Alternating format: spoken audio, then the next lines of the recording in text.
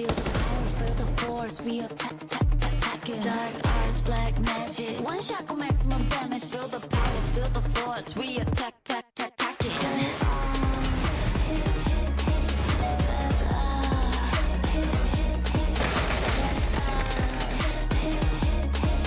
Feel the power, feel the force. We attacking.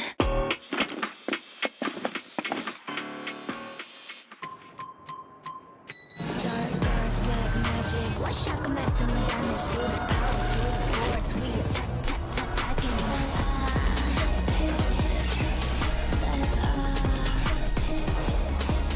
Feel the power, feel the force. We attacking.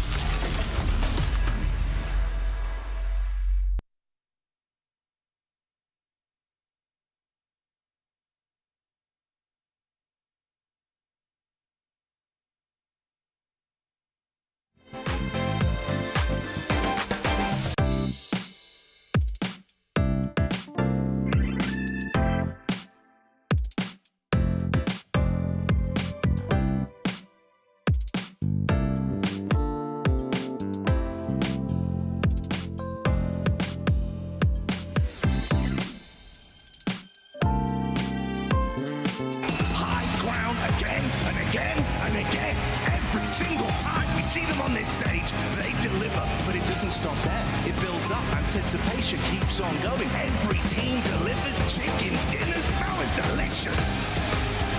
They're going to have a great shot here, but they're going for the wraparound. But all it takes is one good connection, another name goes in. It's going to be good. It's going to be.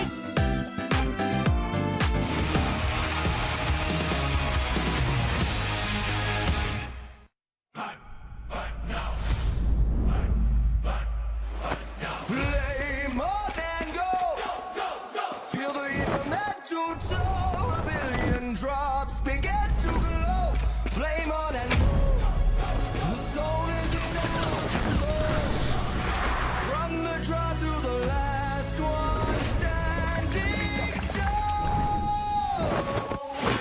A no-name kid in a high-risk drop. A street food vendor with a victory dream. A midnight warrior looting in the dark. The fuel is passion pushing through the blue. We scan the path at the edge of the gas. A million stories in a single squad. No real blood, just a drive to our last. The skill, the nerve to on the final gas.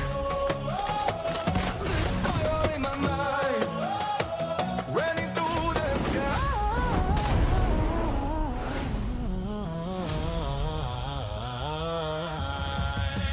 Play more than go. Feel the heat from head to toe. A billion drops begin to glow. Play more than go. The soul is in our control. Play more than go. The soul is in our control. From the draw to the last one standing show. Play more.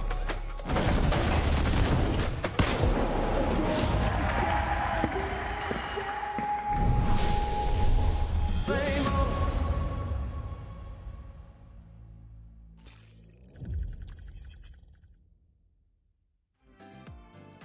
Today is the day where we will find out which PUBG Mobile team is the best on the planet. What's up, everybody? I'm Hot Jukes here with Maxman and the 7WG. How you guys feeling going into the final day here of the finals? Oh, it's going to be intense, man. You start with Rondo, you got the Smash ruling in play. It's only the second day of the finals, no third day. So today we will crown a champion. We still don't know really who it's going to be. I'm excited for some history. I'm excited to see if Pakistan's going to get their first global championship. And if we're ever maybe the first time we're gonna see somebody winning a global finals via Smash. Yes! Oh, I'm so excited here. They're definitely in the driver's seat for this one. But before we get into that, of course, we gotta give a big thank you to the Infinix GT50 Pro with its real liquid cooling. Guys, you wanna be gaming at 120 FPS, there's the device to do it. So big love to Infinix, guys. I'm so pumped. I mean, it's so crazy to see just how insane of a performance that we saw from Four Thrives. Unexpected, really. I feel like a lot of people were expecting a strong result from them, especially trying to outdo their top 7 of PMWC of last year. They've outdone it in such a spectacular fashion. I think even the Four Thrives fans maybe were not expecting to such an extent. And their lead, 7, is crazy when you think about the fact it's only been built on 6 games alone. That's right. Them getting 3 chicken dinners in one day, I was not expecting that. We've seen 2 chicken dinners before from S2G, right? All that stuff, but the consistency and the way that that team was able to do it. By the way, something to note too, they tied the best performance in one day that we have seen so far from a team. They tied Bigatron's performance with 82 points. What a throwback. What a throwback. It's so crazy. I was looking at all my social medias and they're like, hey, Jukes, remember who you picked? Remember who you predicted? And I responded, I was like, nobody predicted that, all right? Nobody expected Four Thrives to go that crazy. But you know what, guys? We're about to get this show started. We happen to go check out the carnival outside. Let's go ahead and take it on over to a quick video. Welcome back, everybody. It is Grand Finals, Day 2 of the 2026 PMGO Season 1 main event. I'm Hot Jukes alongside John Allen. Yesterday was a masterclass in PUBG Mobile. It was a little tricky for some of our teams, but Four Thrives did so much work yesterday, and every squad knows what's on the line. They have to hunt them down. Man, it's getting absolutely crazy out here. There is just so much to do with this whole What up? Hey, dude. What's up? We've been checking out the carnival here at PMGO Season 1, and the energy is already intense. It opens up at 1 p.m. and the hype is already incredible. The experience has been awesome so far, but the vibe is shifting. Everyone's getting ready for that final showdown. That's right, the Smash Roll is active today. Once the points hit the threshold, it's a race to the final chicken dinner to crown our champion. The preparation is over. The 16 teams are in their seats and the arena is ready to explode. 6 matches to decide it all. It's time to take our spots to witness history unfold. So grab your gear and lock in and come here to witness history in the making. The stage is set. Let's get this show on the road. It's time. Flame on and go.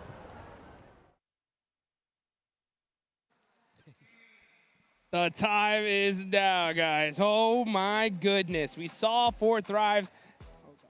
Perfect. Ladies and gentlemen, PUBG Mobile fans around the world, hello Jakarta! The wait is finally over and we are here right now. And the second day of PUBG Mobile Global Open Season 1 is about to start. Well, today is very special because we have Smash Roll, and the Smash point has been set at 92 points, held by Four Thrives Esports, setting a bar way ahead from everyone to lift the trophy. But it's Smash Rolls, it's kind of different, everything can happen, and the championship might turn its tides. 1 trophy, 1 champion, 1 final day to prove who deserves the crown. So once again, welcome to the second day of PUBG Mobile Global Open Season 1 main event. So I'm gonna check the hype around Indonesian live audiences here. Jadi halo teman-teman semuanya, para supporter, masih semangat?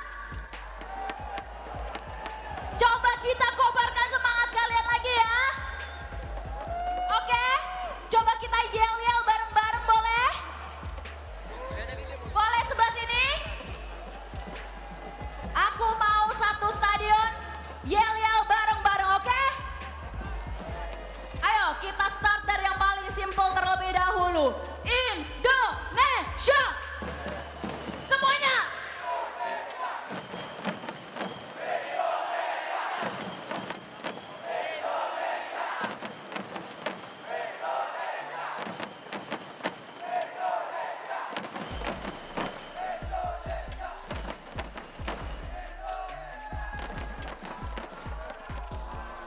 This is it, the special TiVo presented by Indonesian supporter.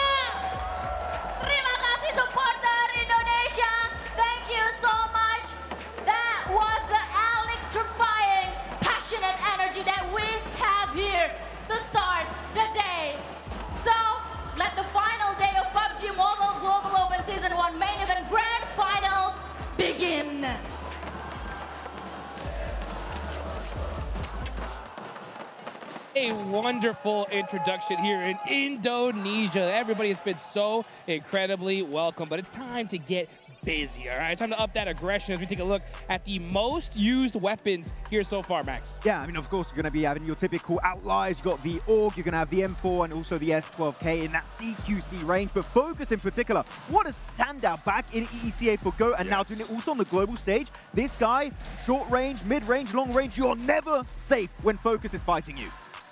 I wonder, are we going to see some CQC mini action today, Seven? I'm hoping that it does happen. But I don't know if it's actually going to happen if I think about it, because I'm expecting the day to be over in 4 games. 4 games? I agree. Okay. Yeah, same for me. I think 4 games, no Miramar, no S2G comeback. Man, No. I think it's done in 2, all right? I think that we're going to be out of here really quickly because we got Rondo coming up immediately. And 4 Thrives are so far ahead, Max. To get 10 points off the rip shouldn't be too difficult for them. Yeah, I mean, that's even a bad Rondo. You can say 10 points only, but so far, 4 Thrives and Rondo, it's been a bit shaky. Let's go ahead and throw it onto an interview with 4 Thrives and see what they have to say.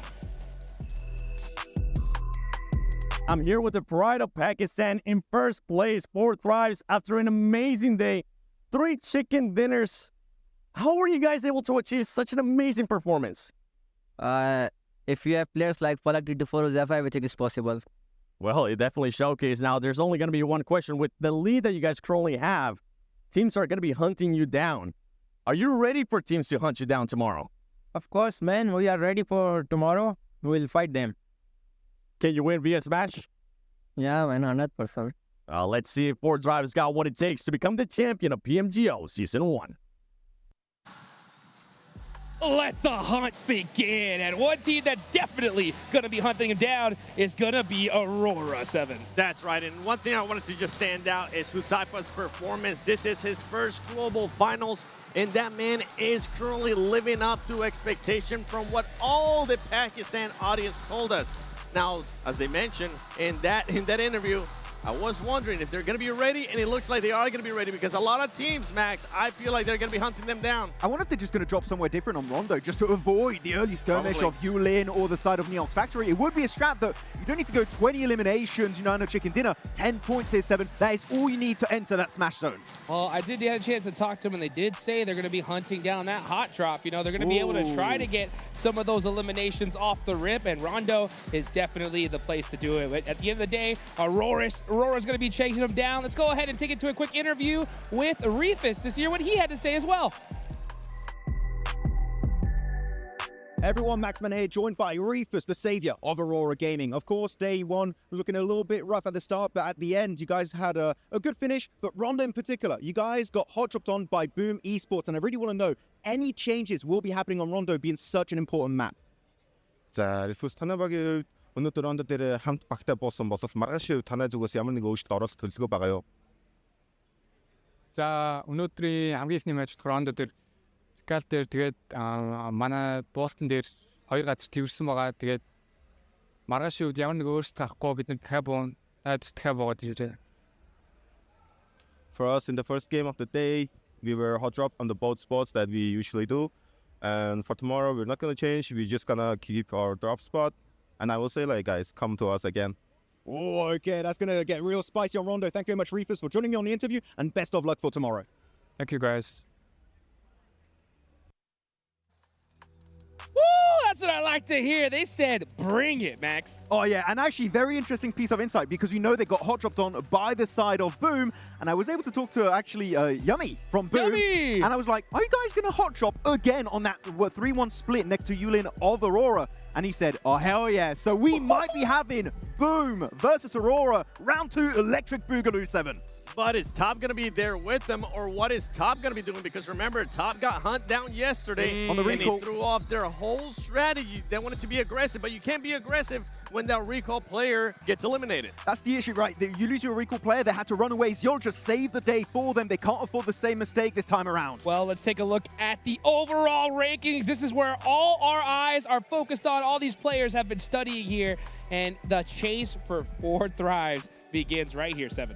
I'm going to be looking at some of those teams that are chasing them. You're looking at GOAT right now in second place. This squad needs to start getting more eliminations. Their best matches came in Miramar, and as I just said, I really don't see today going to Miramar. So if they want to even have a chance, a slight chance, Max, of catching up, those eliminations in Rondo, see if you can get 20, Go. Hey, we'll see how it's going to be going for them. I'm going to go one slot lower for Furia. They were the team to win Rondo yesterday, right? Yep. And looking at 48 points, they're going to be, what is that, 34 points away from the side of 4 Thrives. One massive Rondo, and they could be back in the race. This Rondo is going to dictate, really, Hot Jukes, the entirety of today if teams have a chance to play catch-up with the big boys of 4 Thrives. You know, and speaking of catch-up, you know, Furia, it's not like this is a super unfamiliar situation for them to be in, right? No, exactly. I mean, looking at their position, they've had also some big comebacks in the past, and they've been able to actually smash it. Well, no, I really smashed it. Actually outdo the side of Alpha 7 back in America, so they know how to play with a smash ruling in effect. But on the second page, Hope is an all-time low right now, 7 realistically. It's just a lot of copium here for the Indonesian audience. You have BTR, you have Pandem 15, 6th place. You hate to see it.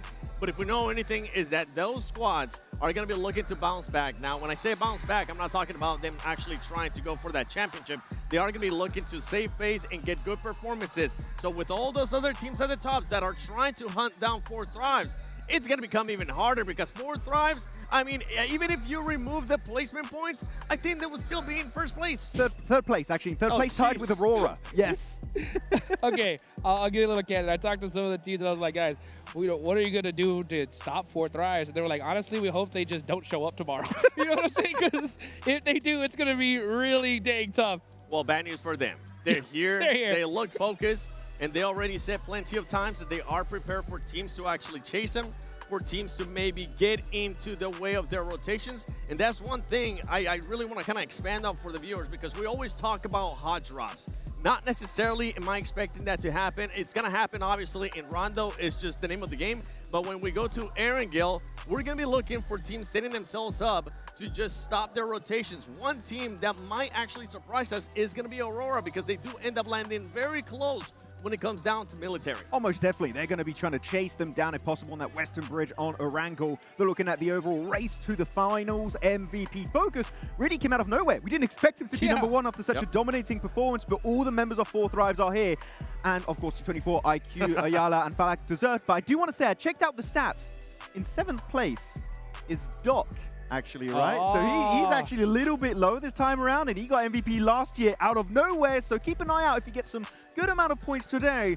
Doc could snatch it away from himself once again. Yeah, this was a complete surprise, right? I mean, you saw 82 points on the side of 4 Thrives. How could it be anybody else's MVP? But GOAT showed up big. They're pretty much the closest team that could possibly catch him here.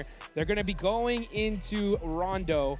And 7, when it comes to GOAT, we know what they're going to do, right? They're going to go crazy right off the rip. Yeah, I mean, I just got done talking about GOAT, so I actually want to talk about a different team. I'm going to be talking about 7-1, and I'm going to just double down on Aurora. Aurora's performance yesterday, especially when we ended up going to Miramar, which is usually not a good game for them, they ended up getting 12 eliminations. After that, they got a 4th place finish with 6 eliminations. The reason why I'm bringing this up is because the momentum is currently on their side. And if I had to pick a team out of all the ones that are currently in range to actually catch up to 4 Thrives, it would have to be Aurora. But it has to happen in Rondo Max, and I'm really scared to see what's going to happen in regards to those hot drops. It's definitely going to get a bit spicy going on to those hot drop locations. I'm actually going to be paying attention to the Turkey team of Ulf Esports. One of their best, if not their single best finish yesterday on the island just outside of Boatyard, having the 4 players all alive and actually able to claim that chicken dinner for themselves. Hunting impact finally, as the Wolves should be trying to do. And they got 2nd place in PMGC. They know how to remain near that podium until the very bitter end on this global stage. I think Ulf has a lot of opportunities to make that ascent. And 1st place is really tough, but 2nd place maybe for Ulf is possible. Yeah, talking about squads that were looking to save face, I mean, I was talking about the Indonesian teams. Another one that performed really well at the start yesterday was Horror Esports. Yes. I mean, this squad has not been at a global event in quite a minute, and I'm glad they started off the day like that, but they ended up disappearing. The only reason why I want to bring them up is because they did end up getting 17 eliminations. Please keep in mind, some of these squads need to be careful, especially the squads that are currently in the top 5. Not necessarily 4 Thrives in the first game, but the other squads, because Rondo is such an important game that you can sponge up so many points when it comes down to eliminations. Oh, most definitely. But actually, I'm going to go on another team. We're just talking about some I'm loving it. Just speed fire. TT Project, 14th position. keep in mind, when it comes to the ECA region, they're competing for one of the slots to make into PMWC at the Esports World Cup in Paris. Then 14th position, their goal here, Hot Jukes, is to make it in 11th position. If they do so successfully today, Vicious out of PMWC and TT Project will be snatching that spot for themselves. That's brutal. So yeah, TT Project, we're talking about teams that just want to save face. That's one team that does have a big goal right ahead of them, right? So they could definitely make that happen here. One thing that we don't normally see when it comes to PUBG Mobile Esports is wild adaptations towards the end. If you want to see some teams at the bottom save face after all, they're going to have to extend this tournament all the way, all 6 matches. Do you think we're going to see one of these bottom teams possibly go out of their way to take out 4 Thrives, Max? Ooh, I mean, yeah, I think that especially Seven's already kind of talked about this. I think that teams might just try and get between the play zone and 4 Thrives because everyone, right, especially the viewers at home too, I'm sure, know where they drop on Arango, as you said, right, 7 Western Bridge. I think that not only Aurora could try and be a little bit of an issue, right? You could see some other teams like maybe Pandem. They're just at the bottom. If they see 4 Thrives, if they get a knock onto them, maybe they'll just full commit because they really don't have that much to lose. Well, let's focus a little bit on 4 Thrives in regards to what this team needs to do to actually become a champion and become a champion via Smash Roll. They need to tighten up that gameplay in regards to something that I didn't quite enjoy yesterday that they did in their first win, and that was just unnecessary fights that led to just them losing players. Husaifa going on Furia, I'm talking about the second Erangel. It was just one of those unnecessary fights that they didn't need to take. I'm hoping that they went back, even with such a big lead, and realized in that situation, you know what, let's play our numbers, let's play our strength, let's stick together and focus and see how we can get a chicken dinner. It's going to be nice to see how that's going to be working out for 4 Thrives. But actually, I kind of want to ask you the question because I brought up the potential topic of Boom, hot dropping again the sign of Aurora. If you are Aurora, I mean, of course, they said they want to try and commit to it, but I feel like giving it up or going for another recall tower that's not far from Yulin, but not the exact specific one, would be such a good strat just to avoid that whole interaction we saw yesterday. For Aurora, that will definitely set the tone, right? If we do see them hot drop, in a way, it's kind of like, it's a gray area. It's them waving the flag, but also sending a signal that they're going to continue to be aggressive. They're not going to change their gameplay to anybody. We saw them do that at PMGC when it came down to drop locations in Miramar. It was a whole thing all over social media. And for them, I genuinely just don't see them giving up that drop. Yeah, the smart play would be to give it up, though. Yeah, just like Whitebeard. No scars on their backs. They never ran away from a foe. And I feel like that is exactly what we're going to be seeing happening on that hot drop. Unless maybe they regroup all onto top and then actually are ready to fight Boom and then engage into Yulin afterwards. That could be an idea. What if they maybe end up setting some kind of trap for other teams that are going to want to get top? Or like they're around expecting the same thing. Yep, they could be expecting the same thing. Use him as bait. You do get that recall in Rondo, and if it ends up going their way, guess what? 4 eliminations. So I have an idea. You do a 2-on-1 split. You send players inside Yulin, you leave that off-angle play if you want over there, and you get another recall tower under protection if you want. And you kind of, even if you do lose that one solo player and Boom hot drops you, you can still salvage it. Now, for all the viewers, the main reason why we're focusing so much on Aurora, we have seen them win before in Rondo, and they can do it in a big fashion. They are one of those teams that can send a statement, get 30 points, close that gap, and make sure they also put in the contention to just reach the threshold for the Smash Zone, because that's going to be a big play here, especially for 4 Thrives in the first match. That's what we need to see, a crazy 30-point game. That strategy has to come out. The aggression has to be there. Even if you're in a safe spot in the center, you're going to have to go out and hunt down those eliminations. One team in particular that you saw some signs of life from, right? And they've been a little bit quiet here is Team Flash, Max. How do you feel about them? I was going to say I saw no signs of life, actually, from Team Flash. They did so good back in the survival stage. Really massive step up from this team. And they just disappeared in the finals. I feel like we are seeing a bit of a repeat, right, Seven, for the PMGC Grand Finals of last year, where they are able to qualify through, and then they're at the bottom of the rankings. I feel like they still need a bit more experience and a bit more exposure to the international stage of PUBG Mobile Esports to get those results. But yesterday, I couldn't even tell you what was going wrong because I just didn't see them in those late game scenarios very often. They weren't really giving us anything to talk about. I mean, their best game was at 5th place, 5 eliminations. When we're talking about some of the other squads that were just outperforming, fragging out players as well. I went up and talked to Ayala from Furia, and I asked him, what did you do this morning differently? He's like, I don't know. I don't know what happened today. And I looked at him straight in the eyes and told him, please, do that again. Let's see if you can at least try to go for that second place. I feel like if he knew what he did, he would do it every day. Try and make it work out. You can take a look here at some of the map top performers as well in Rondo there. 10 eliminations, that's pretty good. I mean, yeah, Sky is just a legend from Nepal. He's been doing so good. And yeah, currently looking at their position, 10th rank, but the one big outlier for them yesterday was that Rondo. Second place, right? Almost got ruined by Ketch of actually the side of Ulf that just came out of nowhere with the P90. But Hora, I feel like if we can see results outside of Rondo, top 5 would be in the cards. I would be very happy to see a top 5 finish coming out from Hora, but they're just too reliant on that Rondo that can go all great because they won that Yulin hot drop at the start, and then it can go terribly and you get a 0-pointer. So Hora is going to be good to see how they do on Rondo, but the other maps, they need to get some points on those rankings. For Hora, you got to start thinking about that money, baby. How high can you climb up on that leaderboard? Because if they do end up finishing in 10th place, if I'm not mistaken, that is going to be 11,000.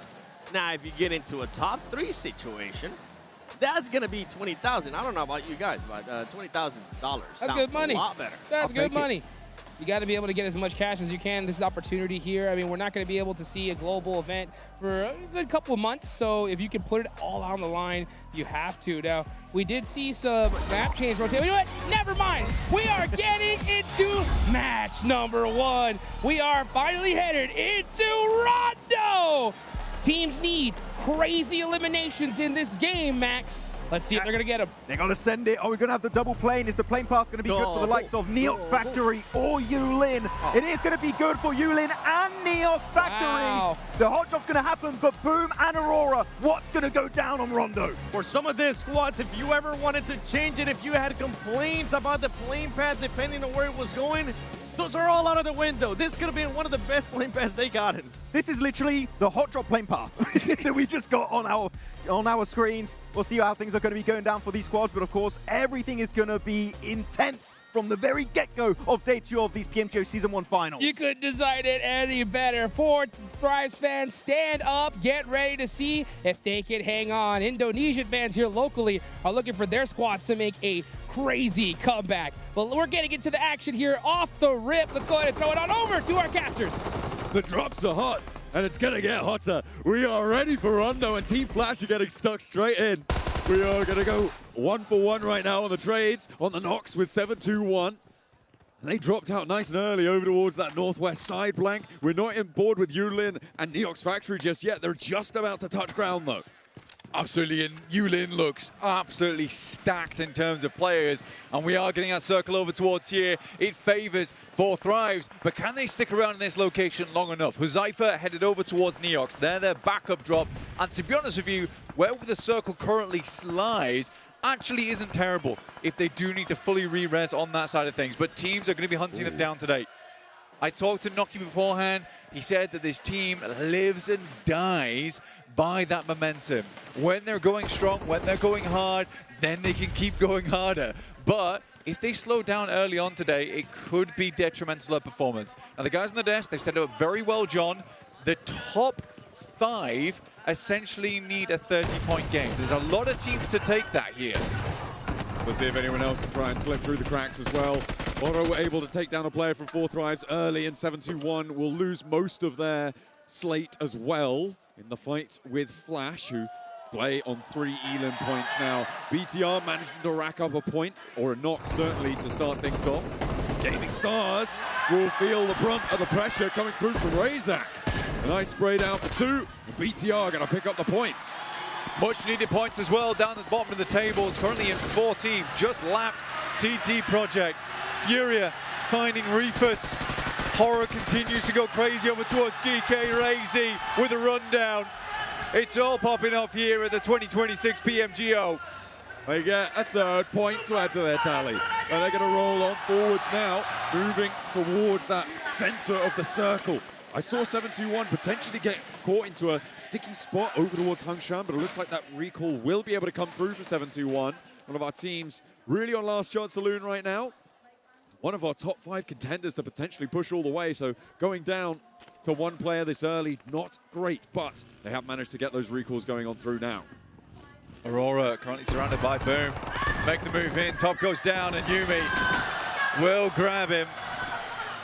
Straight 1v1-2, nice shots. Aura, no fear.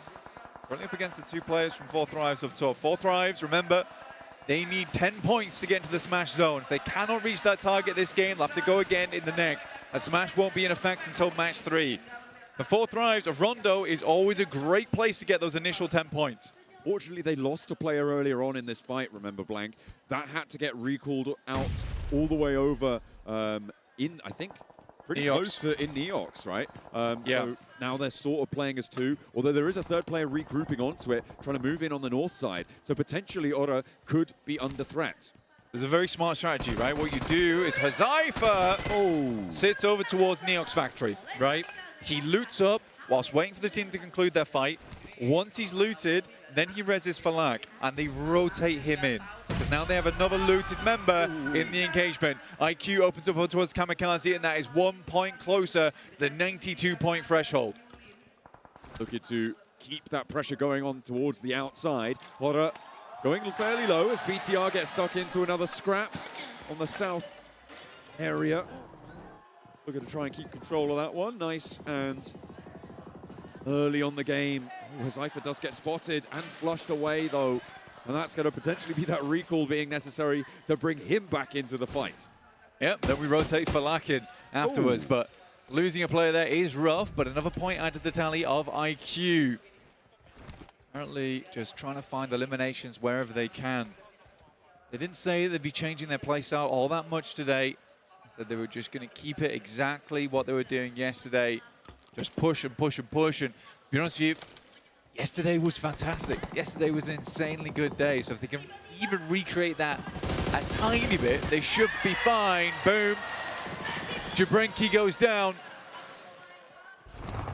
Uma doing pretty well to kick things off. They're up some decent points total. Furia not so lucky. Caught out in the open. Down to one player now. Ulf, they had some real high points in yesterday's matches, Blank, but they didn't quite push all the way. They were in first place at one point, and they'd love to get back there, but the gap that sits between them and Four Thrives is just so monumental, as it is for every single other team. Igor, over by Test Track, unlikely to be able to get the recall there with Four Thrives having two players on spot. And there's they have another. just added a third point. Blank, 7 more points now needed. Slowly gaining their way up there. Alaku moves out. BTR, Razy actually able to hold on, and very, very swiftly too. Will start to go down on the upstairs, and Alaku should be picked up here. BTR have a little bit of a last-ditch approach to that one on 7-2-1 as the rest of the team did move their way in. Octa will run down Sleepy. Ora, it's not a bad start to their game, 4 eliminations, but now we'll need to get a move on, get some more players back up again. BTR trying to confirm over towards a strong position in the center. Four Thrives will need to regroup eventually. Currently playing 2-2 over towards Neox Factory and then further down towards that southwest edge. Rolling in Yulin right now. We saw Sky be so dominant in these early game engagements yesterday. It was really quite terrifying. Couldn't quite move through the rest of the day with such fearsome bite behind his bark. Now they're looking to keep this pressure up. With 4 eliminations, you're right. I mean, it's not a terrible start. We'll see if they can keep this one moving, though. It was Furia who really gathered momentum into the later part of the game. And now they're back up as 4. They're playing on the northeast side, and actually, they're playing in between the Four Thrives 2-2 split right now, potentially looking to put pressure on the Neox Factory flank. Grenade sent over the top by Scarface. Bashes the vehicle out of the way and actually gives him an open target over towards Doc. And this is a difficult position to be going down now for Aurora, because you're already centered up. The odds that you getting yourself another res beacon, quite limited. They're going to have to send out far, but that does mean they're giving up a central position on this one. Ulf quite happy with the way this game's going so far. 4 eliminations, nice central position. Seems that all players have some decent loot on board too. Joel sending a little bit further out, so he will go for that recall tower on the other side of S2G. Four Thrives, they found another out in the open, and that's against Furia. They're going to be wary of this enemy, though. They know that they can't give too much ground here, and they're playing as a duo. Another flush would be huge, though, for them. It would just, again, bring them closer to that mark. They'll add it to the tally, and on they go. They're going to have to move south with a circle shift, Blank. I think there's a very stark difference from yesterday to today already in terms of where these players are going. Beforehand, it was very unlikely to see teams sending center so quickly. There was a lot of edge play, which allowed 4Thrives to dominate towards the center of the map. This time, not the case. No fear, can't quite find the shots over towards the boys over on Boom, and Yummy having a good time of it the first match. Tasty with the corner play there. Focus also getting knocked in the meantime for GOAT. Remember, such a powerhouse player to lose that at this point, not ideal. As we hop over to a very central position here, Ulf looking to take control of the west side of this compound with BTR sitting opposite them. BTR are playing as 3. Ulf do, I believe, have all 4 of their players alive. So it could potentially be difficult if BTR want to try and push through, but I don't imagine that they do. Not all the way, at least. Unfortunate EMP zone over towards the northeast side, going to make rotating in a little bit more difficult for Furia. Might just have to wait this one out as they come in towards the southwest. You've got Ulf here playing in a decent position. Sadly for them, they don't have a huge amount of capability to get eliminations around this area because they're playing towards a small dip right now. It's fairly sloped around that area. And honestly, if Ulf want to make the big run, right, if they want to go the distance, they need those eliminations. So I might have to wait them out a little bit here. 4Thrives now on their way in, but they're a little bit later than the rest of the teams. Again, a lot of squads tend to slow things down coming in on the second day when you are in contention for that match point, right? Especially after having already got 4 eliminations. They are now 6 points away from breaking into that smash point area, which is so important. Rack that up, looking to get in towards the top 5 and getting 2 more eliminations. Very, very possible for them to just try and play this one much slower or get the elims as they come, because that's what Yummy's doing for Boom. They have been pretty brutal on the bottom side, and that is Aura completely out. Eliminated there, 10th place locked in for them. A very different start to their day than yesterday. Aura was dominating, looked like a demon within the lobby.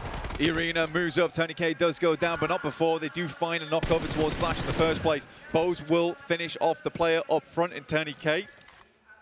For the Flash, it was a little bit of an awkward regroup here for them, but they managed to get themselves all over. There was a couple of players over towards that northwest side, but they are now in position. We have quite a bit of water down towards that south side. Mormon's going to get the recall, but this is far out the zone, dude. This is a long journey in. 8 eliminations, by the way, Blank, leading the lobby by a margin of 3 at least. And a hard south shift. Ooh, that water gap is nasty. The rotates around this area. I don't think it's going to be pretty. I don't think a lot of teams are going to be happy with this. And a lot of area on that southwest side is completely unoccupied. Well, it's hard, right? Because now you're forced in a situation where you sort of have to rotate over towards the southeast. If you want to make it round, you could make a late decision now to try and take the bridges on the west side. But if you are the likes of Ulf, if you are like the BTR, it is difficult to make that rotation. 4Thrives might have just found an opening here. There is a small gap in the circle down towards the southwest. This is where I feel like 4Thrives do their best work, where they could just make the send, but they're being a little bit cautious about this. The reason I think they're being cautious is because they're only in one vehicle right now. All 4 of them were in the same vehicle, moving down on the eastern side. Grab another vehicle, try and split your bet, right? Hedge it a little bit and go in separately. I think that's what they've managed to find now, though, and they imagine that they're going to be trying to send in a little bit faster at this point.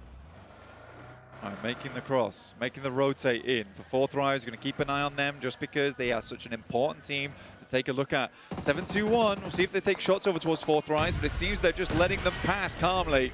Nades coming down from Boom. Boom's in an extremely good spot. S2G rotated towards that south side and have now found themselves in a fight with Boom for one of the most contested areas on the map. And I don't think that they can push up the hill now, Blank, with TT Project pushing in the west, Aurora and 4Thrives potentially crashing into this. It is such a difficult set of ridges to try and summit. Everybody's going to take shots at you as you try and go up, and Boom can just let you throw yourself across those rocks. A good spot to play. I mean, down here on this side of the map is all right. Kind of isolate those angles because on the other side, the bank is kind of sloping upwards. So what that does is give you a little bit of isolation. You're going to need some cover off the back of this, though. Vehicles are going to have to go down. You might need some emergency cover flares. But for teams over towards your western side, it's not terrible. GameStar's finding Pandem right now, and Pandem just having a bad time of it. Yesterday, they were able to get themselves a second place. But it really should have been a chicken dinner there versus Fourth Rise, but so slow to strike in those final moments. One player on the inside now, with two players to try and mash up. He's doing a lot of work, though. A GOAT team again knocked for 6 by the team at the bottom of the tables. Dubrin does so much now, but his focus, no. And he can't find it either. Dubrin, was that a 1v4 against GOAT? I mean, Jabrenki is a good player. He gets it done well. Getting the 1v4 is kind of crazy before he goes down. We'll dig the graves alongside with them. Furia now making their approach. Fourth Thrives. They've got a split here. This is a nasty cross angle. Furia need to assault one of these positions and fast, but they don't know if it's 2 teams or just for one, and Furia will lose one. Obviously for Fourth Thrives, this is a massive deal because this is the chasing team. But the 2 players have been knocked over on Fourth Rise. IQ and Hazaifa have both been knocked here, Blank. With 6 elims, though, they are so close to that boundary. And T24 puts another on the tally. 3 away. Furia fall. That's their 2 closest competitors now out of this game. 3 away. Falak needs to move over to the 2 players underneath. Boom is sending across with Yummy, though. Was looking for a little scout here. There's 3 eliminations, 3 flushes. But Boom doesn't want to assault. BTR, though, continue their stretch on the northeast side as the arena moves up. One goes down, and the second is good, too. Axel with a chance, does manage to tag the arena on the back line, get the flush in as well. BTR up to 7, steps forwards with the shotgun, but the shots from up the top window there, just too powerful, and BTR are overwhelmed. In the meantime, teams have been trying to pick up their feet because the circle brings us back towards that water. Very unlikely it's going to end on the northern side right now. If teams want to play a survival play, they can head over towards the bank over on the northern side of Boom. Potentially be a really rough circle, a lot of unplayable. Right now, Aurora holding a very good compound down towards the southwest side, but the question is how long it's going to be in play for. 7-2-1 next up to the play. Fourth Rise can profit off this one as well. IQ sends some shots in. Malik, though, opens up through the smoke. Great shot. Alaku out. 8 eliminations now for Fourth Rise. Getting closer and closer to top 8. Can they get 92 this match? This is looking gnarly, Blank. They might be able to throw that door open with such a small point difference as well. They just need to survive into the placements. That is such a huge focus that they can draw on now to just get themselves over that line. Get up into 6th place. Very, very possible in a circle like this with so many teams that still need to push their way in. Boom is so unwilling to push this as well, just because they're fending off S2G at the same time. So Fourth Rise very much safe by the fact that S2G is looming off in the distance here, and Boom is desperate to hold on to this compound that sits atop the hill. Very, very interesting turn of events. 7-2-1 now making a quick run across, but there's a restabilization coming from Fourth Rise. Not sure they were ready to shoot in that moment. Masku gets up to a hard bit of cover. Safe for the time being. You've still got the rest of the arena to come in from that eastern side, though, and 7-2-1 may feel it. Gaming Stars as well from the south. Fourth Rise can chill out a little bit. The north side seemingly not willing to make a move just yet. Gaming Stars could push 7-2-1, and it's an unfavorable fight with Fourth Rise that may just push them all the way over that boundary. IQ, he spots the arena moving off in the distance. This is so funny to me that you're having this situation that anytime a team tries to aggress on Fourth Rise, suddenly that team is getting third party or they're being held out. So Fourth Rise is essentially guarded by 4 separate teams at the moment. No one can make their way over to them.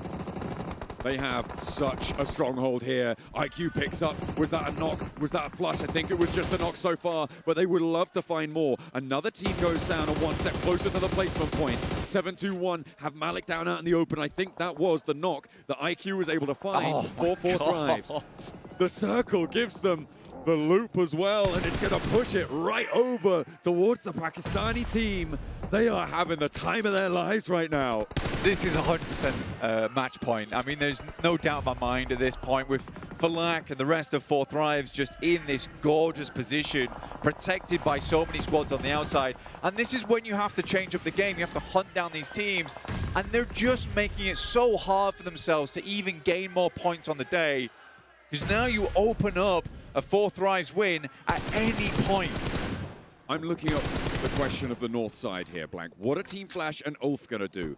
They could potentially try and ruin Four Thrives here out on that eastern side. I think for Ulf, it's probably more likely. Team Flash maybe a little bit more of an outside chance, but there's another knock going over and through. That means another team is out, and we are into placements now.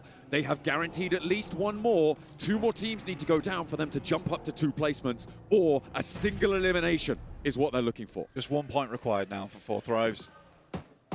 A very, very simple game for them, and they have information, general localization over towards GameStar as well. For Four Thrives, this could not have gone better for them on this game. And again, they're just a team that's willing to make these pushes. Wolf finding a spot over towards Team Flash, who have sent 2 of their players across the water on the swim. Got their trunks on. Ulf trying to move in behind them now, though, and it may just be too difficult. There is still a little sliver of that northern side in play, which does make their life a little bit easier. I think a knock over towards Boom is nice, though. That's going to open things up, because now they only have 2 guns to face here. Four Thrives might look over towards Ulf. It's an important team to take shots over towards. Solus is popped out the back of the vehicle, but they get underneath the bank. 9, they've got it. Blank, they've got it. They've got that extra elim now, and Four Thrives are into the match point with the placement that they'll earn off this game guaranteed. It's very likely that one of those teams on the north goes down soon as well, with Team Flash on the ropes. Topsy goes down. We're on 7 teams now remaining, and they are starting to burn through these players. Just no one's looking at this squad. I mean, it's the important squad to look at, and there feels like there's just been absolutely no attention paid to this team. It's mind-boggling, because it's the squad that needs to go out in this first match on Rondell the earliest. It's unfortunate, it really is. Ulf still doing well, though, as best as they can. Boom up to 8 points on this. They passed that 9th point barrier. Octa finding a shot over towards Falak, though. It's super resable. They're just so safe on this eastern side. I think you're right, teams haven't pushed into them. I think their position, though, in this match, with these circle shifts specifically, has been pretty unassailable, right? With solid holds, it's been very, very difficult. Yeah. The only team that might have been able to do it was Furia earlier on. Or 7-2-1. I think most of the time when it's come down to it, it's just been other teams third-partying the squad, going for Four Thrives, and realistically, they set themselves up well, where they have to play on this bank edge, right? Where they have the entirety of this circle over towards the eastern side. They know it's clear, so there's going to be no team shooting them from the back. So we do have to give them credit for that. They place themselves in a position where it's other teams that are going to get assaulted and not them. They're at the back of the queue when it comes to those engagements. Now the real test, Four Thrives versus Ulf, because with that hard shift over towards the northwest side, that look now seems to be dwindling away from the Pakistani team, but they've already found match point. So their job's technically already done here. How much further can they go, though? Because even if you do get past match point, remember, you do have to then subsequently get a chicken dinner to get that smash victory, right? And that isn't as simple as just doing it. You have to take those spots. You have to take those knocks, take those fights. So points still very much could come into play here for Four Thrives. They would love to put more distance between them and Fury. As it sits, they're at least 42 points ahead. So they're making the push. Tasty. A big push, not coming through from Four Thrives, though. It's coming through from Gaming Stars. The Turkish team now look at us slam straight on into the position, but Four Thrives have managed to heal it up. IQ goes for one. IQ looks for more, but has to fade back away. The rest of his team now to pick up the mantle, and they are mincing through Gaming Stars. They put themselves in. The red highlight on the kill feed comes through. This is just So good from Four Thrives. An unbelievable performance from them. From yesterday, coming into today, Noki said, we're not going to change anything. We're just going to keep going. We don't want to stagnate. We want to stay on fire on these matches, and they certainly have here. There is a bonfire lit beneath the feet of the Pakistani squad. So cool to see here from Four Thrives. And no one else even takes a look in. Technically, their rotation in is not that terrible. I mean, if you're Boom, I don't think you really need to be stepping out here. They are just holding down their compound. They've profited so much off this. 10 eliminations. The thing is here, with the speed at which they're differentiating themselves from every single squad in the lobby, I think at this point in time, the only way another team wins this by the end of match 6, if we get there, is by Smash. They're going to have such a lead. A knock comes through. Octa finally chiming in. A second will be found. More knocks raining down the hill. Falak and T24 could potentially be going down here, but the reses are going to come through as fast as they can pick them back up. Ulf have not been able to move all the way forwards. IQ will keep it together a little bit. There's that first but a huge nade from up on high. Boom! Blast away the tournament leaders. Ulf are there to pick up the scraps. And a huge nade comes in. What on earth was that? What on earth from IQ? He's able to blast them back. He says, no, you're not stepping to us today. IQ taking the nade genius test, and he comes out on top with a double there onside. Fantastic work from him playing as a backstop. 16 points. Like I said, the only way Four Thrives lose this tournament is to a Smash. And every other team that was chasing did do super well here. Ulf was the closest team. They've just got taken down. They are not going to be anywhere near them at the end of this match. You're absolutely right. The question is, double their points. 90? Exactly. Exactly double the second place team's points. How solid is that 92 boundary? The real question, I mean, again, this is the thing though, Rondo was that map to get the 30 points. It's not as available on other maps. You have to try so much harder, put in so much extra work because the res beacons aren't there. And with Four Thrives being so far ahead, it's the mental game now. These guys, they are having a leisurely day out here at PMGO. There's no pressure whatsoever. They know that even if they just get to match 6 and perform kind of well, they still win. Boom take a knock from S2G. Blank, I think this is probably the most dominant points gap we've seen since 2019 in Malaysia with BTR, who I think like 100 points. Obviously the point scoring system was different back then, but it's the most crazily dominant points gap we've seen since 2019. And I would say it may be even crazier than that. Big Four Thrives be able to do it here. Got something to prove. Boom though, similarly, trying to go for the same thing. The team yesterday, they didn't do horribly, but I don't think they performed up to expectation. Now looking to push themselves further up those tables.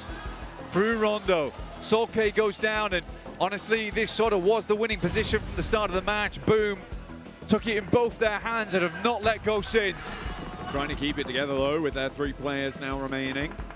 Another nade over the top, Solke is low, and that's going to finish him off. Another point added to Boom's tally. Blank with a chicken dinner here, they would jump up in towards second place and be the closest competitor towards that Smash boundary. So for Boom, there's a lot on the line here. S2G and TT Project sit in their way. But this is also a big game for TT Project, remember, because they're trying to jump up and get in towards that 11th place. Did Boom raid the armory? How are they coming into these final fights with 12 nades total? Good damage, good shots coming through from Neo. Sanju finally goes down and his reign of terror is over, but the nades keep pouring through. The airburst not quite finding the damage, but they've still got more to send, but Boom is down on their knees.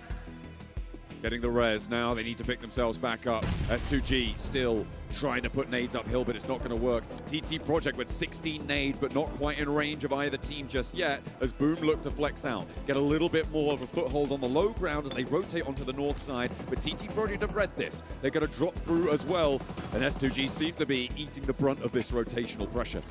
TT Project, the Vicious's lives lie in their hands, and right now they're looking to put them down. Good shots over towards Octo, trying to create a forward position for the rest of the squad. El Beryl, as well as Sanju, though.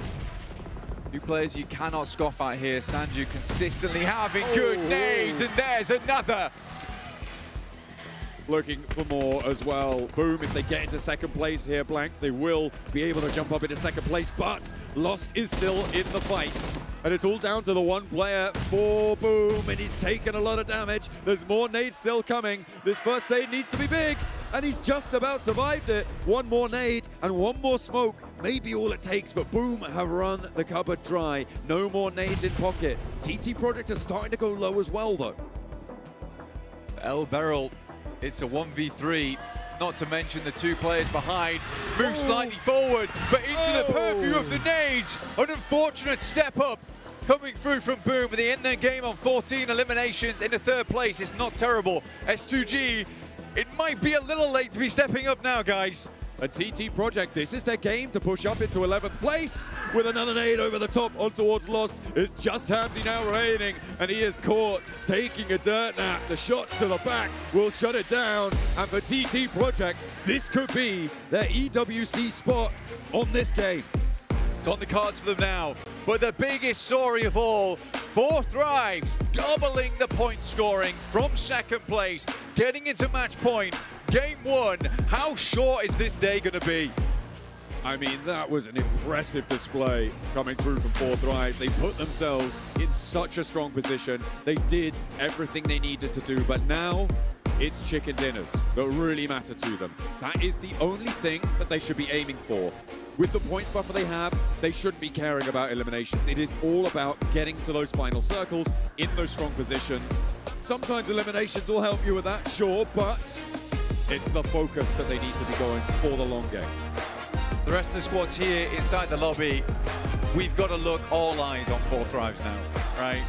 This last game felt lackluster to me in terms of playing off the back of the smash roll. But going forward, 4 Thrives are going to have a big old bullseye landed right on their back.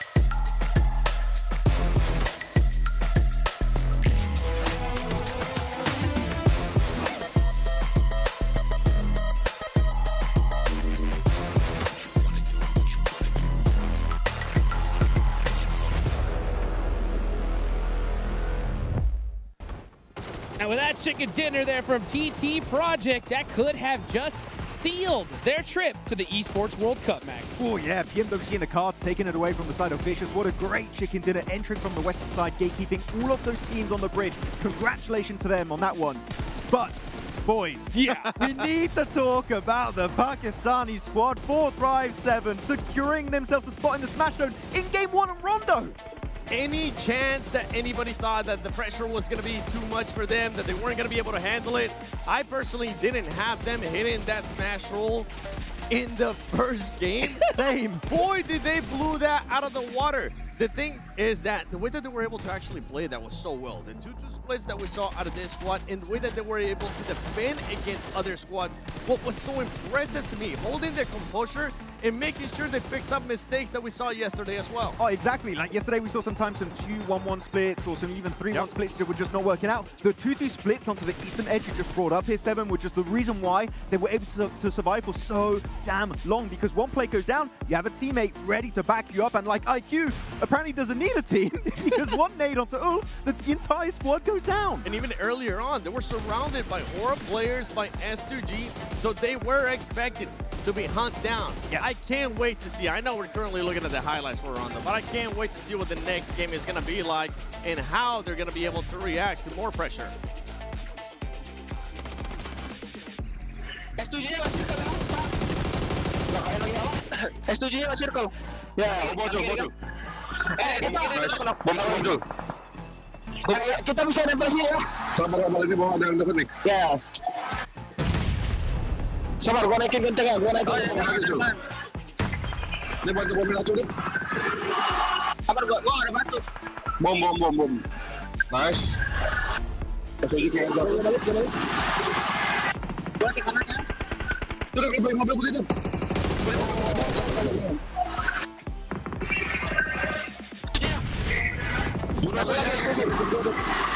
Bisa ke bukan sepeda aja biar dia stick dua biar kita aja. Satu lagi apa? Great stuff there from TNT Project. Put in some good numbers on the board. And I love the fact that we can hear the crowd roaring through their mics. That is how pumped up this arena is, Max. And especially, right, for the hometown squad of Boom. Man, you said they were going to do some hunting today, and they definitely did. Oh, they definitely did. By the way, just at the end of that game, how the hell did they have that many grenades? I think Blank said they readied the artillery. I think even an artillery doesn't have that many grenades. Realistically, they were just making it rain down on a competition. But no, going back to your point, they did in fact chase down top of Aurora. Immediately. And it was not just a small chase. I think they went like 1,000 meters in his direction just to get rid of top. And you can see after that, they even lost, I believe it was Reefus. So it was down to Doc and also the side of Zol to get the full recall and Aurora back into the game. And I'm sad, boys. I'm sad to see not only that, I'm actually not sad to see that Octa got that MVP with those 6 items because they were just so aggressive, but I am sad to see that Aurora just couldn't readjust, man. It came down to them hopefully having to readjust with what they saw yesterday. And throughout the match, even though they didn't really end up losing a player because they did have the recall option, that was just, it didn't look like Aurora. It was so passive. They were waiting for the right time for a team that has a lot to catch up if they want to go into the championship. It almost felt, Max, to me like they were just waving a white flag. Yeah, they're having a bit of a bad time. But it really strikes me that Aurora is a squad that if they cannot play their own game plan that they've set up at the very inception of the tournament, they're going to start to crumble piece by piece. And in this case, they were just, sure, they made it to the late game. They feel like they weren't even there. You and I were talking about something yesterday. When was the last time we saw an IGL win an MVP? And it came down to Doc, I believe, PMWC, right? Yes. One man, that's the IGL. IQ, 7 eliminations that last game. And I mean, TT Project, 20 points. That looks good, Juice. That is enough. That should be putting them in a good position to get to the Esports World Cup. Max, they are trying to get top 11, correct? Exactly. Top 11 right now. I mean, with a 20-pointer, it was so close at the bottom of the ranking. So I think this game actually will be their straight-up ticket to Paris for the PMWC at EWC. The second page, Furia, not taken down by anyone, taken down by 4 Thrives themselves. And they had initially a decent entry point. I thought it was going to work out because they had some significant angles on the positions of 4 Thrives.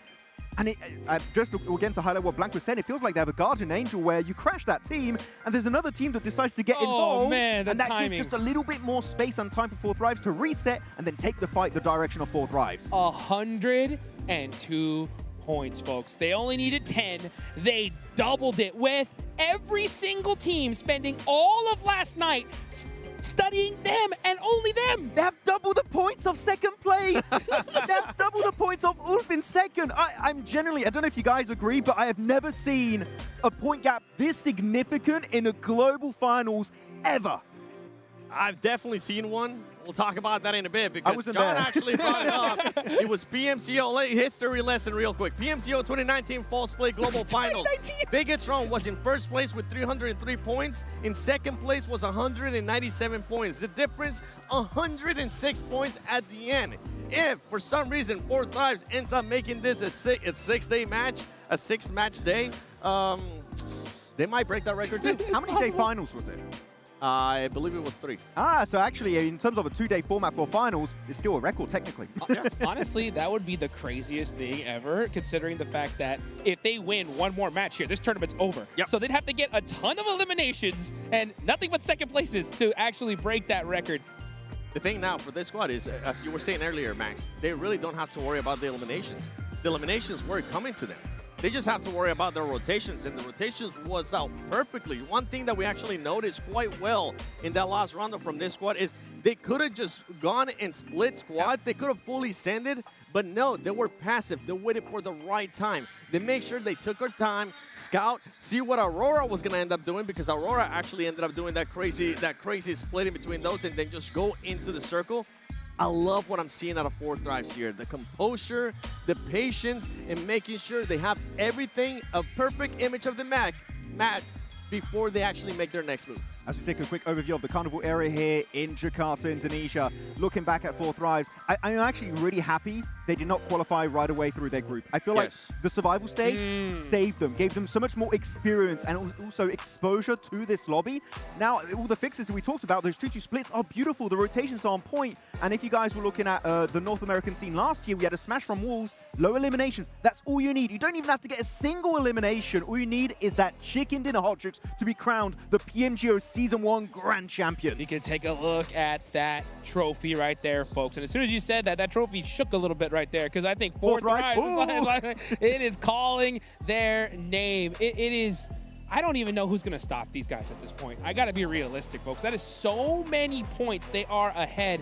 And we saw in that last game, right, a team perfectly third-party the squad that was crashing on them. Even fate seems to be going in the favor of Four Thrives at this point. We'll have to see a lot more aggression from some of these squads. You got to give props to like Bigatron, to Boom as well. This is the aggression that we kind of expected to see out of this squad, and I don't expect them to slow down, especially with how crazy the crowd got here. You can feel it vibrate. I know these players can't hear them, but you can feel the vibrations whenever they would get an elimination, whenever they would even start engaging, the crowd would just go absolutely nuts. I'm gonna be looking to Boom and Bigatron to get even more elimination points. Well, let's see who's gonna get them as we go into Arid Gale. If Four Thrives win this game, this tournament is over and they will be crowned your PMGO Season 1 champions. This plane might have to stretch it, or actually you're going to have to stretch a decent amount to make it to that Western Bridge. Are we going to see some teams try and catch them off guard as they try and make that pivot? That is going to be a bit of a question mark into this game. Otherwise, I feel like, Seven, we've seen worse plane paths in PMGO Season 1. But the western side, next to Pachinki and Western Bridge, that's where really things are going to get dicey. Or do they maybe want to just go for a second drop? They maybe want to end up going somewhere else because of just how, honestly, their drop location is so exposed. It's one of the most exposed drops that I think I've ever seen. And they've been landing. They're landing right now. Oh, I think they're just going to be going for it. One thing that you do have to watch out, though, for is Furia. We've seen Furia take teams out near farm. Got to be careful. They don't have to fight over vehicles. Hopefully they can get another vehicle without having to fight, but there's a lot of teams around them, Hot Chooks. It might get spicy in the phase 1. Yeah, it's going to get spicy indeed as we take it on over to our casters. Boys, is this it? Is this the last game? Well, if you remember yesterday, remember when Four Thrives got their first chicken dinner blank? I think it was, what was it? Game 2? Yeah, well, we're into game 2 of today. Let's see if they can go for the repeat. Looks like they might have some competition on spot, though. Thing is, right now, is it's not that big of a deal for anyone in that top side of the lobby to go for a hot drop over towards Four Thrives, because at worst, you lose the hot drop. At best, you take 1 or 2 players down, and you get another game on it. The circle is treacherous. Down towards the southwest side of the map here, towards Primorsk Quarry. And with the plane path being so far over towards the northeast, goodness me, it is a hard rotating for a lot of these teams. Funnily enough, though, Four Thrives might just be at the start of the queue, right? They're all the way down towards yellows. They can make a quick pass over towards Ferry Pier, wherever they like. Where do you go on this position then? If you're Four Thrives, if I'm putting myself in the mind of Four Thrives, I'm looking at the circle, I'm knowing we're going to have a really early position. Is it a North Quarry? You could play Quarry Split around the warehouses easily. I mean, that wouldn't be a terrible place to play. You don't want to get stuck in too early there, but there is certainly compounds to work with here. You could even try and head over towards the kind of the God compound that sits north of the roads, just to the northwest side of Quarry. Also not a terrible place to play, but it looks like TT Project's already heading over there now.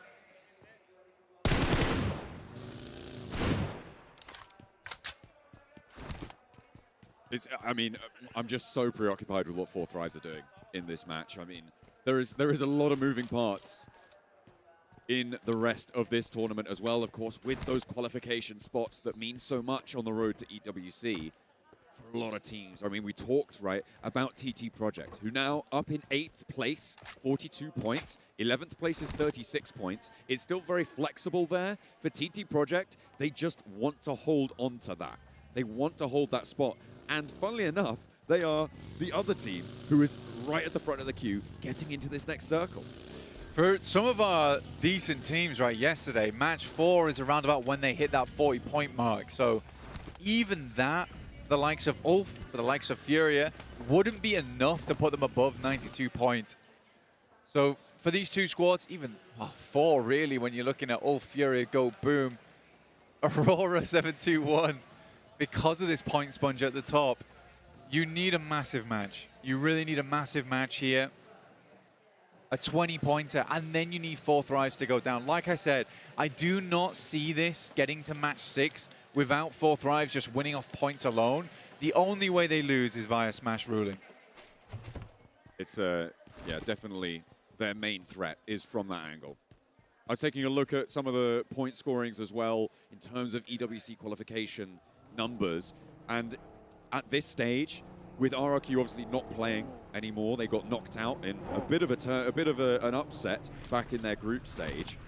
If BTR get 11th place or higher, it's very likely that there's no way that they can fall down. There's chasers in the game, sure, but Team Flash are already ahead of them, Arena are already ahead of them. They're very likely also have locked in their spots for EWC. Pandem, kind of counting them out as well, but it is all up to how Boom do. Can they jump up high enough to jump past that boundary? With the point sponge being in play as well for Boom, they just don't really need to go that much further. At this point in time, you're kind of expecting for Boom being in 5th place, it'd be like a 10 to 15 point margin, if not more, to get towards 3rd. Not only has 4 Thrives made this look like one of the most dominant performances of all time, they've also made getting into PMWC rather easy. It's an interesting for other one. teams, that it's is. an interesting one. I mean, yeah, that 3rd place spot for Boom is really what is on their minds right now. In terms of jumping up, that would put them over Which is RRQ. 1 point, by the way. Exactly, right? It's so close. 1 point is them into 2nd place, right? Potentially, depending on chicken dinner counts and tiebreakers and things like that. But yeah, it's so down to the wire, and these EWC points will really start to hit home. For Boom, it would be such a huge result for them to jump up that far. And the reason that they don't need to go in towards that position necessarily is because of how BTR is doing. They're fairly low on the point scorings. There's a 90, well, currently Boom have 0 points in EWC.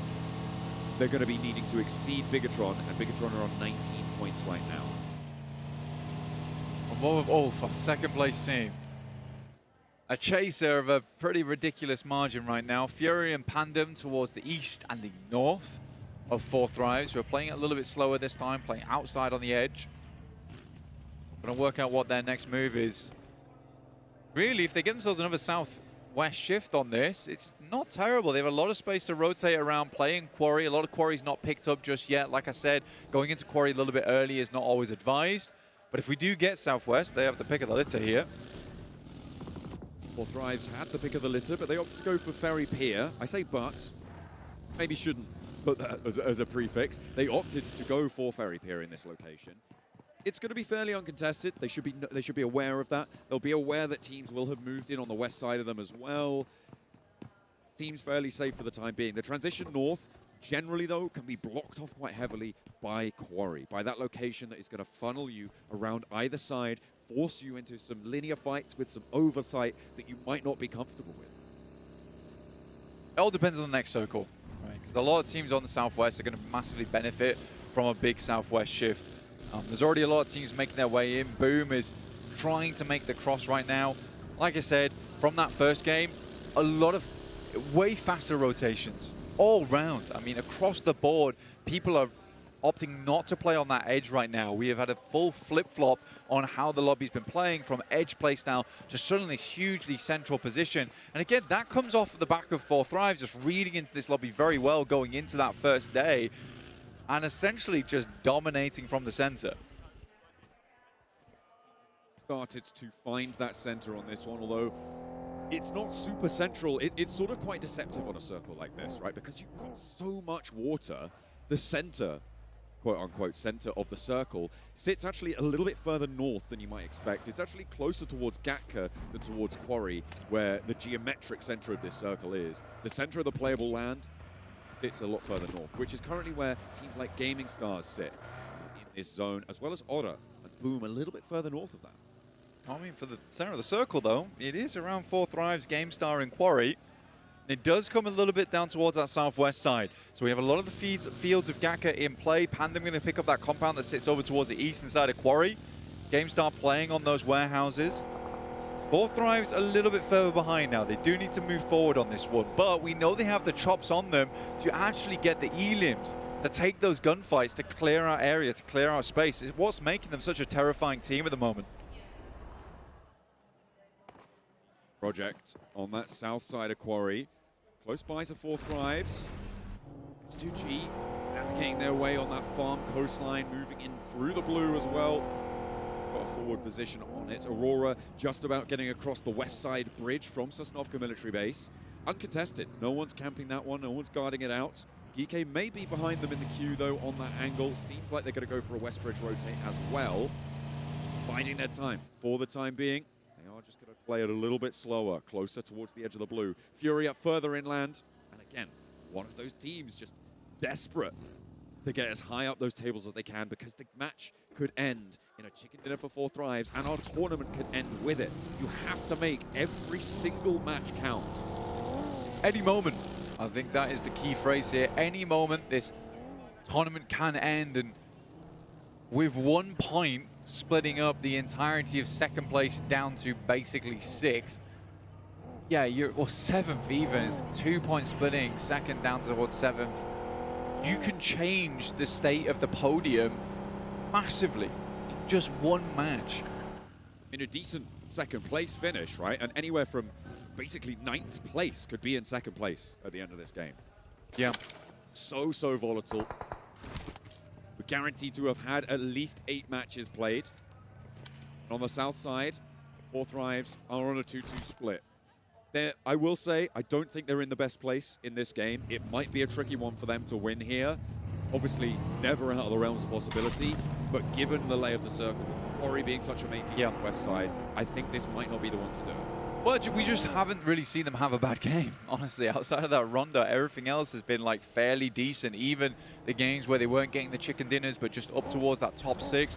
Still good games. No real blunders either. I think that's one of my favorite things about watching 4 Thrives this tournament, is that there's never been a moment when I've looked to them and thought to myself, that was a huge mistake. It's always felt like, well, that was a tough fight for them to go into, and they lost it rightfully. 102. Double the scoreline a second. 4 Thrives taking everything that was thrown at them and more. It's straight back at the rest of this lobby. Who were caught lacking yesterday. It felt like Rondo was maybe a little bit more palatable in terms of the overall lobby performance. As we're heading up towards the north side, maybe this Erangel will be another much more solid overall performance than the rest of our rosters too, because they are trying to make their moves now, and boom. Ooh, they've lost 2 to Nox here. Should be Resable, but there's a bit of pressure coming through from Otter. They're trying to play this one close. No Fear has been knocked, and Okta wants to keep this one under control. Ulf now making their way over. They hear the shots. They hear and see the knocks coming through. Sky will find the number, but Boom is down so quickly. And for Ulf, this is upsetting for them because they were looking to make the move on this one. Sky is knocked, though. That's a good first knock. A very, very good first knock coming through from Eren. They can play off the back of that and maintain one of the stronger positions in the circle. 4 Thrives. How? How have they done that? They move through Quarry, they get towards the ridge side on the top. I don't get it. Where did they even go?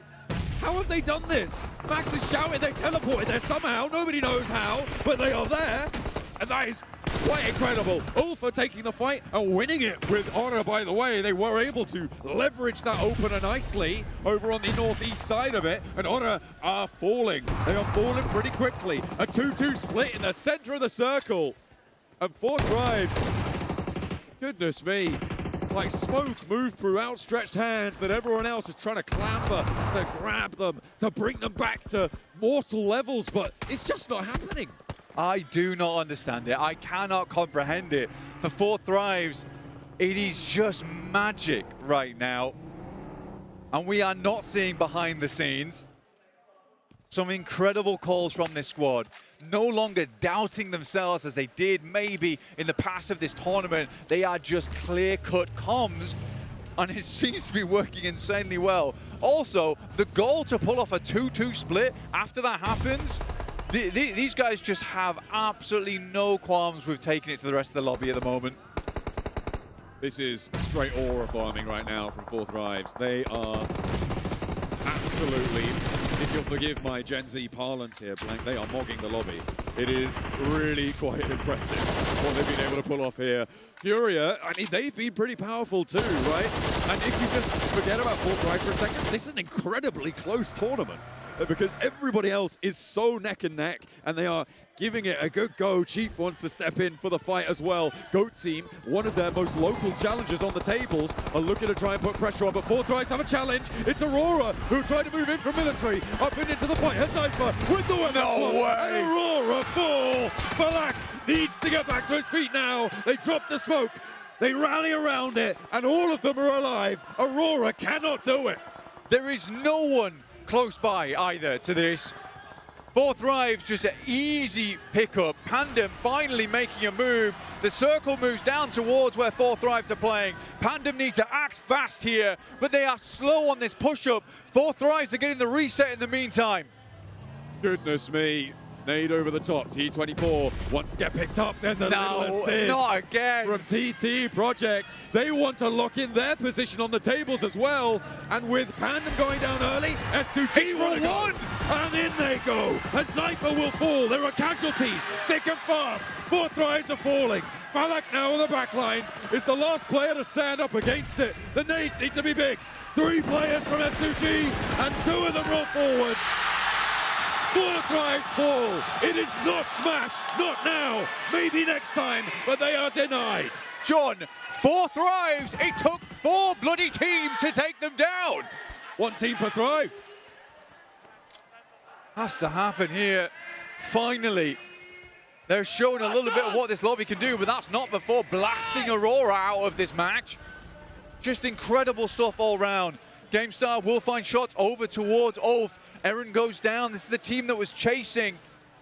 And they are losing players by the second as they attempted to go for a central push on this one. Ketch is going to send over towards Scarface. See if he can pick him up. Ulf wanting to try and maintain the central position now. They will have seen that Fourth Rives has gone down.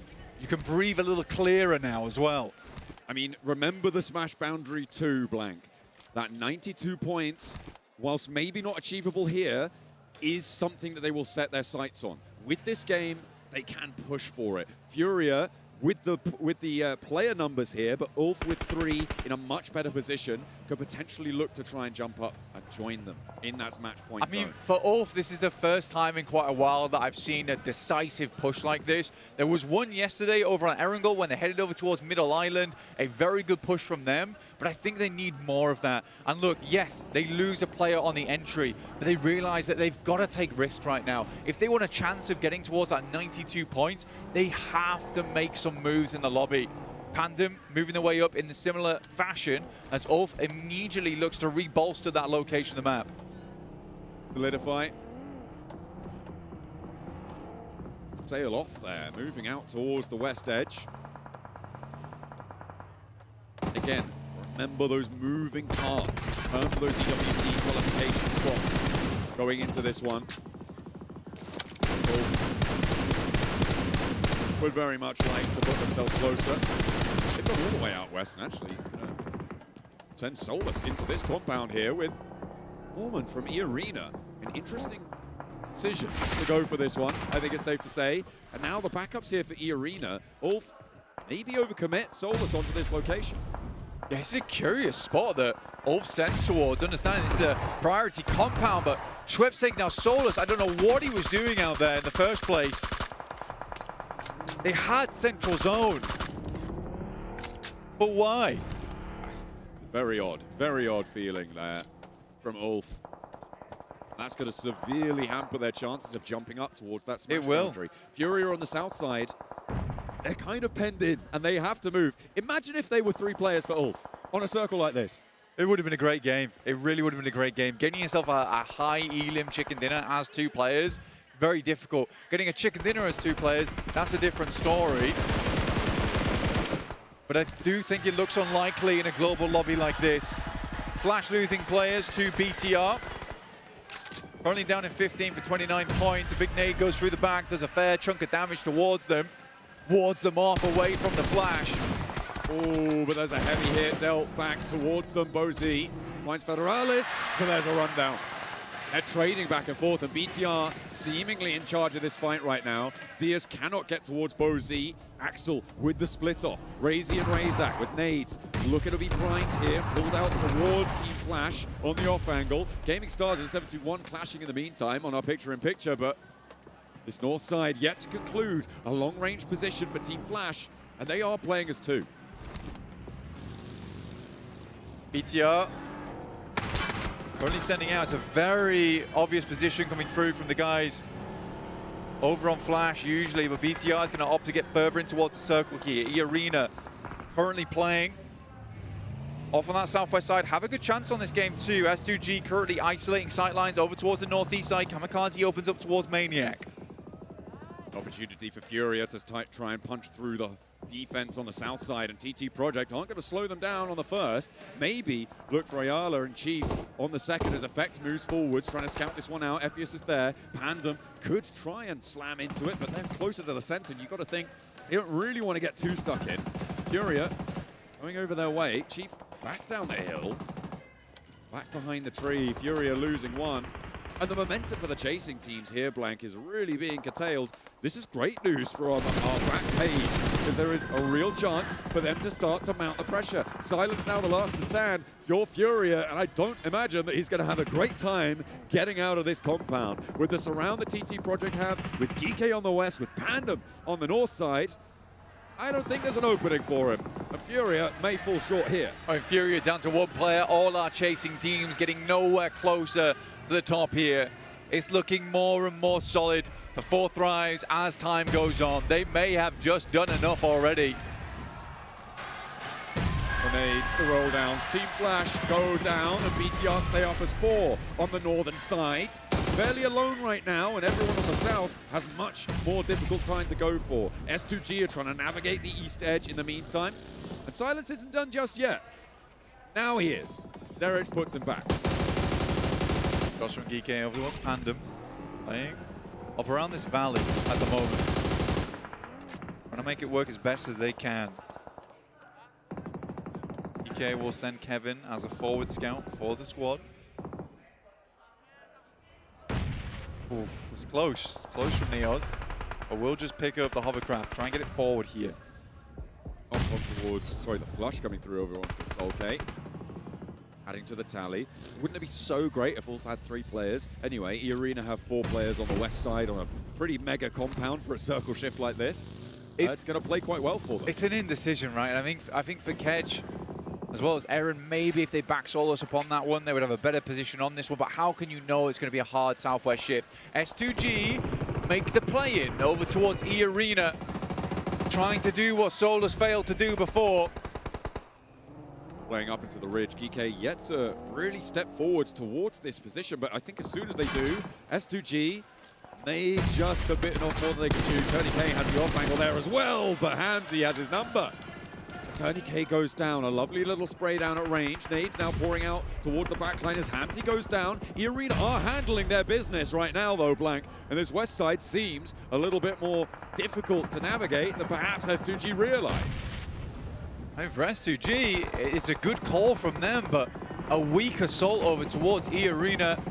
Obviously coming in from very far away, so the smokes were popped late on this one to deny the sightlines. I think they've done a decent job of trying to set up this engagement. But now E-Arena has all players back up again. Lost takes a really, really big, hefty amount of damage.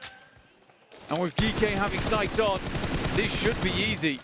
I mean, it's a shooting gallery. S2G just can't move into their locations. The nades are going to force them out to the open, and Lost gets flushed away. It's only a matter of time, I think, before S2G lose their final player. Kamikaze with the nades.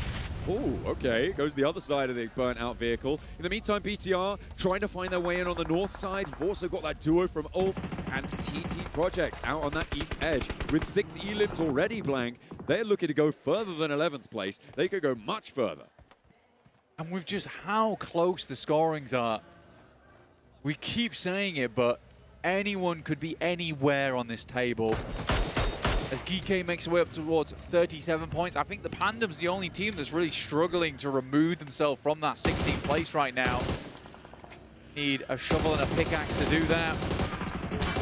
Ooh, okay, TT Project finds Pandem, looking for a little bit more as well. There is some traded damage, and TT Project are on the ropes. GK are trying to roll on in, but that is Pandem going down. 8 eliminations now. TT Project up and at least into 2nd place, with the placements guaranteed from the 6th place finish.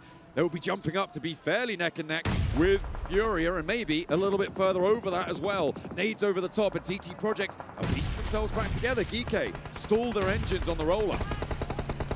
Ulf in trouble, BTR looking for revenge. A nade goes up, but it's not the knock, it's not the flush, and we are in deja vu. It's Eren versus BTR, but this time he cannot stand tall versus the Indonesian squad. They find the full knockout, and our 2nd place is locked in at 56. Blank.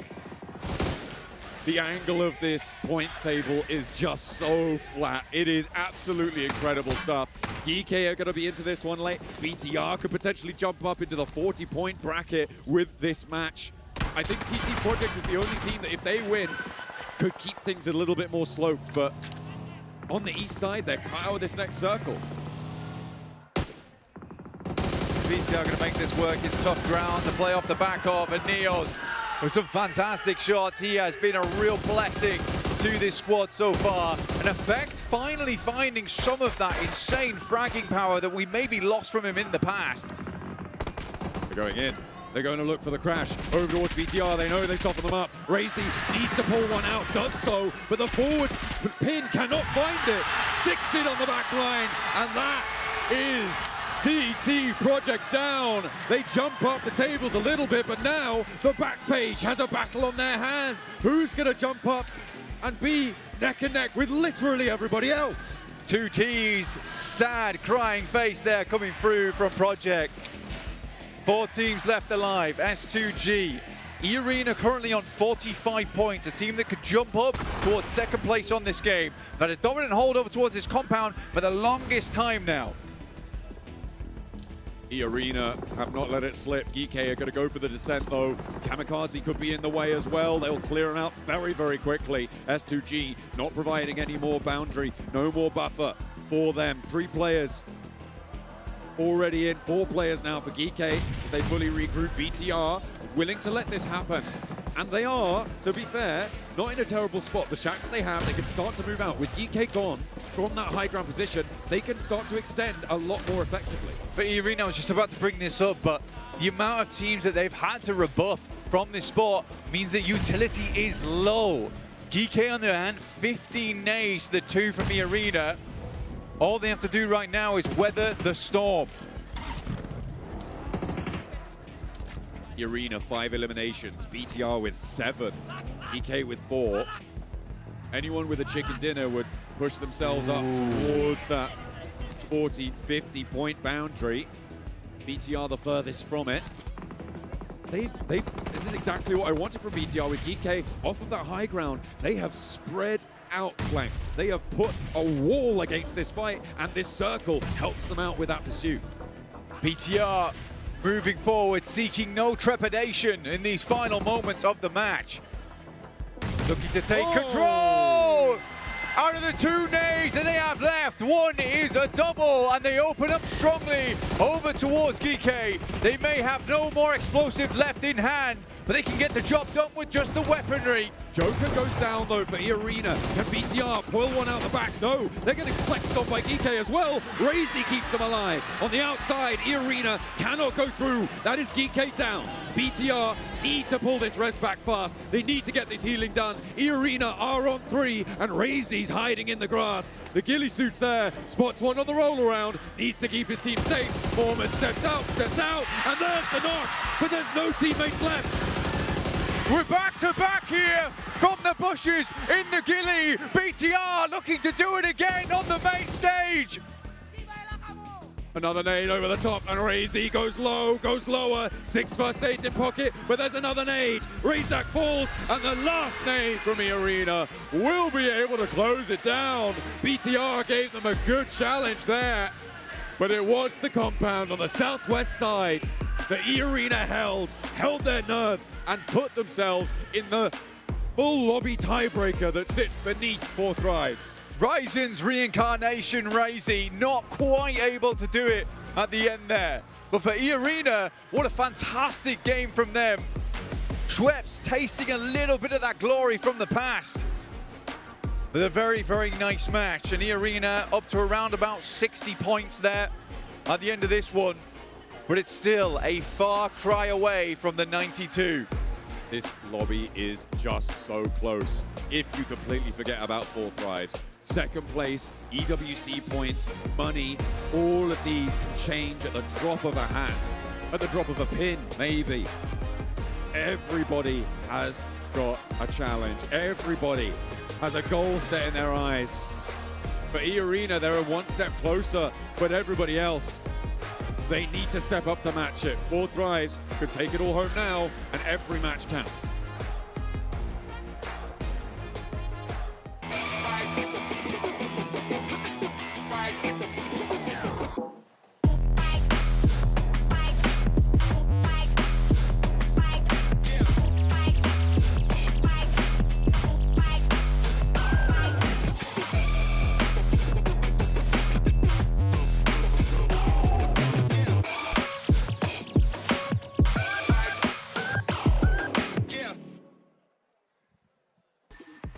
And in match number 2, it's the White Rabbits to hop away with a chicken dinner in this match. Yeah, I mean, they started off today in 7th position, 37 points, and because it's so close in the middle of the pack, right, the only lead you have is between 1st and 2nd place. In the middle of the pack, this game is massive for E-Arena, putting Thailand back up there, and actually could be encroaching on the top 5. We could see them make it off the back of that win. And for E-Arena, they didn't really have to do much throughout this map because they just had they were blessed by the circle in the compound that they were, but good defense out of them. But now we gotta switch it up. One team that really impressed me in this match, and I'm not gonna talk about 4 Thrives right now, we'll talk about them later on, but it's actually TT Project. This squad, the way that they were actually pushing, the way that they were being aggressive, you and I were talking about, is this gonna be the stamp that they actually go to PMWC? And honestly, with that performance and the amount of points and how everything's currently playing out, I think that was the stamp. That team's more than likely gonna be going to PMWC. But for me, that last chicken dinner on Rondo, it opened up the conversation, and I would say this Game 7 closed the conversation. For me, slipping below top 11 with these kind of results is just not happening. Yeah, TT Project's looking so good, but let's take a look here at the final blow to just listen in on what these players were thinking right at the end. Go. Ready sih. Nabrak dia. Oh semua. Satu lagi. Nice. Sabar lagi.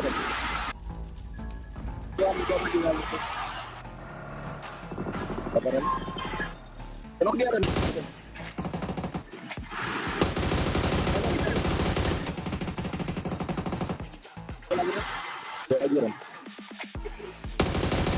Kena aja yang kiri tuh. Dia ngokong satu ya. Berapa orang? 2 lagi ya. Kita orang.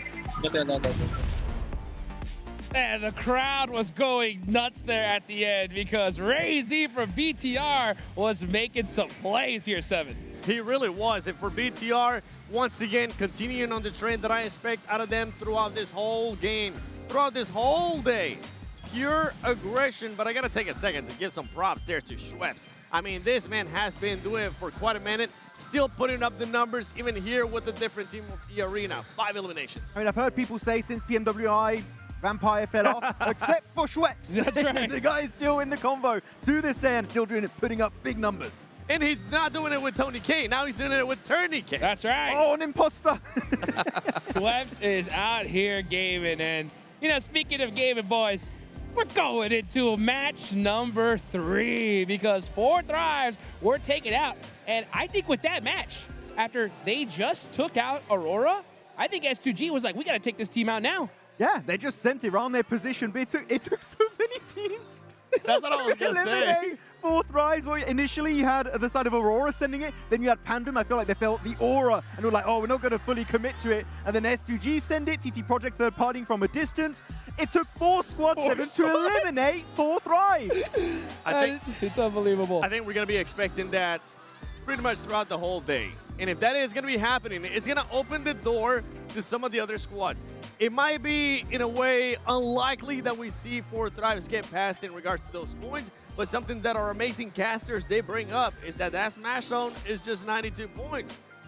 A team is able to achieve that within the next 4 matches, and then it will come down to, can a team actually take the trophy away from 4 Thrives' hand and win it via Smash Roll? Exactly, and which was the team that made it relatively fine this game? It was Ulf. They made it so far, got some placements, a few eliminations here and there on that Eastern Shed, and you know what? That's going to put them definitely in contention. 5 points, it's looking good to get closer to the Smash Zone. I would say they don't want to catch up to the points of 4 Thrives. The Smash Zone is the goal. I agree. I think that's the only way that we're going to see another champion here at this point. 4 Thrives are just so dang ahead, but that Smash Zone is so dangerous. And the way after I saw that last game, boys, I think we're going to continue to see every single team try to just take this team out no matter what, because it is pretty close as far as for second place on up. I actually disagree. No one did it here. And you mentioned it, Seven, right, before this last game, how their drop location on the Western Bridge is so open. They had a looting stage as a 2-1-1 split. It is one of the weakest early setups you could have. It's easy to breach, and yet no one did it.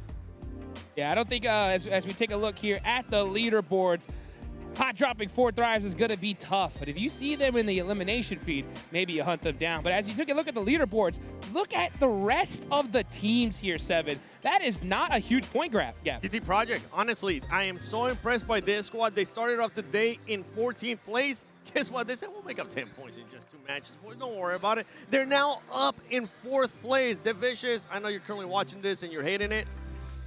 Oh, well. TT Project is currently showing up in E-Arena, putting up those numbers. This is what I'm talking about. Like, the points might be crazy if 4 Thrives continues to get some points here and there, but somebody can catch up in regards to just achieving that Smash Zone. Our top 5 could be completely different by the end of today, except for first place, because of course. But otherwise, the 4 slots are completely open for the taking. But massive jump up. E-Arena, again, to reiterate my point, we're in 7th position, now in 2nd place over Ulf. It's just to see, can they maintain that position until the end? Because now with the Smash rolling into effect, this tournament is just a ticking time bomb. When PUBG sense it is a C4, you never know when it's going to detonate. That's right. As you look at E-Arena, they are 30 points away from the Smash Zone. Going into this next game here, Max, do you think E-Arena try to hunt down those 30 points off the rip, or do you think they just try to put some points on the board and get it done a little later on? St. Rondo. Yeah. There's no recall. I would say if you have an opportunity to get 3 eliminations, send it. If you see a team doing a clear mistake, capitalize on that mistake to create a bit of an advantage for yourself. But committing from the get-go, hot dropping a team, I feel like, especially with the point gap being so close as we mentioned, that's a massive risk that's just not worth it at this point. None of these teams, unless you're maybe one of the bottom teams, are going to end up going for some type of hot drop. And to be honest, even early in the match too, I don't think any team is going to try to chase or hunt down 4 Thrives. That is not a priority anymore. What we will continue to see throughout the day is what we saw perfectly in this last match. If you do see 4 Thrives engaging, if you do see them in the elimination feed, if you even have a slight chance, a slight hope that that might be 4 Thrives, teams are going to capitalize on that. I mean, if you can catch them, you and me, Seven, we turned our back for a second away from the screen. We turned back, they literally teleported in the center of the circle. How did they get there? They just... Teleportation jutsu. Yeah. Making the moves really quickly here. As we take a look here at the top 4 teams. Hey, BTR making some moves. I love to see it here in their hometown. The crowd's so pumped up for them. They are trying to definitely put on a show here. Especially Razy. They send 3 players into the shed. TT Project tried to go for the push, but the off angle really of Razy saves the day for them to get that silver medal in that match on the Wrangle. Without Razy, that game falls apart and BTR just don't begin that ascent in the rankings. For BTR, I love the extra aggressiveness. Even with those 3 players, they just full spread out. Whenever E-Arena and GK were engaging, they were about to maybe overextend and push too early, and they realized that. They decided to back off, and it worked out wonders for that team. Worked out wonders as we go into this wonderful match number 3. Again, we got one team in the smash zone. It is 4 Thrives. That is the squad everybody needs to hunt down, because if they win this one here, this tournament's over. Yeah, exactly. Ticking time bomb. This is what's happening at PMGO Season 1 here in Jakarta, Indonesia. And this plane, they can easily reach the Western Bridge, but Boom maybe can do something similar to what they did to Top on that Rondo. And you gotta be careful with some of the other teams that might be going to military base at some point. Please, Aurora, make something happen. Especially because 4 Thrives just eliminated you in that game, in that last game. You wanna get some revenge? It wasn't even a fight, in my opinion. Yeah, you blink really and you missed the entire skirmish. You got to be able to make plays when you can as we get into this match here. Let's see if another team from the mid-pack is going to rocket launch themselves on the leaderboards as we take it out over to John Allen and Blake. Boys, which do you think is the next team to do it? Ooh, that's an interesting one. I mean, we have had some pretty close calls from 2 of our Indo teams so far. Boom getting very deep in towards that first map on Rondo. Obviously, BTR just getting pipped to the post in that second. So that means it's definitely time for Team Panda. Let's go! It's time for Panda to rise. Finally, I mean, they've been gaining momentum, but Aurora looking to drop on top of 4 Thrives here. They're directly down towards the south side of the map. It's a typical location that 4 Thrives will try and pick up on a plane path like this. We don't know if it's intentional, but it's certainly necessary in this moment. I mean, Aurora normally go to that military base, right? And with the plane path as it is, there's no other vehicle drops that they could really go for reasonably to get there. I think that they may have extricated themselves. I don't think they want to get stuck in. Taking a look at our top 5 eliminators, I mean, 3 of them being a 4 Thrives definitely makes sense. And of course, we highlighted at the start of the day, over on the desk, Focus, such a real powerhouse on the side for GOAT. We also had Sky from Horror being that 5th place. A lot of that power probably came from the Rondo that we saw earlier from them, but still up in 5th place, which is pretty impressive on its own. S2G making their run out over towards Farm/Milter. Fury is still playing dangerously close over towards 4 Thrives, and 4 Thrives will split in 2 here to allow Aurora to pass. It might come to blows later on, though, potentially. You never know. But E-Arena now securely in 2nd place with a 6-point lead over Ulf, who are far on the eastern side of this one. Again, it's another decent circle for 4 Thrives. Heads over towards that western edge of the map, and again, they can make a very similar rotation to last game. I know that it's probably free. Real big chance of that.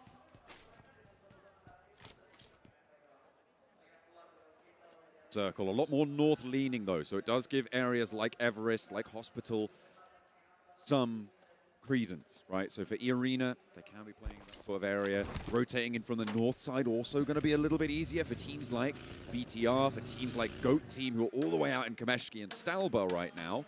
So a lot more opportunity for them to get in a bit safer, I think it's safe to say, than that last match. Certainly with less competition. But the center of this map is quite full, with Aura, Gaming Stars, and Boom all taking positions around Boatyard, School, and Roshok. Like you say, over towards this area. Decent rotational path for them. Boom might need to wait a while before they make that rotate. Yeah, a lot of teams yet to hit this circle right now. A lot of teams stretched on their drops here to try and get a better location to play with. It has delayed quite a lot of teams. GOAT significantly over towards Kameshki right now. They'll need to make a late rotate in and likely pass by BTR, who are going to make a very similar rotation from Severny. Yeah, 4 Thrives having a good time of it because they can run this back and know where they went wrong as well. The ability to download that information quickly, though, is really, really important, especially at this sort of level, right? Adjusting accurately and quickly is such a difficult task. I mean, that's what coaching staff. That's what analyst staff is there for, right? And that is the backbone of any team at this level. How can they bring their team together? How can they impact change? Small adjustments, whilst keeping their team feeling confident. Often, it can be quite demoralizing if you go into your intermatch break and your coach is, trying to change this, trying to change that, and it's happening every game. It can be fairly demoralizing. Sometimes, it can be a better option just to say, you know what? Go again. You guys are really good at this game. I believe in you. Yeah, well, I mean, for a lot of teams, it is just getting that point of just run it back at this point in time. Eventually, from what past data suggests, it should work at some point. Furia still making their way over towards farm. A significant slowdown from this squad. Hesitant on some of their pushes.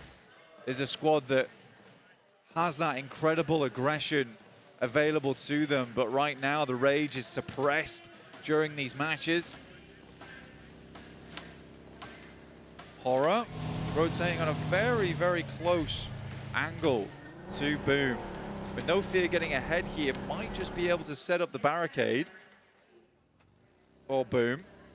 But you do run the risk, of course, of getting cut off from the rest of your team, and it looks like that might be coming through. Boom, if they're snappy with it, if they've got their heads on the swivel, might spot this one, as well as Team Flash on the north side and Gaming Stars on the west side of this. Potential to really isolate No Fear in this location for Aura, but he's on the move and will be able to move nice and quickly. Looks like Sanju's not quite on the spin.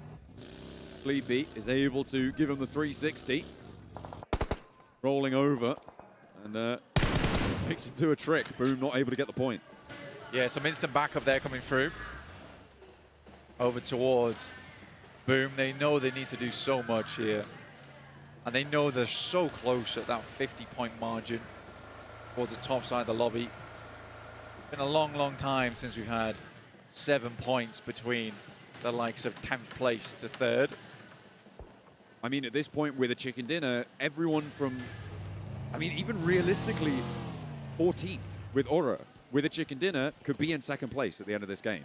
It could be literally everybody in this lobby, except for maybe Pandem and Flash. But it could be almost literally everybody in this lobby that could be in 2nd place at the end of this one. There's only 3 teams, as I said before, Pandem and Team Flash, that wouldn't end up in 2nd place at the end of this game. And that's Pandem, Team Flash, and 4th Thrives. Because, of course, they're just so far ahead.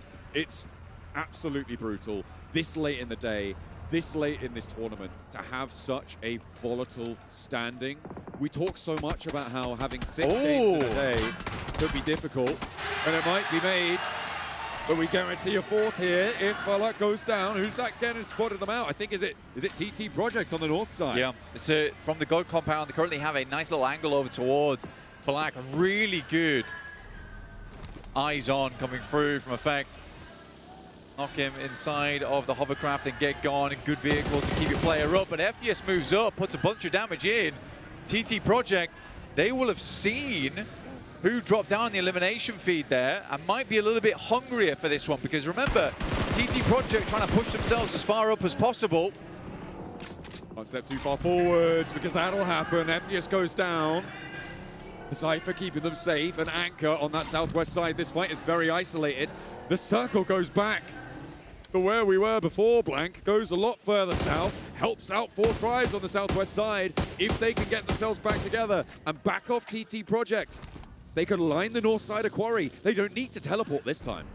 There's no teams on the south either, so 4 Thrives just have a whole buffet of locations to work with. Begin to move out through Swamp. The rest of the squads are sending inwards now. Ulf trying to play on the eastern side. Another team looking fairly good so far, but they're rotating in with Aura. Eren looks for a spray on the drive-by. Not quite find it there, but does back them off at least. But they need to be quick on this next rotate. Figure out where they're going to play next. It is not easy as well with the west shift followed by that south hard shift towards Quarry. Teams are going to start to be moving very, very quickly, and you're going to have a lot of traffic in the way. 7-2-1. They did very well yesterday, but Blank today, not been their day. Certainly not in the same fashion. And the nades pouring in from Furia. They're going to make their day a little bit worse. Another one over the top, and it will find the second knock. 7-2-1 now, playing as two players. Aliku could potentially crawl back in, and this is potentially resable, but there are too many teams around the area to feel that that's entirely safe. Andom is starting to crest that ridgeline. Ulf are just on the doorstep too. We're waiting to strike on this. I mean, for Furia, it would be a good team to take down because they are incredibly close to them on the leaderboards. Aliku tries to make the crawl in. The door is shut behind him. Too little, too late. Horror also taking a knock here coming through from Furia. That's over towards that south side, playing on top of the hill. So good awareness from Furia here. Holding their nerve, holding their ground as well, which some would say is more important. In a central location would be a great result for them. The north side of Quarry does indeed get occupied by 4 Thrives, with BTR on their west flank, TT Project up towards the north side as well. They have a little bit of a buffer zone, but I feel like their south is potentially their weaker point, right? Teams who can wrap around, like BTR are currently looking to do, and maybe S2G, that could be where 4 Thrives are weakest. Aurora moving up over towards Aura right now, gets the player in the vehicle. The nade just a bit too far. Won't quite pop him out the back, but he is bleeding out fairly quickly. Realizes he needs to get him out, crawl back round. Ooh, right in the nick of time, but not before. It's Ulf actually coming through, as Jiggle will get knocked next by Furia at distance. No fear now, the last to stand for Horror, and their performance in the group stages has just not been echoed here in the finals. That's the way this cookie's crumbled. Circle goes, and it's up towards the northwest side here, Blank. So, we get a little bit more of those open fields. The swamp on the north edge, and E-Arena, again, in a pretty solid spot for this one. Yeah, E-Arena maybe looking for another good game. Coming off the back of the last one there. For Aurora, Ulf needs to get a move on. For Ulf, I was a bit disappointed there because realistically, as that shift comes through, you know there's a lot of field in play. You know there's not many compounds to work with. Realistically, you need to be in vehicles as the circle descends, right? And I think for Ulf, they were too preoccupied with trying to take shots at teams around them. So now Ulf do need to get a move on, and I think that this is where they struggle the most. When a circle moves away from them, right now on the map, you can't see it, but they are delaying. They take a long time to make any decisions. We have seen them make some mad dashes successfully previously, so hopefully this will be another repeat of that, but there's so many teams around them. We're on board with Boom, who sit on their northern flank, looking to make a similar approach. They're kind of locked in, though, is the difficulty for Ulf, right? That south side over towards Quarry. I mean, where do you go if you're trying to go that way? I just don't see it happening. So for Ulf, they need to clear pretty much straight forwards or straight to the side in towards Boom. It's really limited in terms of their options. 4 Thrives, they do have Hazifa on their northern edge. They can regroup on. Definitely a playable position. I think they would have rather held on to the north side of Quarry, though, because that's a very nice setup where you've got Hazifa as the initial stop checkpoint for teams, but then you've also got these high ground position providing him cover fire. I wonder how long the rest of 4 Thrives is going to be playing around this spot. Goat's going to wrap round on the southwest side, and Solus will be knocked on a vehicle explosion. That's coming through from Furia as he attempts to make a mad dash in towards their location. Aurora do take shots over towards Furia, though, so the attention will be split somewhat. Potential to get Solus back up if Ulf can sneak through the gaps here. But Aurora have got the high ground over both of these two teams. And Ulf may look to backfill, actually. Towards Aurora's position, potentially be an option there. S2G, they've been wrapping around the south side, but so are Goat team now, trying to wrap in behind them. S2G, I feel like this should be a solid position to hold for it, but Solk's gone down, and Force is out to show S2G just how to handle business. Force hits the deck, and now it's just Hamzy on the off angle, and Goat team able to push S2G aside. Really clean plays there coming through from Force. Keeping Goat in.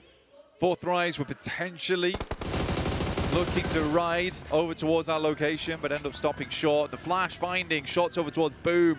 They try and make their way off from Radio Tower. Really tough spot to be here for Boom. And the circle comes south. I mean, 4 Thrives have played fantastically well, but I think we have to admit at this point in time, there's been a lot of circles given to them. Oh, this one no less than the others there. Aurora, potential threat though to their high ground position on the south flank. IQ will be first to face that one. We'll see if they can divert it. They've also got Ulf, who did go for that full wrap. It could potentially look to try and embalm them on the angle. But there's a big opener onto Tjol. He will fall and get flushed by Hazaifa on the forefront. Ulf, though, yet to step fully into it as Boom take nades from Flash on the screen. Next one's pretty close. Will deal a little bit of damage. Yumi's able to just about crawl away. Octa desperately moving back, but this is out in the zone. And Flash is looking to finish them off right now. Aurora completely disengaged, leaving now just Ulf to deal with 4 Thrives as they make their move out. Eren will find Hazaifa though. That's an initial pickoff. That is their anchor position as well, which is a little bit scary. Flushed out too. They're going to leave that high ground blank. 4 Thrives dashing to the compound that Irina played in that last match. And it looks like they're going to try and consolidate on that angle, allow Ulf that high ground that they have just vacated. All things considered, probably a good spot for them. But the loss of Hazaifa is a heavy blow. The Flash just desperately trying to clear out this spot as quickly as possible. Sanju will go down to GameStar from that eastern side. But TT Project looking to secure their position up towards the top side of the tables once again. And that is an insane compound to do it from as well, by the way. A very, very strong spot. Hard to aggress upon from the fields on that south side, as well as the vision it gives you around that position too. Shots from Yummy, though, steps up and chows down. Zeus goes to his knees, and the red health bar is all too ominous. Yummy very, very low, though. The pickup, the blue zone, it's all too much. Zeus may just be able to get away with this one. Out of the zone, you need the res, and Gaming Stars will be right on the doorstep to take that knock if you give it to them.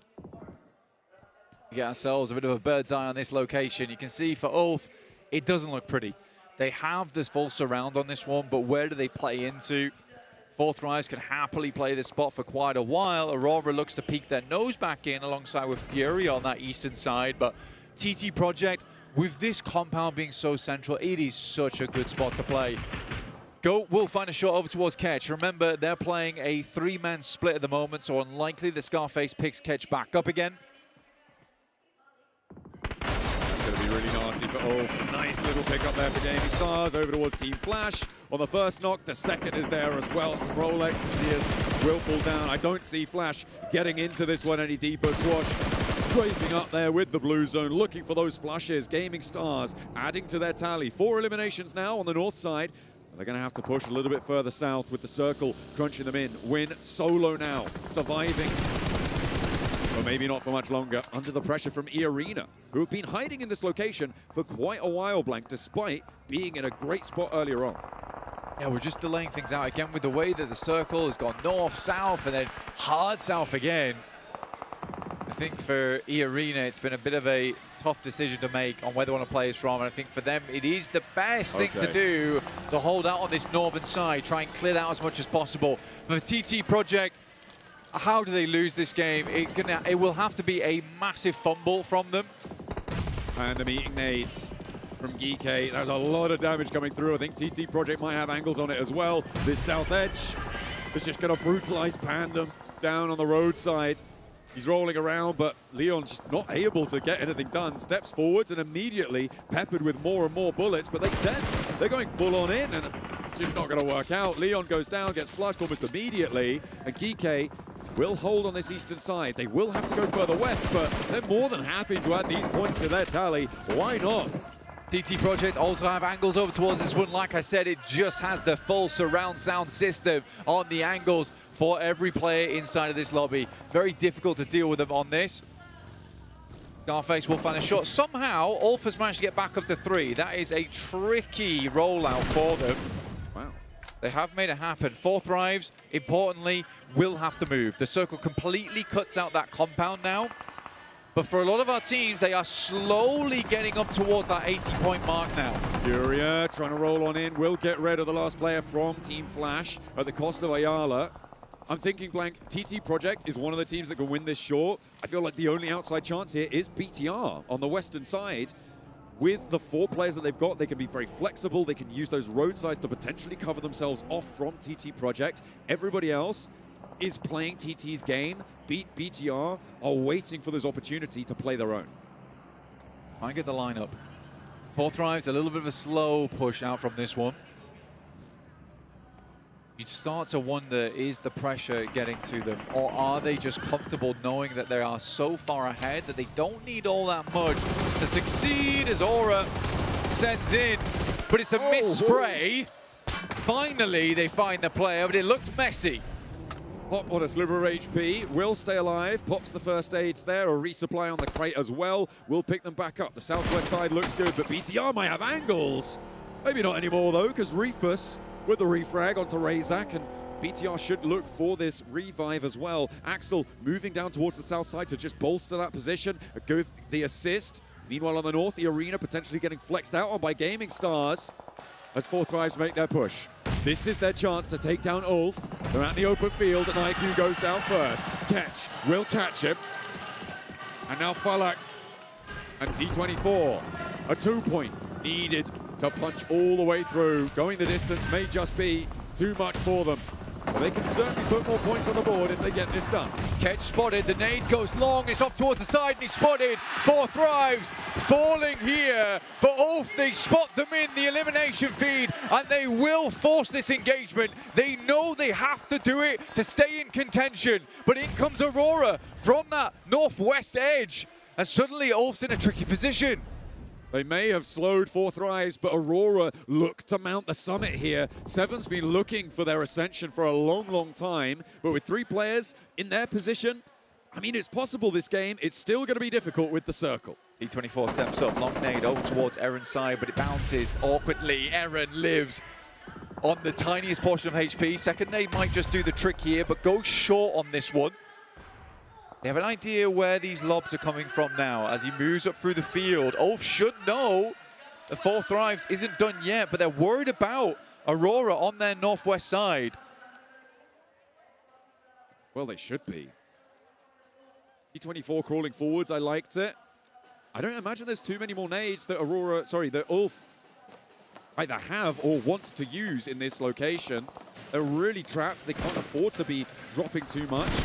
BTR, they've been trying to play on this edge though for a while, and Aurora are going to have their attention diverted. Fury also managed to get up to the roadside a lot earlier on. They've denied themselves a lot of vision, but they've allowed themselves to survive. The same cannot be said for Fourth Thrives though, as they go down. No smash yet again. We're going to match 10. Ulf dashing outside of the circle here. They know that they need supplies. They need pickups over towards Fourth Thrives as much as possible. They may even take a little bit of damage from the blue here just to secure that. Arena also suffering over towards the western edge. This is 2 BTR, but luckily Schweppes has a position to play here. But it's all down to Moment with the AUG and Joker on this off angle. We're starting to see the top side of this lobby. Oh, Scarface. The points pressure. Scarface with a knock. A double. Towards Aurora. Another over onto Doc, and now it's just top for Ulf. They can look to roll this down, and indeed they will. BTR are going to handle the arena in the meantime. They're happy to divide and conquer as Ulf careen their way into that Aurora position, but it hasn't popped up on the Elim feed just yet, Blank. I'm surprised the top is held on this long, as Ketch is now fully wrapped around them. There they go, as Scarface gets that final point added to his tally. Ketch takes top down, but the arena, they're still on 4-2. This is a great sweep from Ulf at the moment. 2 teams ahead of them, and a beautiful backstab potentially in play. Ooh. As both teams go low, this could be a lot of points for Ulf right now. They're on 8 eliminations, but they need to start sweeping these. Get the initial nade over towards Razy. One player still up for BTR. Still a chance. Federalis could get his teammates back up and in, but Ulf are moving. Ulf are stepping forwards. Ketch and Scarface are not going to make this easy. Down on the low ground, that's where the nades need to find to get rid of BTR entirely. And Razak bleeding out in the meantime. Federalis only one chance now and can't line up the arena, who have put themselves back up to 3 players. Ulf could challenge. Instantaneously, they're going to go for a re-peak on this one. TT Project, they wrapped out of their compound looking over towards this side. They know that they can sweep, they know they can clear, and they desperately need to do it right now because Ulf is gaining momentum on this game. Arena penned in with that TT Project flex out coming through. A 2-2 split now as they've moved Zerich and Effect into position here. Arena are going to really struggle to get over this next ridgeline blank with Ulf on their bead with this duo from TT Project. The nades, do they connect? Doesn't look like they're going long enough, but that one looks on the money. Foreman super low, Joker low as well, dropping another one towards the back lines. Foreman falls first, Effect has the spray down, and Arena are getting shut out by this beautiful flex out from TT Project. Really good stuff from TT Project. You've got to understand that this compound is good, but you have to make a play at some point, and they absolutely will. Arena now 71 points here, 23 behind the marker. But I like this from Ulf. They opt not to get involved on that fight on the northern side. They know that there could be a wrap coming through from the south at some point. The nades start to head over, and it looks like Ulf has a general idea of where GK is currently playing. I did not think that Furia would still be alive at this juncture, Blank, but on their roadside, they're looking pretty powerful. TT Project, though, they just need to move south on their compound, start putting nades in. That is where Furia are going to start to crumble. You can see they've already looked to move up here. Furia not moving and trying to take the compound, potentially, during that flex out from TT Project. Could have been a misplay, but you're worried about teams on the south. You can't be sure either, right? You can't be sure whether TT Project went out on foot or not, because if they heard the vehicles, potentially then Furia makes a play off the back of it. Also, if they crest this ridge side, there's angles from the south side of the map that become a problem. For Furia, they've been holding on to a lot of nades at this point in time for this exact scenario. Aaron will find a shot over towards Neos in the backline somehow, some way. All the way up and in the back. Ulf now on the western flank. An Effect has been knocked as well. TT Project, it looked all but thrown up for them, but they're starting to lose players. Ephius, though, not out just yet, and nades from up on high are going to make Furia's life a living hell, as Ephius wants that flush. Looks like he's going to claim it. No, not quite, not this time around, but there's still more in the pocket. This last nade, oh, this could be big. It's right on top of them, but it just cooked too long. Doesn't go the distance. That is so unfortunate. He's now last left alive here. The circle moved them out. TT Project played very well up until this point, but Furia stayed patient. Ulf, you can see off the distance, it looks like they just don't have the stims either. They've been waiting a long, long while for GK to have to push out from this building. They know that these are secured eliminations. That's what they're going to go for. They've got Ketch looking over towards Furia this entire time. Next circle will now push them out. Furia still has 9 grenades, 7 on the side of Ulf, but only 1 smoke. Ulf has been putting so much pressure onto this circle. It's been a real blinder of the game from them. The west side is definitely a viable win position as well. EK are hunkered down in a shack on the south side, and then look at a flex out now. They've moved Easy for Bad Boy out into the open, but it is open field. Only those hay bales to try and keep them safe. And Ulf, much better terrain cover. This is such a hard control for Ulf as well. They are pulled taut like an elastic band between both engagements. Ketch is doing an incredible job. We haven't seen too much of it right now, but he keeps stepping up and peeking over the roadside, taking shots over towards Fury, consistently keeping them low, forcing them to use meds off the back of this one. It's a long nade, but not quite long enough. But a shot from Ephius will take the shot over towards him. Now looking to try and confirm, but he's enveloped by the blue. He's going to deny this point. I mean, he steps back. He's trying to play for those positions in EWC. There's no way that he doesn't deny it. He will fall down. Nice to be able to find that opener over towards GK. Couldn't quite get the flush for an extra point, but okay, Ketch. He's challenging. Ketch has a difficult position to play here. Ulf's made a very big amount of noise as well, so GK would love to stab them in the back if they can. You can see here, they're desperate for those death crates, looking for anything. Aaron's gonna have to make the jump on this one. It's a long nade. It's going not quite near enough. Clearing out the wrong hay bales at the moment. I mean, GK, it's only a matter of time before this team goes down, and neither Furia nor Ulf want to see them go out in third. Don't see them peeking too far over. Potentially find Scarface, though, if he steps a little bit too bold with it. That's great. That's what he's looking for. 15 eliminations, John, at this stage of the game. For Ulf, this could be a massive match. The nades start to pour over the top right now. 4 nades down here for them. Scarface steps up. Great player at long range. Now looks to sling a nade over to try and save this position. Saw a lot of bodies there. Scarface launches a nade to try and follow them up. 2 nades in hand for Ulf. 3 nades in hand for Furia. Not a lot of smokes, but there's always those launchers that could potentially be in the back pocket to obscure those numbers. cover may be still there. Vehicles on fire, but still will move. And Ayala will hop into the hot seat and navigate it around, moving forwards. There's a crate. This is a beautiful resupply. Look at his armor. Blank, that's a really big pickup if he can get towards it.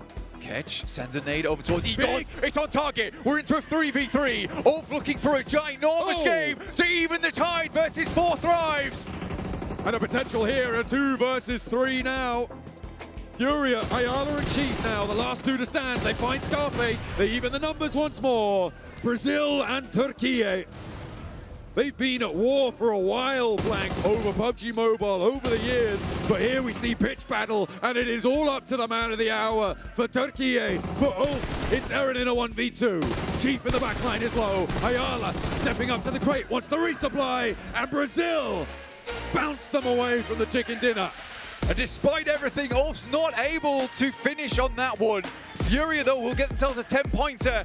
But more importantly, 2 teams that were very close to that boundary. For Ulf, they're happy. They're very happy with the back of that game. A huge amount of eliminations. It's around about a 20-pointer, and they are getting closer. Goodness me, we've got one more angle to play. If 4 Thrives don't win that, we're going to Miramar. And there are so many teams now who are on the cusp of jumping up with a chicken dinner here. Let me remind you how Furia won their region, Blank. They got back-to-back chicken dinners and won via smash ruling. Furia know how to do it, and they are on the cusp of it. It might need a triple back-to-back. It's a good game from Fury, though. I love the control from Ulf. I think that's the most important part of this game, the way they were controlling both the north and the south side. But at the end of the day, it's Furia who suppressed their rage earlier on, but unleashed the beast in the final moments.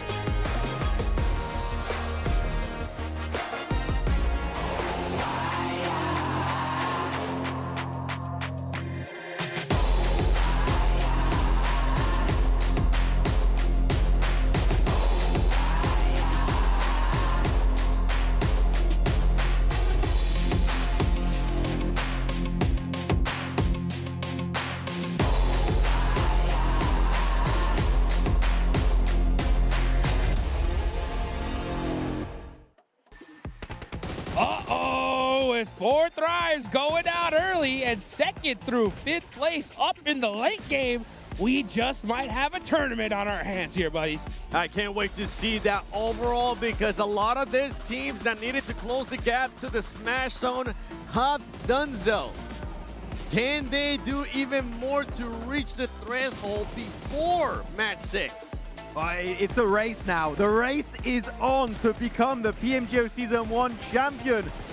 This finish, insane stuff from every single player on Ulf. They don't want a repeat of PMGC 2025. A second place is just not good enough. And with these points, with those eliminations in particular, man oh man, they might just make it happen on Miramar.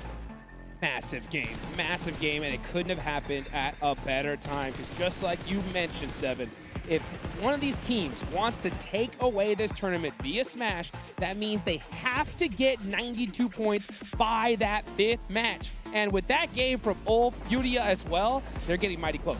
And I gotta give props to Ulf too, the way that they were able to kind of play that early on. They leapfrog 4 Thrives, and 4 Thrives on the negative side. I gotta call you out. You were just way too passive exiting that compound. They got way too comfortable in there. They allowed not only Ulf, they allowed Aurora push up, and by that time, man, it was just too much. Well, let's hear the final blow and hear what these teams had to say at the end.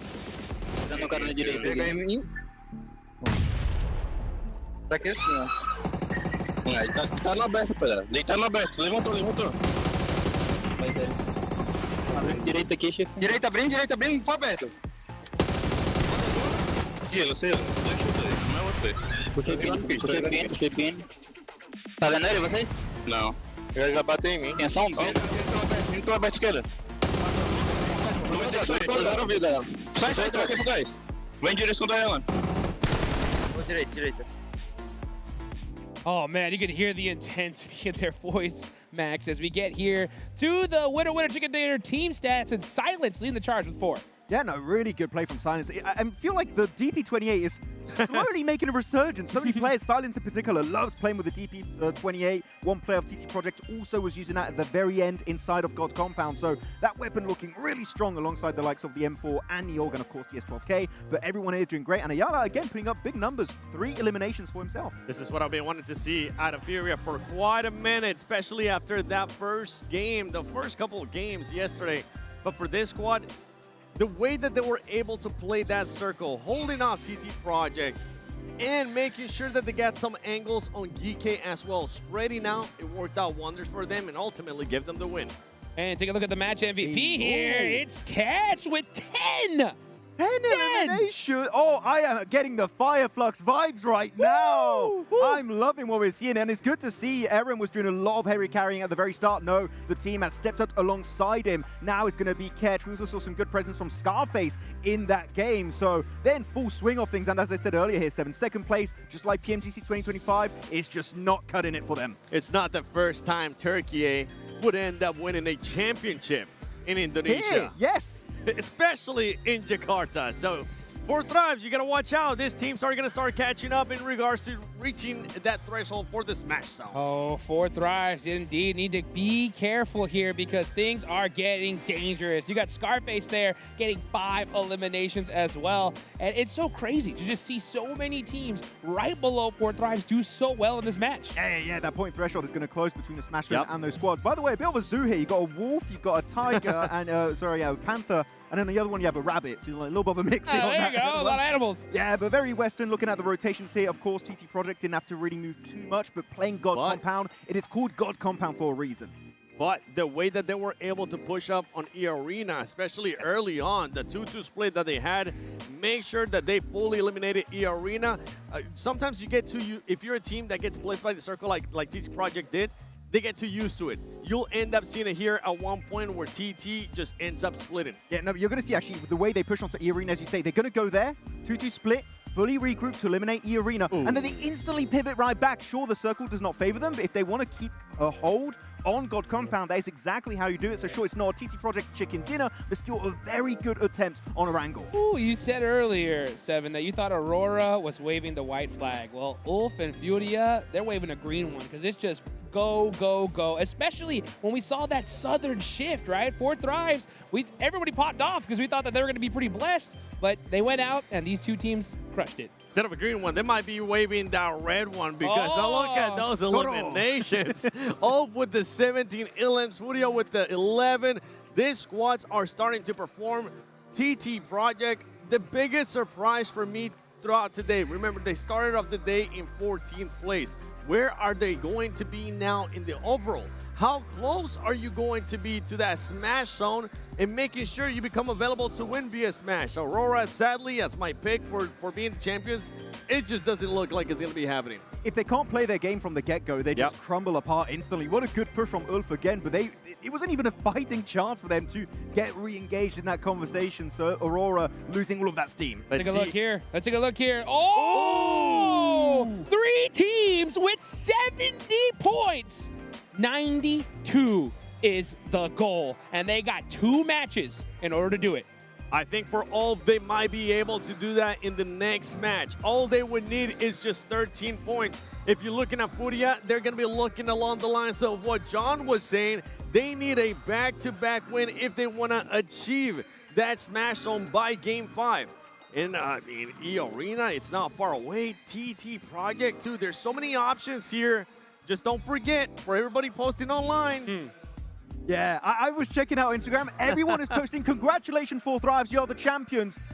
You don't want to celebrate too soon because right now, all you have to do is to get in the Smash Zone, which, as you said, Seven, Ulf could make it literally in this following game. And then Miramar, it's down to the wire to see who will be crowned the champions. This is in the beginning of PUBG Mobile Esports. It's not back in the day when you could only just end up winning by being the first team in the overall. Now you can win via Smash Rule, and with this scenario, I know that Four Thrives is going to start feeling that pressure. Big time. Ulf, like you mentioned, 13 points away from Smash. I believe you got Furia as well, not that far behind here. This next game is going to be super critical for them, Max. Yeah, but I do have to say, for all the teams in the middle pack, winning is out of the question, right? Unless you're in a top 5 position where you have a chance. But you can make a jump maybe towards top 3. That is still technically feasible. The win itself is just completely in a different realm. It's just not possible for you to execute whatsoever. So don't give up. Even Boom had a really good start today. And unfortunately, Seven, to be completely honest, they just fully fizzled out and disappeared on Erangel. It's really hard to just carry on that type of aggressiveness throughout the day. And I know they're being just pretty much fueled by the audience here, by being at home, by feeling comfortable. But yeah, it's almost near damn impossible to just continue on that aggressiveness. Yeah, in order to be able to make something like that happen, they'd have to win, I think, every single match here towards the end. And that is a tall task considering how urgent these teams are playing. They need to pull a 4 Thrives, really. Yeah, They want 4 from Thrives yesterday. if you want to do it. But otherwise, yeah, it's going to start to be a little bit more unrealistic. But Erangel and then 2 Miramars. And the fact is, it's very scary because, of course, we saw yesterday the wins of 4 Thrives were on Erangel and also on Miramar. So we just don't know. It could end this game. It could not end with a smash ruling and go down to top 12. No clue what's going to happen. Oh my goodness. My eyes are going to be locked on these leaderboards every single game as we go on. And man, 4 Thrives, they're already feeling the pressure, right? Because it was crazy. We seen at the start of the day as though everything was going right. And in that last game, we definitely felt the shift downwards. You guys want to know something? What's up? Tell me. Ulf, one of their wins during their group stages, actually the only win, was in Miramar. And right now, with the way things are looking, if for some reason 4 Thrives is not able to close it here, Ulf does just enough what they need to do. Ulf could try to challenge for that championship via smash roll on game 5. And that was especially when Eren was the man leading the charge for his team. But now we've seen everyone putting up some massive numbers. If they do get in a similar situation where they do have 3-4 players alive, that chicken dinner is definitely in the cards. And a Turkish win here when it was S2G in the past 4 years ago, and now it is still another Turkish team in Ulf. That would be such an amazing storyline that they are the kings here. Just a reminder for everybody posting on social media, 4 Thrives champions. Trust me, I would love to see that too, but don't jump the gun. Don't jinx it here. Slow it down, bring it down a notch. Well, guys, let's bring things down a little notch as things are definitely starting to heat up. As we go to a break, we'll be right back in just a minute.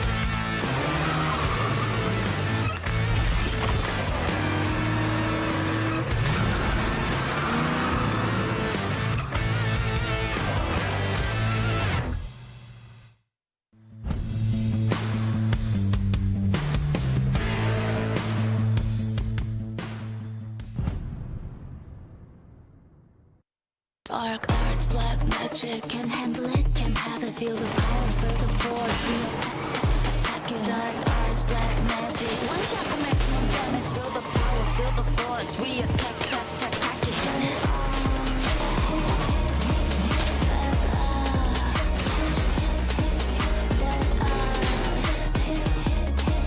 Feel the power, feel the force, we attacking.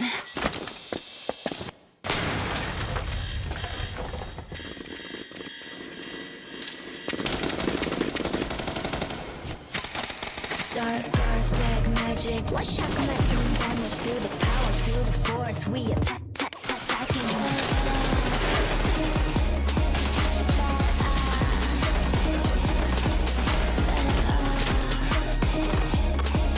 Feel the power, feel the force, we attacking.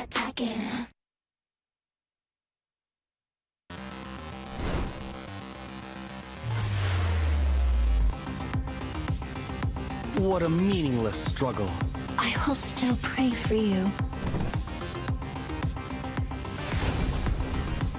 By the stars, this ends now.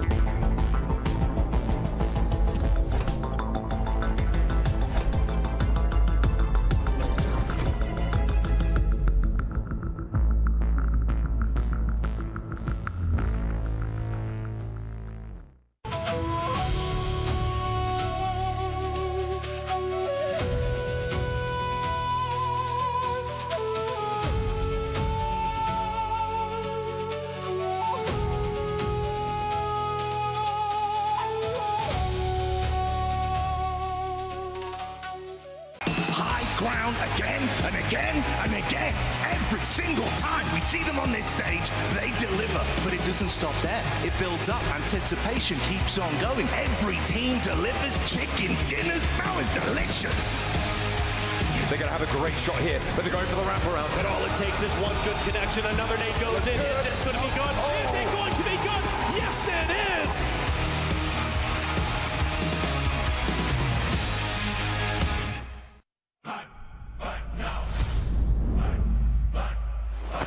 Play more than go. Feel the heat from head to toe. A billion drops begin to glow. Flame on and go. The soul is in our control. From the draw to the last one standing show. A no-name kid in a high-risk drop, a street food vendor with a victory dream. A midnight warrior looting in the dark. The fuel is passion pushing through the blue. We scan the path at the edge of the gas. A million stories in a single squad. No real blood, just a drive to our last. The skill, the nerve to on the final gas. Fire in my mind. Running through the sky.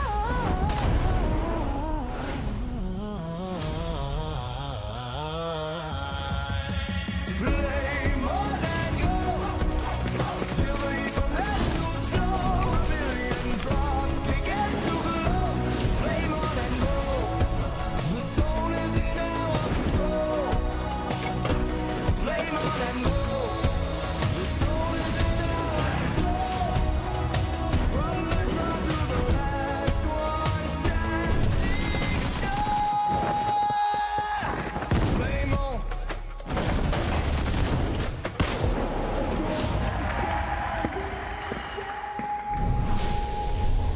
Play more.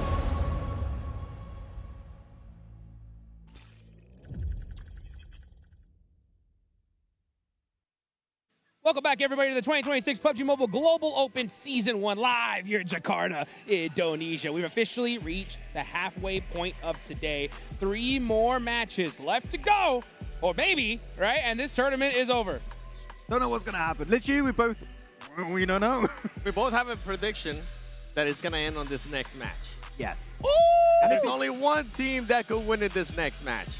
I don't know after that. Game 5, Game 6, it might be more than just one team. So, is it the time for 4 tries? Well, I'll tell you what, guys, from PMGO to EWC at the Esports World Cup, every single match matters. Teams aren't just fighting for trophies, they're fighting for EWC Club Championship points, global prestige, and to be at the absolute top of PUBG Mobile Esports. With EWC set for August 6th to the 16th, mark your calendars, because we're going to Paris. yes, we are. Yes. We're going to be eating some croissants. Croissant. Maybe I'll make some. Oh, No, I mean, you joking. heard it. I can't make I any. want it. I made some. They were burnt. It was terrible. Go to a proper bakery if you want to be safe, okay?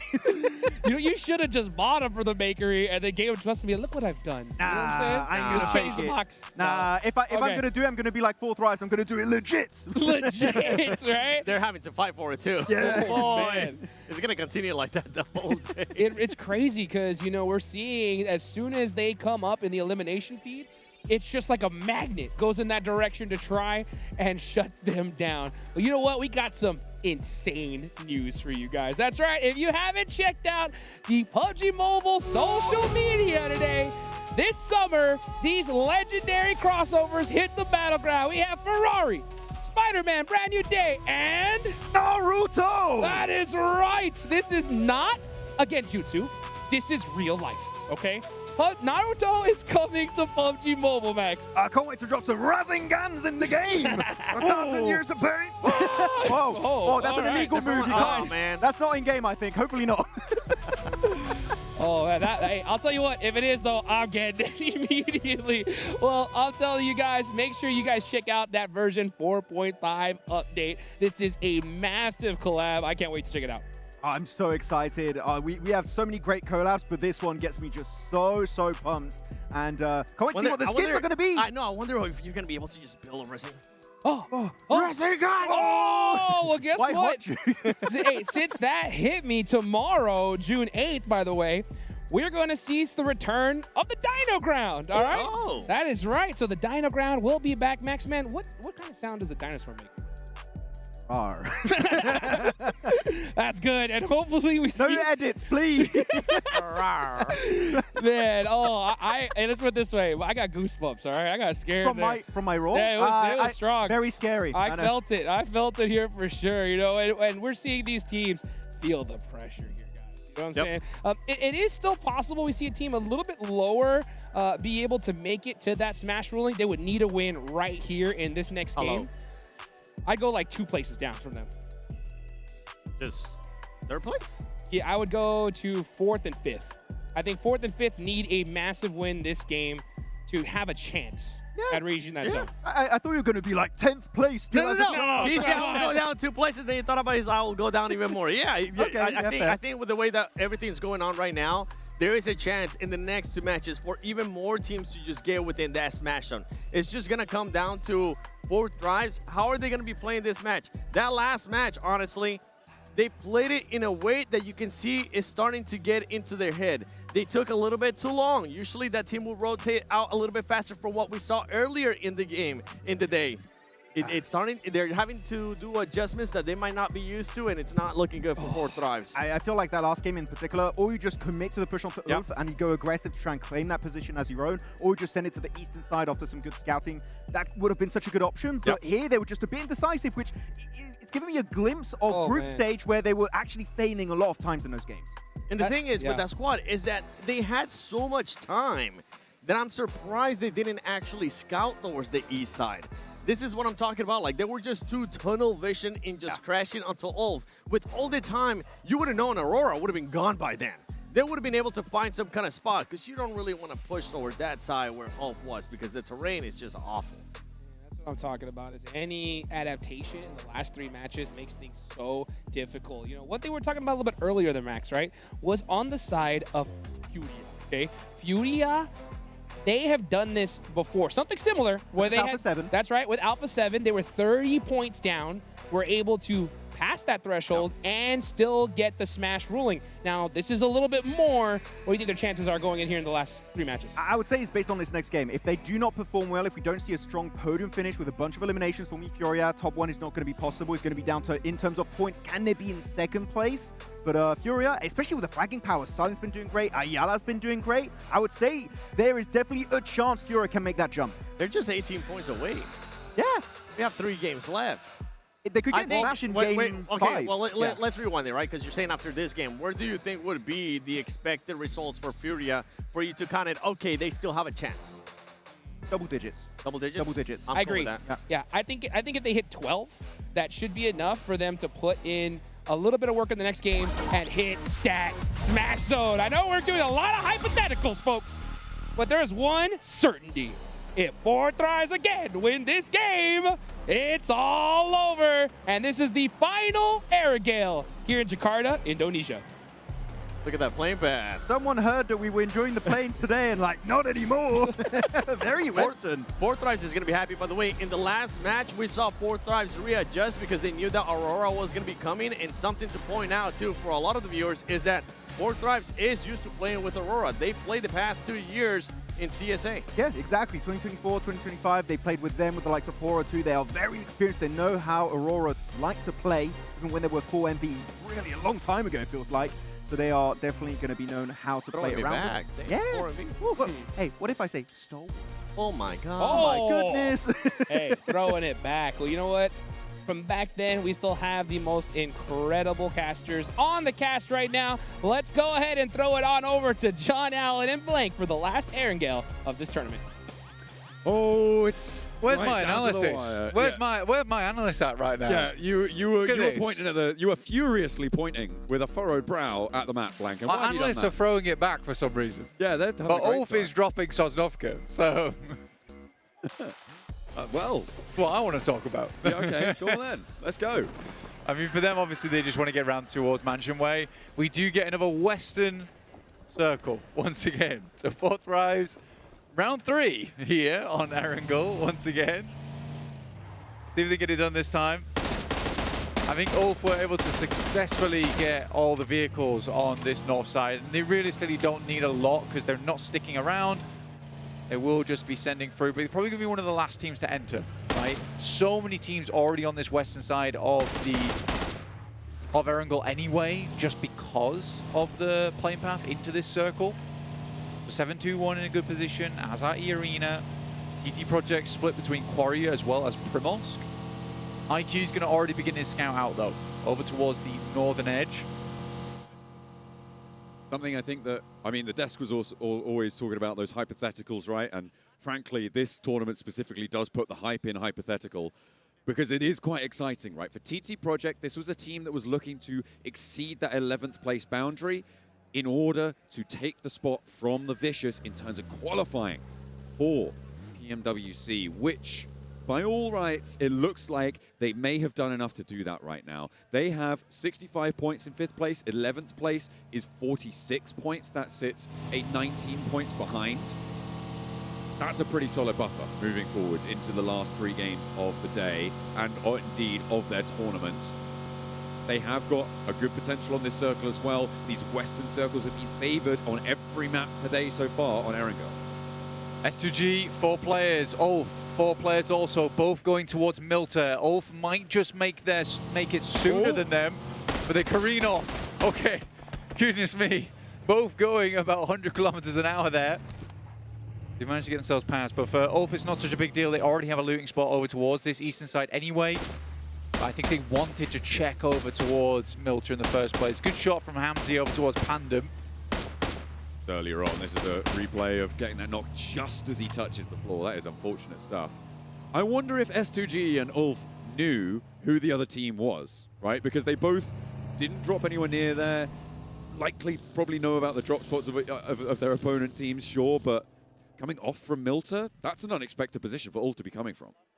Yeah, absolutely. Well, again, for Ulf, they might have wanted to stretch further over towards that eastern side, but the question is, where are the best vehicle spawns?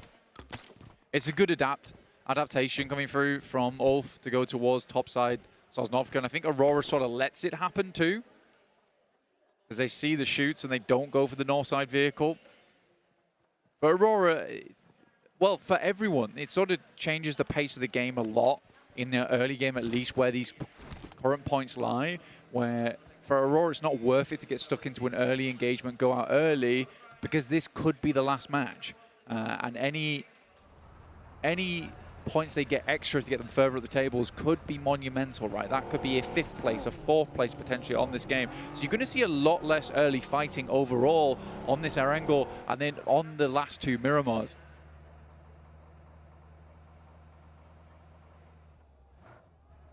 Really start to get timid with it, but I think that for the top, well, 2nd, 3rd, 4th place right now, a chicken dinner is sort of a guarantee of breaking that match point here.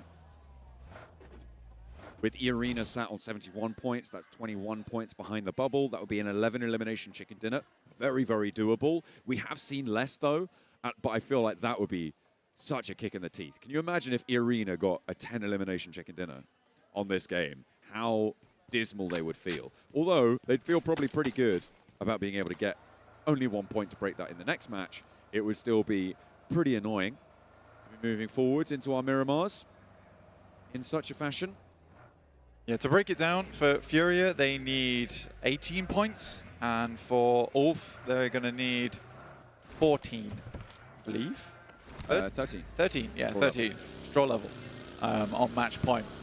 So for both teams, it's not terrible. For Fury, it's definitely a bit more of a game that they need here. For Ulf, they sort of just need a strong match. They don't need something like a top 2. They could get away with a top 4 with some good eliminations on this game. Obviously, do what they did last match. Yeah, if they do what they did last match. I mean, that's difficult to replicate, especially from where they're coming from on the circle. But still, they don't have the added benefit that Fourth Rise had at the start of the day today, which is where eliminations come thick and fast over on Rondo. They're easy to pick up, generally are out in force.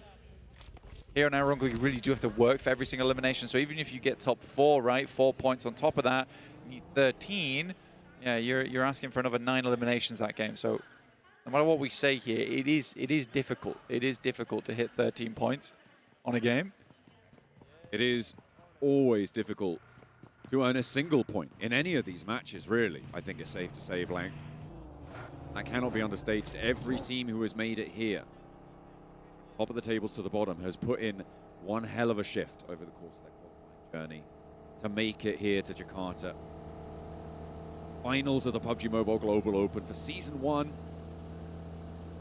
It has been a monumental journey. I mean, even for Panda, right? They have done so much. They have done really very, very well. Despite falling a bit flat on their face here in the finals, I will still sing their praises. A qualifying team here is better than almost every other team in the world. 100%. I mean, they drop FaZe flat into a puddle coming through to the grand finals, but and the puddle has spikes in it. And the puddle does have spikes in it.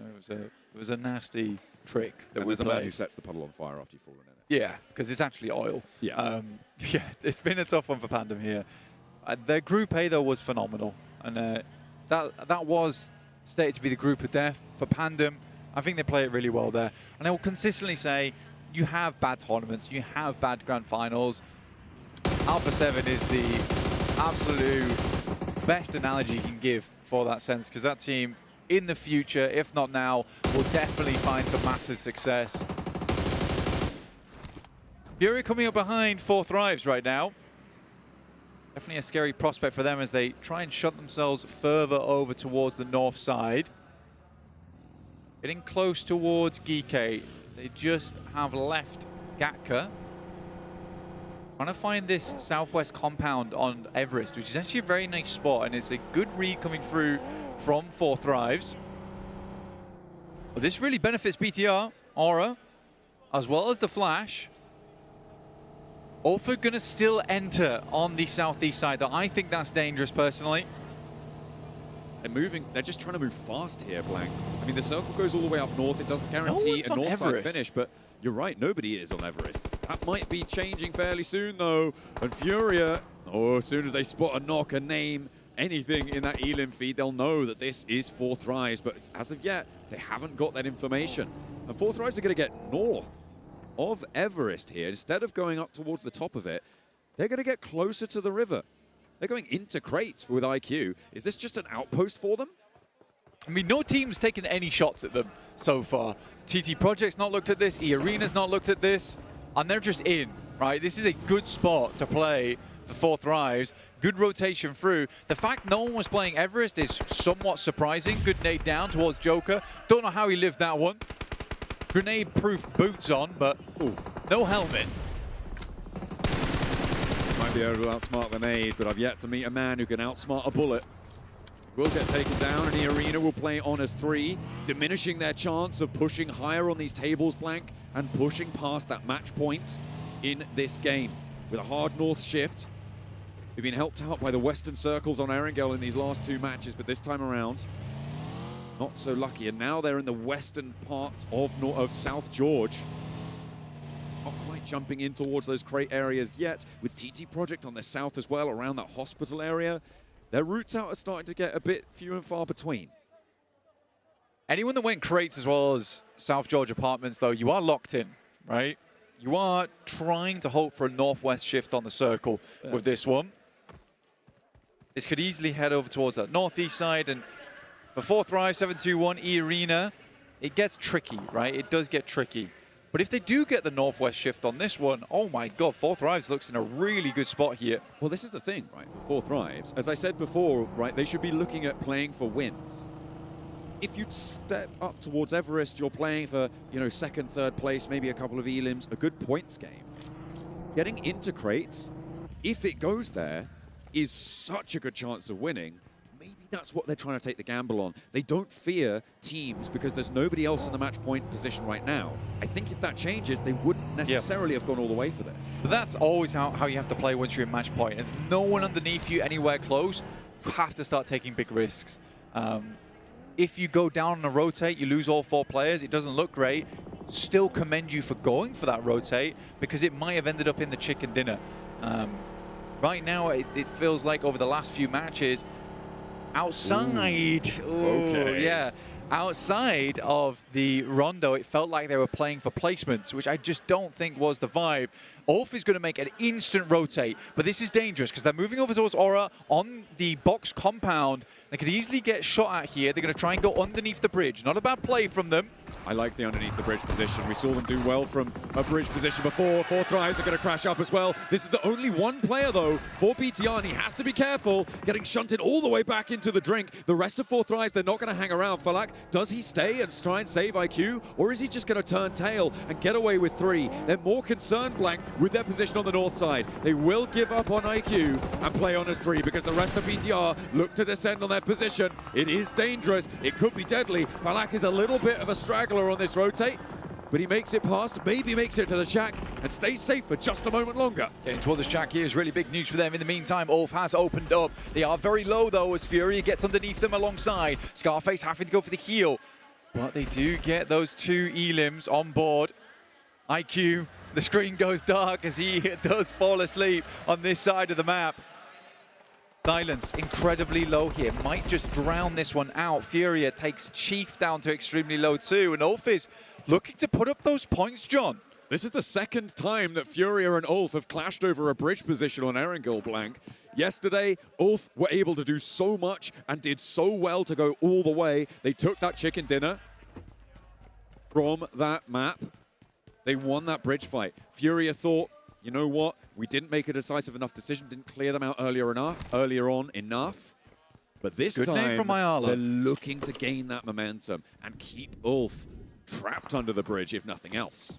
Another nade over the top here. Difficult to get him back up again as well. Good spray through the water, ducks underneath. Trying to get across towards Eren here, but Ulf's in a tricky spot. Good shots from Solus, very much needed at this point in time. Nade drops in towards the water, and in fact takes out Silence. Finds Silence at the last moment. Scarface there. Look at a stand up and will get the flush. Oh, it's recoverable. It is recoverable. Just Ayala for Ulf. There's so many low health bars. It looks like they're not even in the game, Blank, but they are. They're here, and hopefully, well, if you're an Ulf fan, hopefully they can stay, because they are chasing for that match point, and they are not too far off. 9 points to go. I mean, keep on slugging here. 4th Rise are spotted on the western edge. But Ulf managing to recover with how low their HPs were. I was very surprised they were able to do that. And 4 eliminations as well to grab.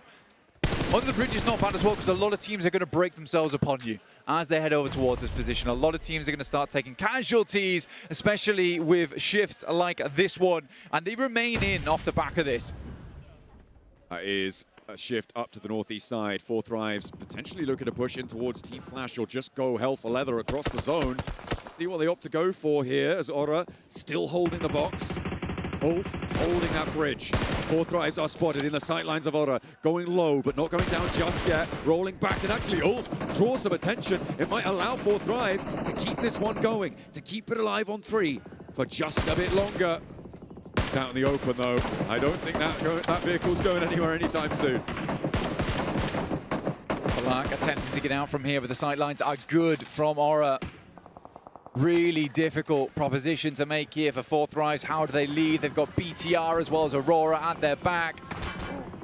Well, that fight is going on its own right. This western side does need to be paid attention to by all of these teams. Razak's lining them up, though, and Aurora has started to crumble under his sightlines. Sure, Razy has been knocked, but he is recoverable. Oh, maybe not anymore.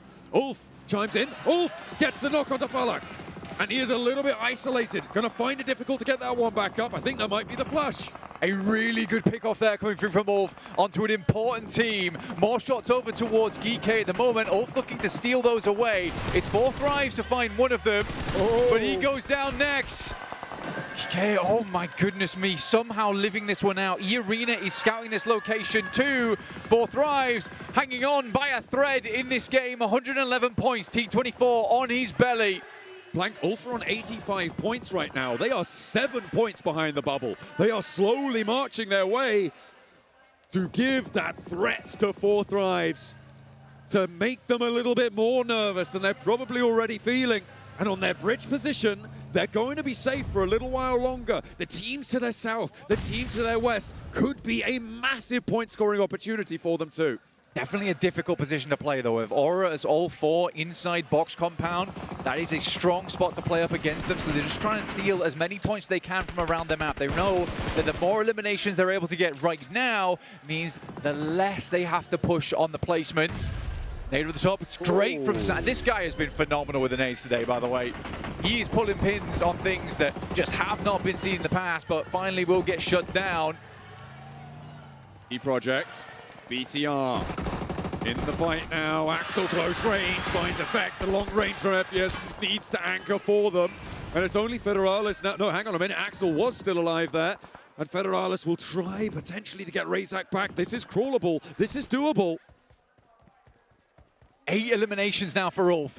They are right at the boundary, and another knock comes through. They are doing incredibly good work right now to make the numbers happen. Just 5 points away. T24 will step up, though. Gets the Molotov over towards top. Any points are good for T24, because although this might not end in a smash, they might still just win by points alone. So anything they can grab is good news. 9 eliminations for Ulf. They keep it going. They have 4 more points to grab. Federalis steps up for BTR. More damage pouring on over towards TT Project, but this ridgeline may just be too tough to cross. Next circle comes in. It keeps in Aura, but it pushes a lot of the bridge positions for Ulf out, and now they have a massive challenge on their hands. Where do they go? T24 might just backstab onto BTR, finds the first, and another point is added to their tally. T24, 1 first aid kit, looks to take shots over towards Axel, and it's good damage. I don't think you're allowed to do that. T24 falls down. No smash yet again. We're moving to Miramar. We will see the deserts. Guaranteed, but 10 eliminations for Ulf. They are on 89. 3 points shy. Placements would do it. They can work it. For Ulf to get a second double elimination tally game is incredible coming through from this squad. Pandem's trying to make their way across. Ulf picks up another 11 eliminations now. They are so close to the boundary. Just a couple of placements required. And teams are starting to fall. Ephius goes down. They're on 12 blank with 8 teams. They're up there! They're up. They're through. They get another point. And now Ulf join Fourth Rise. The threat has been levied. The targets at the back of Fourth Rise has been realized.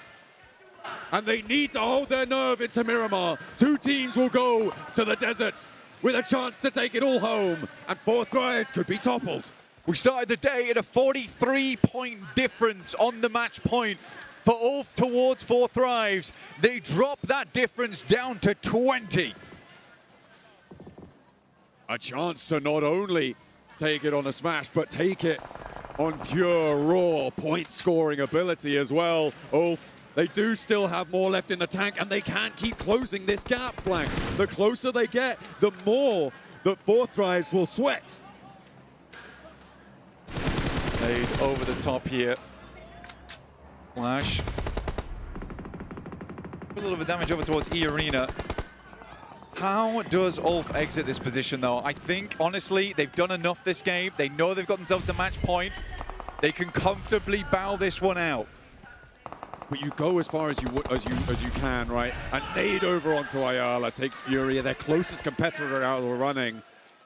You just want as much as you can get here. They are 4 players alive. Horror, they do have 4 players, but they are locked into this compound now.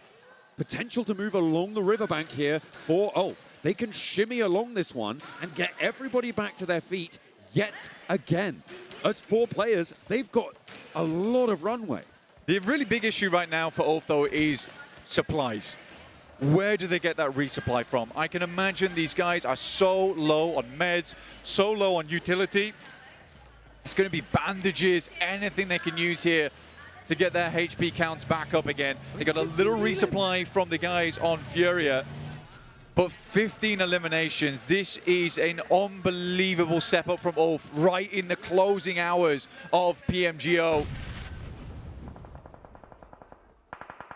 Ulf moving up towards the other compound. We know that they're over that boundary. They should know too, but both teams have to leave. It's not worth pushing this compound at this stage, I don't think, Blank. It's maybe a better idea to look along this coastline, to navigate through, potentially try and get a back foot underneath GOAT team. If you could sweep through Game Stars, get rid of the rest of Boom, it might be a better approach. They might just want to try and blast Otter out of the way, though. Style points, if nothing else. Well, they sort of have to get rid of this team. They're always going to be a threat to them, and this is an isolated fight for them too. Good smokes to get the run-up over towards here. This team is feeling hot, but it's a nice Molotov that comes through from Aura. Another nade, they get around the side. It's a big explosion. Now just down to 2 players. Scarface and Solus on the back lines. There is an answer. There's a nade into the window. No Fear trying to get those flushes. They do confirm it. A second knock comes through. That's from Boom out to the east side. So it is now a 2v2. Ulf has a little bit more. And now No Fear's the last alive. Scarface has 2 nades. Looking for these flushes. More points to add to the tally. And Ulf aren't done yet. Solus hops in. A little bit too overexposed. But Boom One nade from still Scarface. have the angle. Nade in from Scarface. He's spotted. And the bounce isn't there. Just trying to look for some more eliminations right now for Ulf. Anything extra this and Scarface can get here is fantastic. Up to 95 here, not counting placements.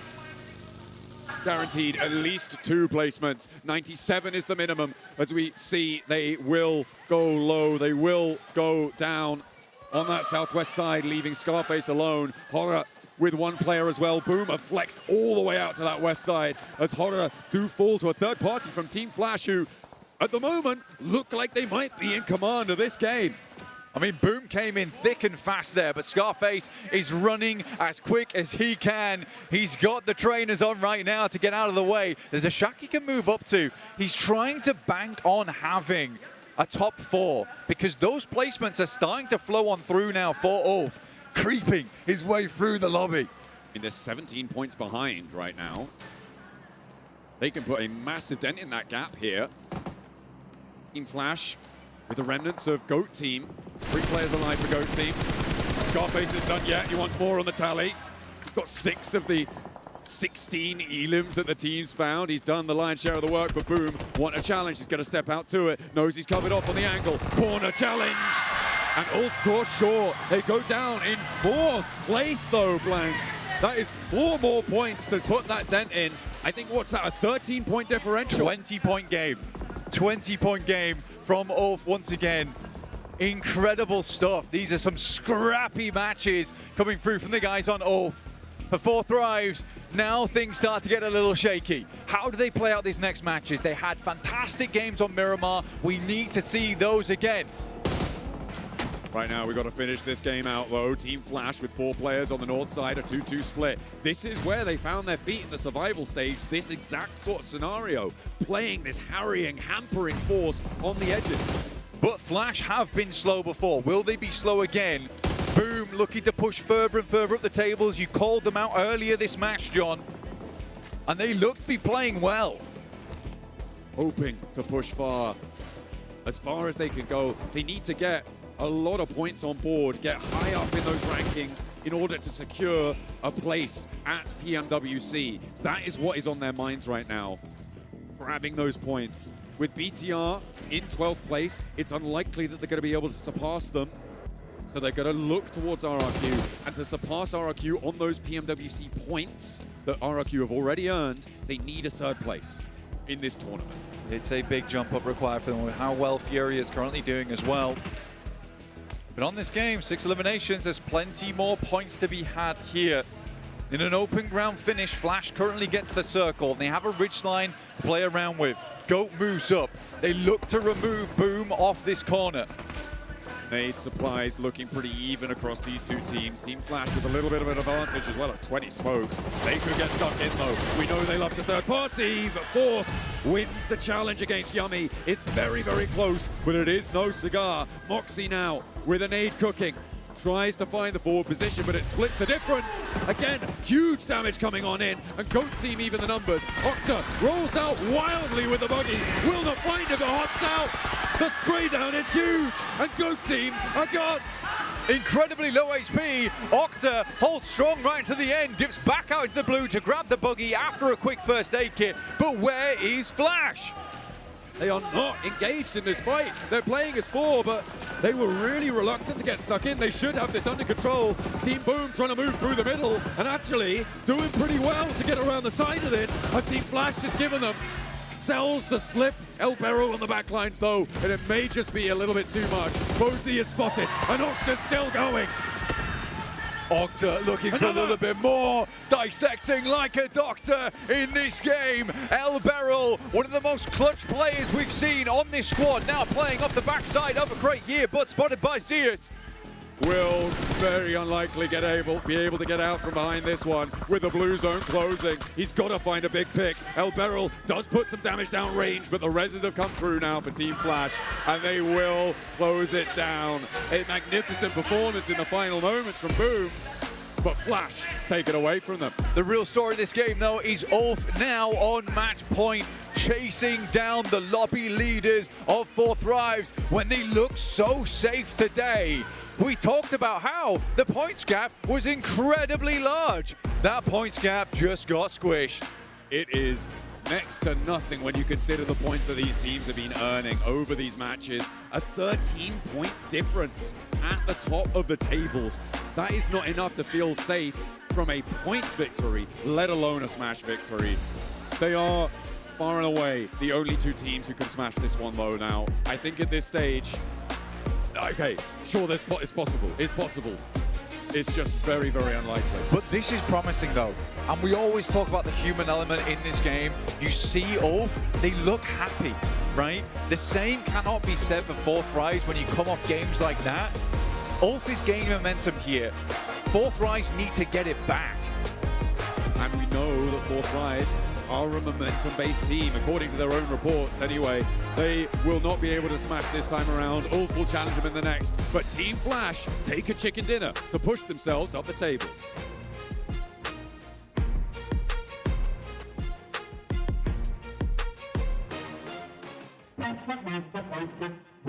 Yeah, gotta aim for the top like, hold up.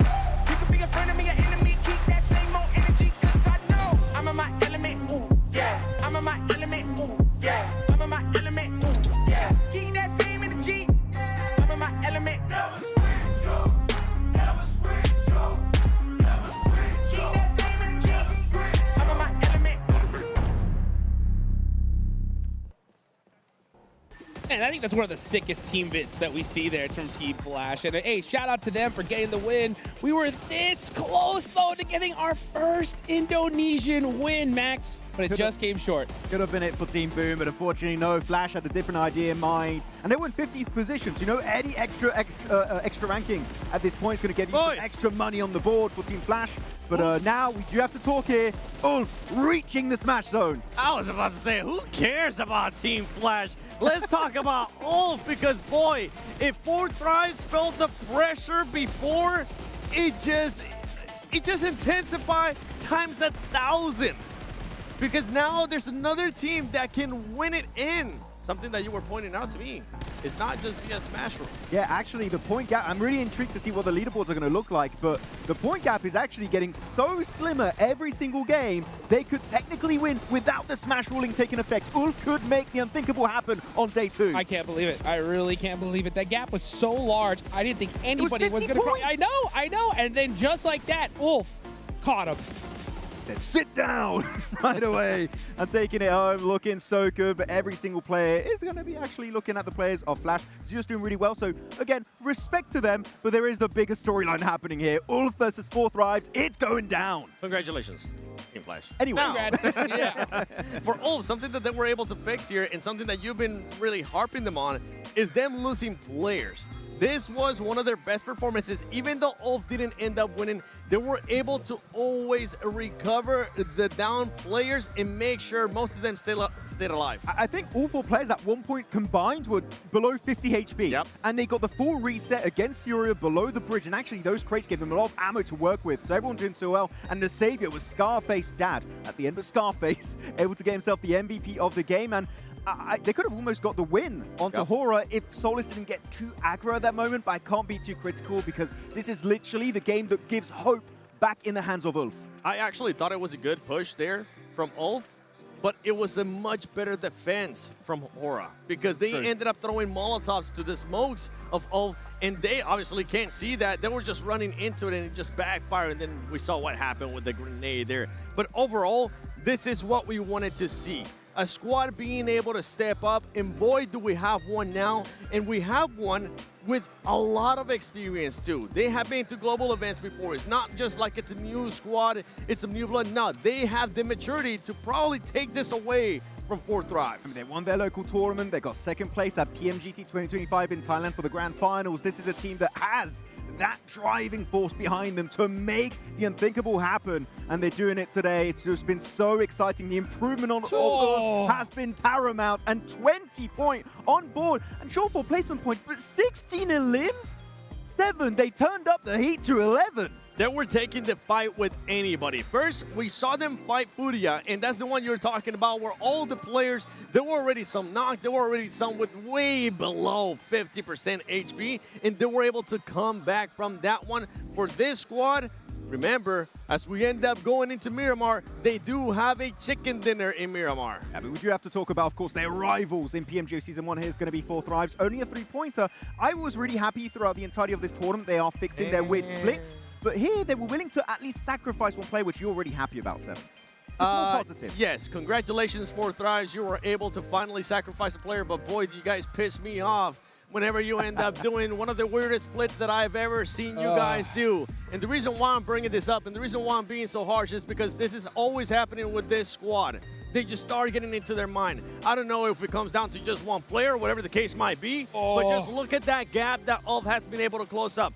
13 points. For 4 Thrives, if you do want to win the championship, you need to lock in. You need to make sure you go back to your basics of what you were able to do yesterday. Don't start changing stuff up with this weird 2-1 splits, sending Husaifa by himself in the middle or so. What are we doing here? Yeah, I mean, Miramar is their home turf. They got 100% win ratio on Miramar yesterday, so there's definitely a bit of a positive leading into these 2 following games. But I fully agree, 7. I couldn't put it any better. They are definitely shaking in their own boots. They're feeling the pressure. And now also in the Smash Zone, the pressure is at an all-time high. To emphasize even more on that push, if you're not sure about actually committing with Husaifa when you send him to the center of the circle, have him fall back. You are already down a player. Remember, they had to sacrifice IQ.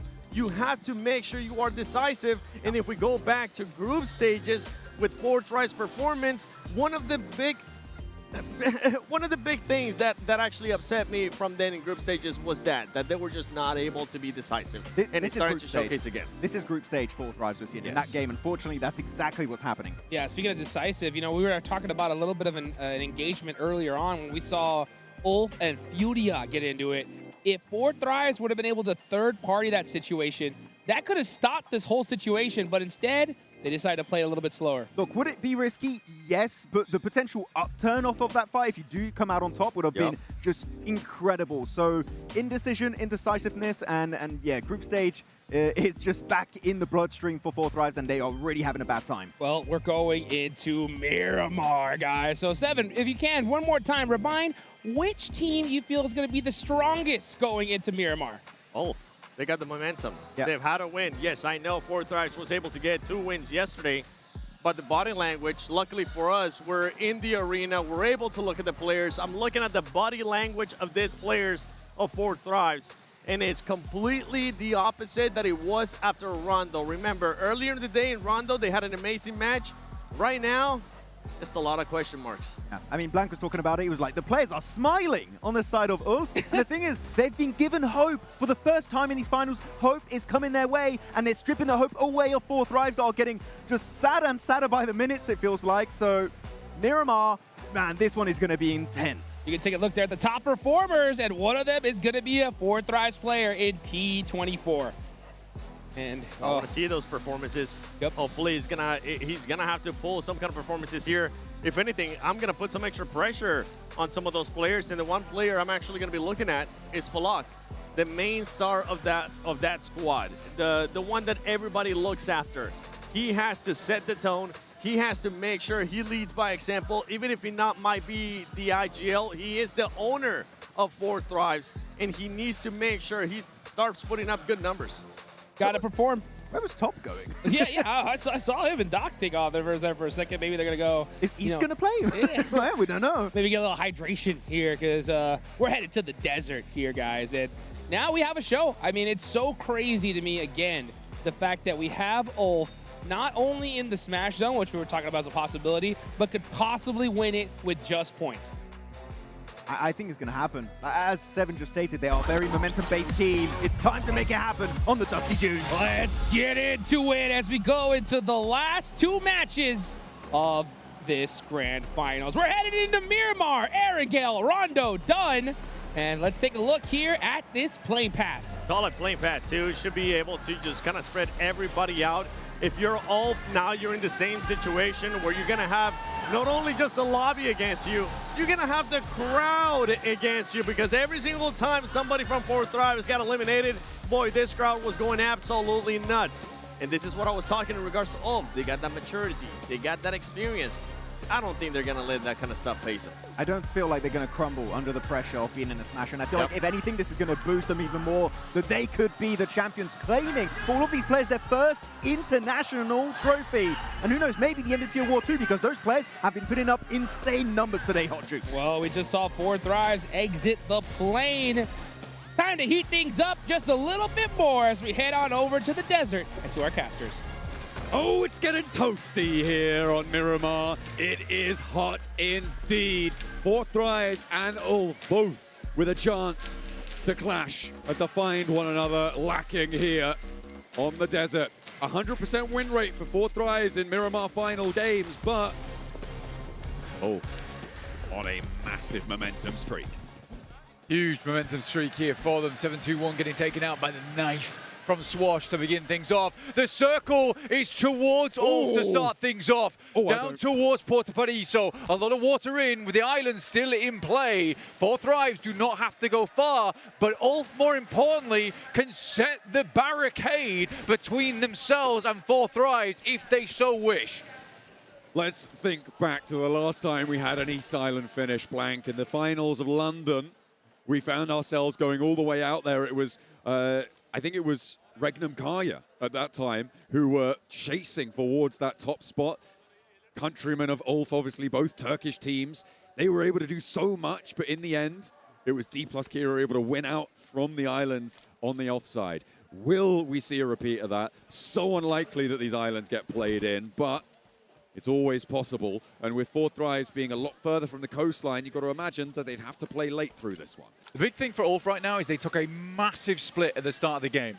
They have a huge amount of awareness of what's going on inside the circle, where players are. Right now, they control pretty much La Bandita and everything that sits over towards the north side of it, including Minas Generales. So for Ulf, they start this game off really strong in terms of the information game. Is the momentum still going to be there? Because we have got hyped up about teams like this in the past, and then they have fallen flat as soon as they hit the match point. The same can happen to Ulf here.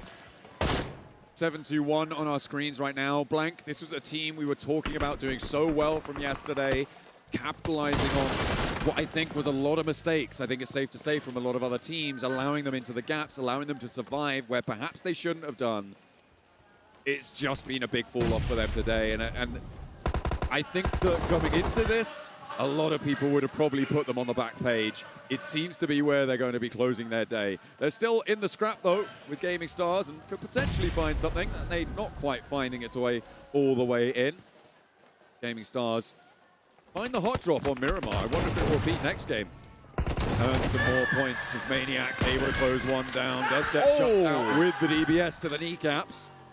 A nice little leg sweeper there. Potentially a little bit more, but there's just challenges back and forth between them and GameStar. The Arena want to take a slice of the pie, add it to their tally, and up towards the top of the table, it is all too welcome.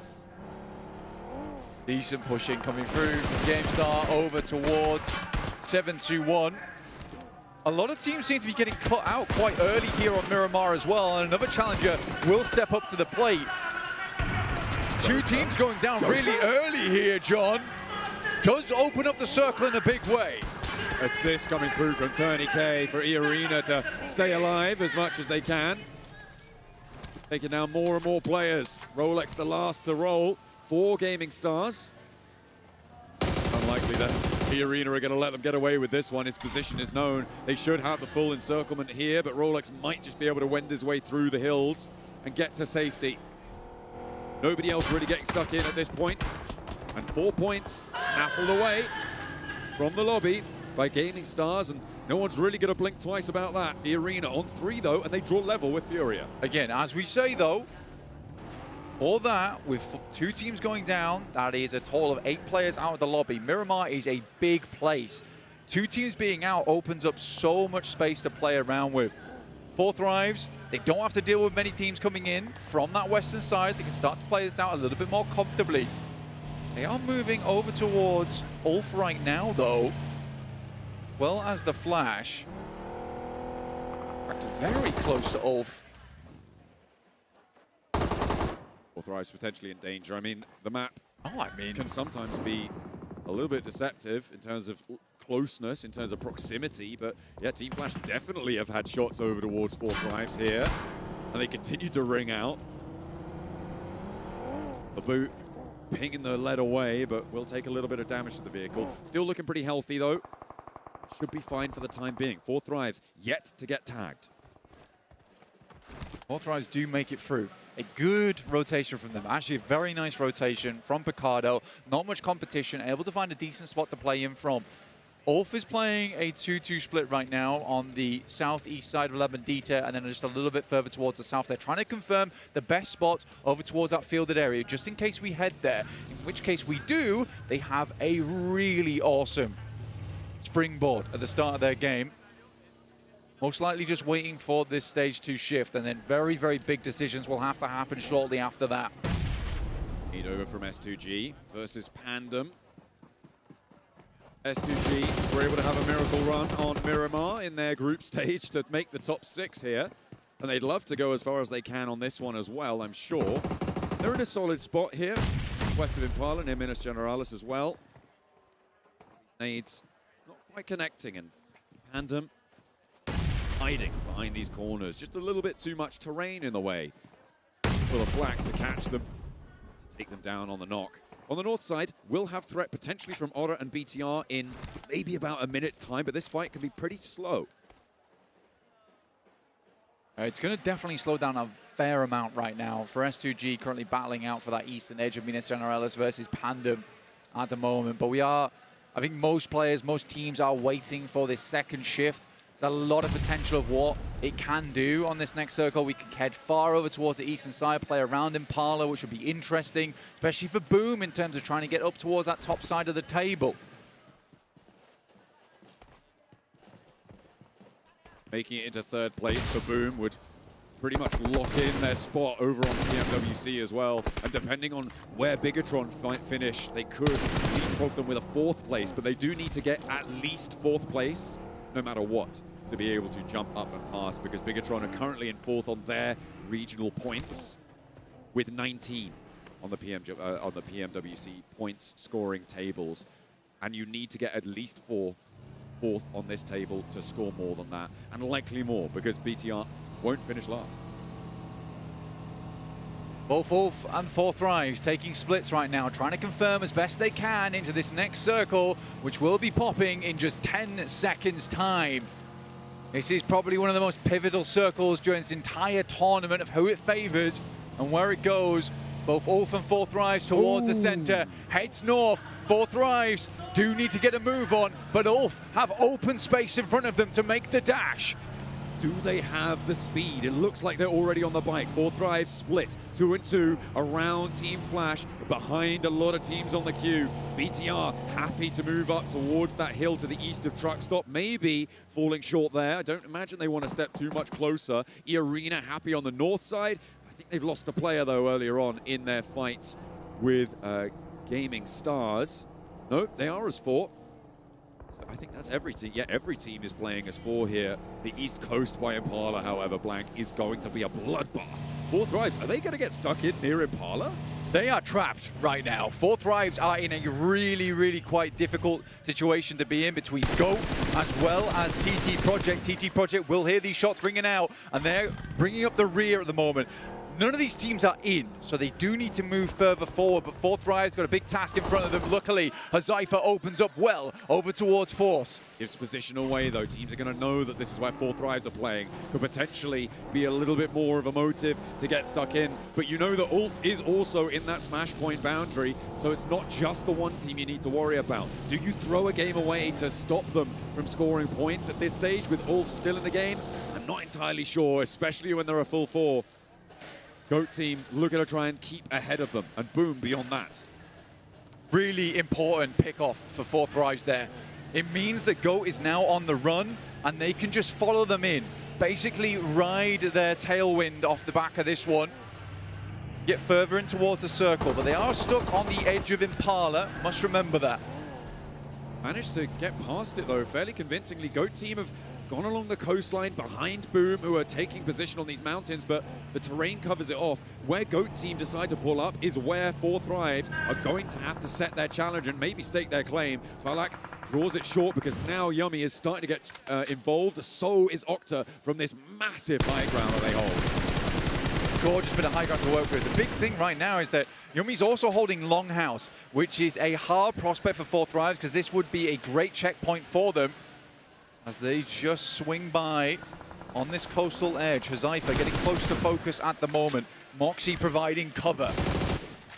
And through all of this, Blank, Ulf are very clearly in the center, fairly safe next to Pandem. No one's pushing them at all. So it is 4Thrives in the most danger right now of our 2 hotspot teams. They've already managed to find a point, but GOAT team. Oh, Falak! And Aurora, they're pushing in from behind. Oh, it's a pincer. This is dangerous. Falak is down. Will potentially get flushed away here. Indeed, he will. And 4Thrives are on 3, going very low. Octa can't quite clip. IQ on the approach. Looks for more. Looks for that spray down. But maybe Aurora in for the assist. The circle heads over towards Ulf, Pandem, Aura. 4Thrives are further to go, and they might just fall down again. Oh. T24 out, leaving IQ as well as Hazaifa, the last 2 players alive.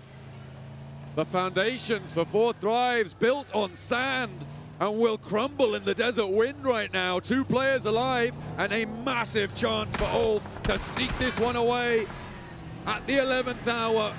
It's unlikely the 4Thrives finish anywhere below second, but it would be an ashen second place. Trying to find any purchase on this circle. Aura just beneath them. Shots are taken. There's another angle along the way. You can see how low these players are going. IQ making the mad dash, but the vehicle starts to smoke. Hazaifa and IQ. I mean, if they can pull this one out the bag, they're a stronger man than many. And they get to a shack for Hazaifa. IQ, does he commit to it as well?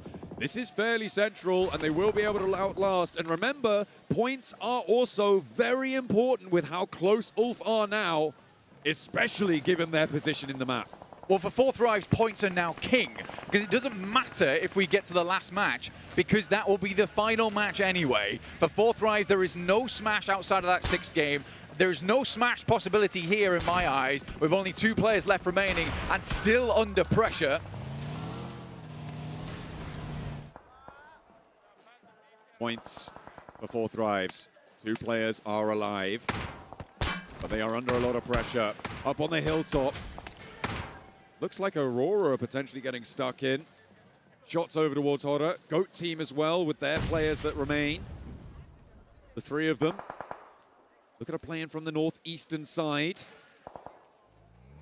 West Edge is just so free, Blank. Yeah. And it's Ulf and Team Flash, the only players who are there. Pretty much, if we get a western shift on the circle, Ulf is in such a good spot because it's so barren around this area, you can see, and Ulf has this lovely position to play from. Very hard to inject yourself over towards that spot, but they still need to get a western shift on this one. It's not done just yet, because if this pushes away from Ulf, they have to leave, and that's hard. Certainly is. Real tough stuff. Come on through, nades traded, no knock found, but Moxie takes the brunt of the damage. Safety backed off the angle by the rear guards from GOAT team, but they've both taken a heavy hit and have to get some healing done. We'll be able to find some, but Focus has fallen. Boom are also out in the wings waiting for it. GOAT team starting to falter now, starting to stumble. Just these 2 players on the angle, and Safji looks for Moxie. More nades are pouring in, and Furia will get stuck in as well on the north side. BTR are there, and it's a south shift. It's not the best for Ulf, but it's still pretty bloody good. It works well for them. They have so much control over the circle now, and they can take a lot of shots. So even if they don't get the chicken dinner off this game, there's a high potential for eliminations coming through from Ulf in the near future. Ora rip through Furia on the approach, getting 1 knock and flush. There is an answer from Ayala, but Furia just faltering a couple of times so far today and will not be able to jump up and be in competition for the top spots. Ora will want revenge, and they descend for 1 and another. The first Miramar sees Brazil out. They'll have to go to the last. Furia not able to get over the match point, and not close enough, but looking to try and hold on to their 3rd place spot. E-Arena is on the chase. BTR moves up, and Aura getting swept aside a little bit here. Aurora with S2G challenging them. Top goes down. Aurora now on 2 players. It's Doc and Seol. Kamikaze lost, and Solke up and into the fight for S2G. They've still got a backstop coming through, and Hamzy G, who's fending off TT Project, could be dangerous if they're found. Hazaifa down. Hazaifa is down as well. You're right, for Fourth Thrives, they are just the 1 player remaining. IQ, the last to stand. It's not a chicken dinner. It's not even going to be survival points at this stage. Goodness me, they are starting to limp through this one. Good shots from Bozy over towards Aura here as they try and careen their way into the circle. Over towards that south side, Flash in a good spot. Also, you can see right here on your screen, they have the full 360. Wow. Full control. Nowhere to hide. Ora still trying to pelt the circle with players and moving 1 in. Aurora still struggling against S2G, and TT Project not pushing past the backstop. Zeol falls next. S2G, they're on 4 eliminations now. Looking to try and climb as high as they can on the tables. So many teams injured here, though, at this point in time. The Flash is up with 4 right now. Boom does get eliminated.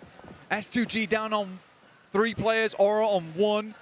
Pandem's still alive, but what can they do at this point? They have been struggling through this tournament so far.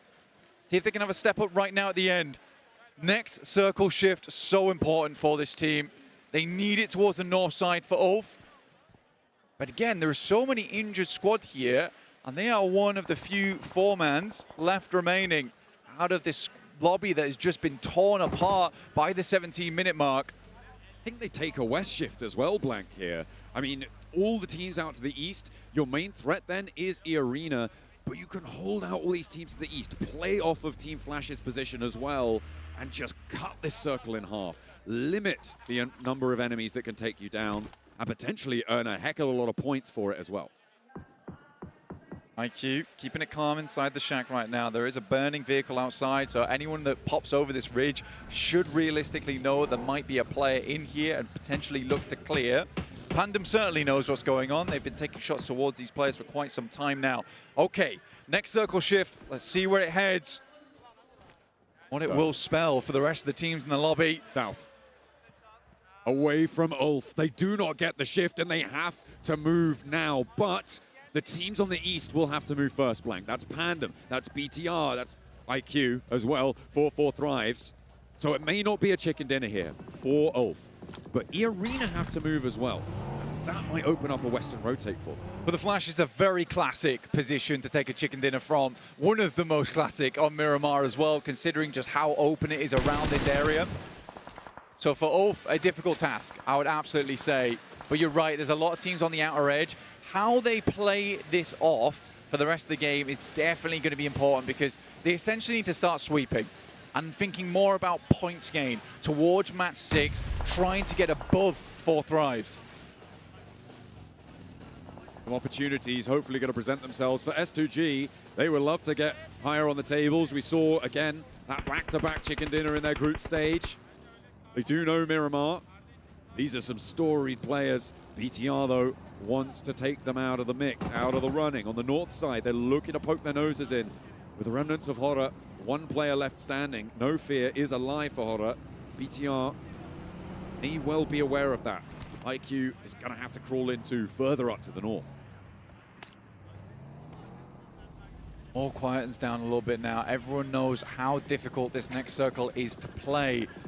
Big benefit for our team on the north side and Ulf is that they've got all 4 vehicles still up because they're able to hide them away inside that compound, which is going to be a massive benefit for them into the future. Scarface starts to walk forward now for the team, tentatively placing his first steps into the circle. I mean, the good thing for Ulf is that they do have the roadside cover in play as well. They can get a little bit closer to the zone. They don't need to fully commit just yet. It would put them in danger, though, if they fully go for that roadside cover. E-Arena's position on the west, I think, is so important in this next zone, Blank, as well as, obviously, Team Flash. But E-Arena just stop anyone from crossing the road as IQ goes down. The last player from 4 Thrives falls, and again, denied the opportunity to smash. Not a single placement point gathered either, John. As Ketch looks over towards Pandem, and potentially that might be an opportunity for them to open up on this eastern side. Flash also spots them and will begin to take shots. Team Flash have such brilliant angles over towards Pandem. So do S2G, so do Ulf. I don't think Pandem can make this one. I don't think anyone can make this rotate, Blank. A player out in the open, maybe just dipping into the blue. Leon tries to save his bacon, but it is cooking, it is sizzling, and I don't think it's going to stay unburnt too much longer. Flash continuing to open up from this incredible spot of the map to play in. E-Arena down towards the southwest side. Nora finding more, but shots sent over this way, and Eren at least steals away 1. They do manage to heap on the damage. 1 player now left for Pandem. Next circle coming on through. Will it push all further? It goes central. This should be Team Flash's game. All things considered, they are coming off of a chicken dinner. They're looking to keep that momentum going and maybe jump up the tables nice and high, but it's E-Arena, TT Project on the southwest that really haven't stepped towards one another yet. Ulf has to make a decision soon. How do they want to play this one out? They're looking for spots to play. They're not necessarily looking for players. Points would be perfect for them going forward. I really don't know how they play this one out. Do they make the big wrap over towards the eastern side potentially? S2G now coming up against Aura inside the building. And the spray down for Kamikaze is good. Will be able to find the first one. BTR struggling with the burn, with the fire at his feet. Hamzy able to weather it, and there's only 1 player left. BTR are out. The circle is on the middle of this one, and they have to move. But Ulf make that dash, and they lose 2. A big hit coming through from the last player of Aura, from Team Flash as well. And Ulf are down to 1. Just Ketch remains. A disgustingly difficult push for them. They tried to set themselves up. If they got the north shift on this, they potentially win. But now Ketch is the last left alive. He's looking for placement points now, putting themselves ever closer to 4 Thrives to potentially leapfrog them in the final match of the day. Ketch is in the zone though here, and S2G have to move now. Their opportunity to make their way forwards, and Ketch is not going to make S2G's life easy. He's not going to go down without a fight. Lost is down behind.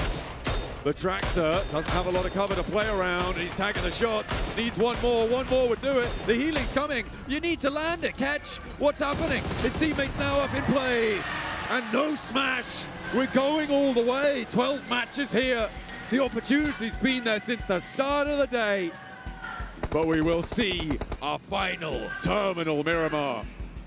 But high placing, decent spot to be in, get themselves ever closer, and the sights are there now for 4 Thrives at the end of the day. There is still a capability to come out swinging for 4 Thrives in those final moments. Same could be said for Ulf, though. I don't think there's anyone. I mean, E-Arena, could they potentially jump up and break that smash boundary with every single elim left in this game? I mean, they might be able to if they get a chicken dinner here. On the western side, they do have some ridge cover. I mean, in theory, they could. In theory, E-Arena could break the smash boundary in this match. I think potentially so could TT Project as well. As much of an outside chance as it is, it's still possible. It's still possible. We will have just to wait for the leaderboards after this game comes through and can determine just exactly how close it is towards the top side of the lobby. But deserted ground in front of them. And this is last desserts for a lot of squads right now when it comes to those eliminations to potentially try and leap up towards the top side of the lobby. I'm pretty sure at one point, Ulf actually controlled the compound that Flash is currently playing. But you gotta take a gamble. Ought to be galling. The Arena flexing out, moving Schweppes into the open, as is Tony K, although he's got a little bit of cover from the hay shed. Project, they've been playing on this roadside for a long time. They're not really peeking up and over. They need to stay covered off from Team Flash. S2G, very close by towards Team Flash, and this has got to be worrisome, especially when you're not able to get the knock like that. Kamikaze drifts in behind the Tractor. Manages to hit the deck. A lot of damage being poured back their way. I think now is where Team Flash should start to worry. Team Flash inside their building, like you say, eventually they'll have to leave. E-Arena makes the swing up. They aren't looking their way either. They were looking over towards S2G. A great moment to pick here for E-Arena to try and get themselves further into this game. TT Project meandering up the road, looking for something, but now marooned, sadly, on the south side. 2G will move to the east edge. Taking damage though, the vehicle goes up. I think they should be able to heal this one through. I wonder how much ammo Team Flash have left overall. It's looking like it might be pretty bare here, Blank. This could be a pretty important factor coming through for Team Flash in terms of their efficacy into these final stages. Too bad. I mean, it's not a huge amount of ammo, but again, we're towards the end game right now. But for the Flash, they just haven't made enough casualties around the map. That's the big issue. S2G coming into this with 14 nades will be critical to push through the mire that sits in front of them. I kind of like E-Arena for this one right now, Blank.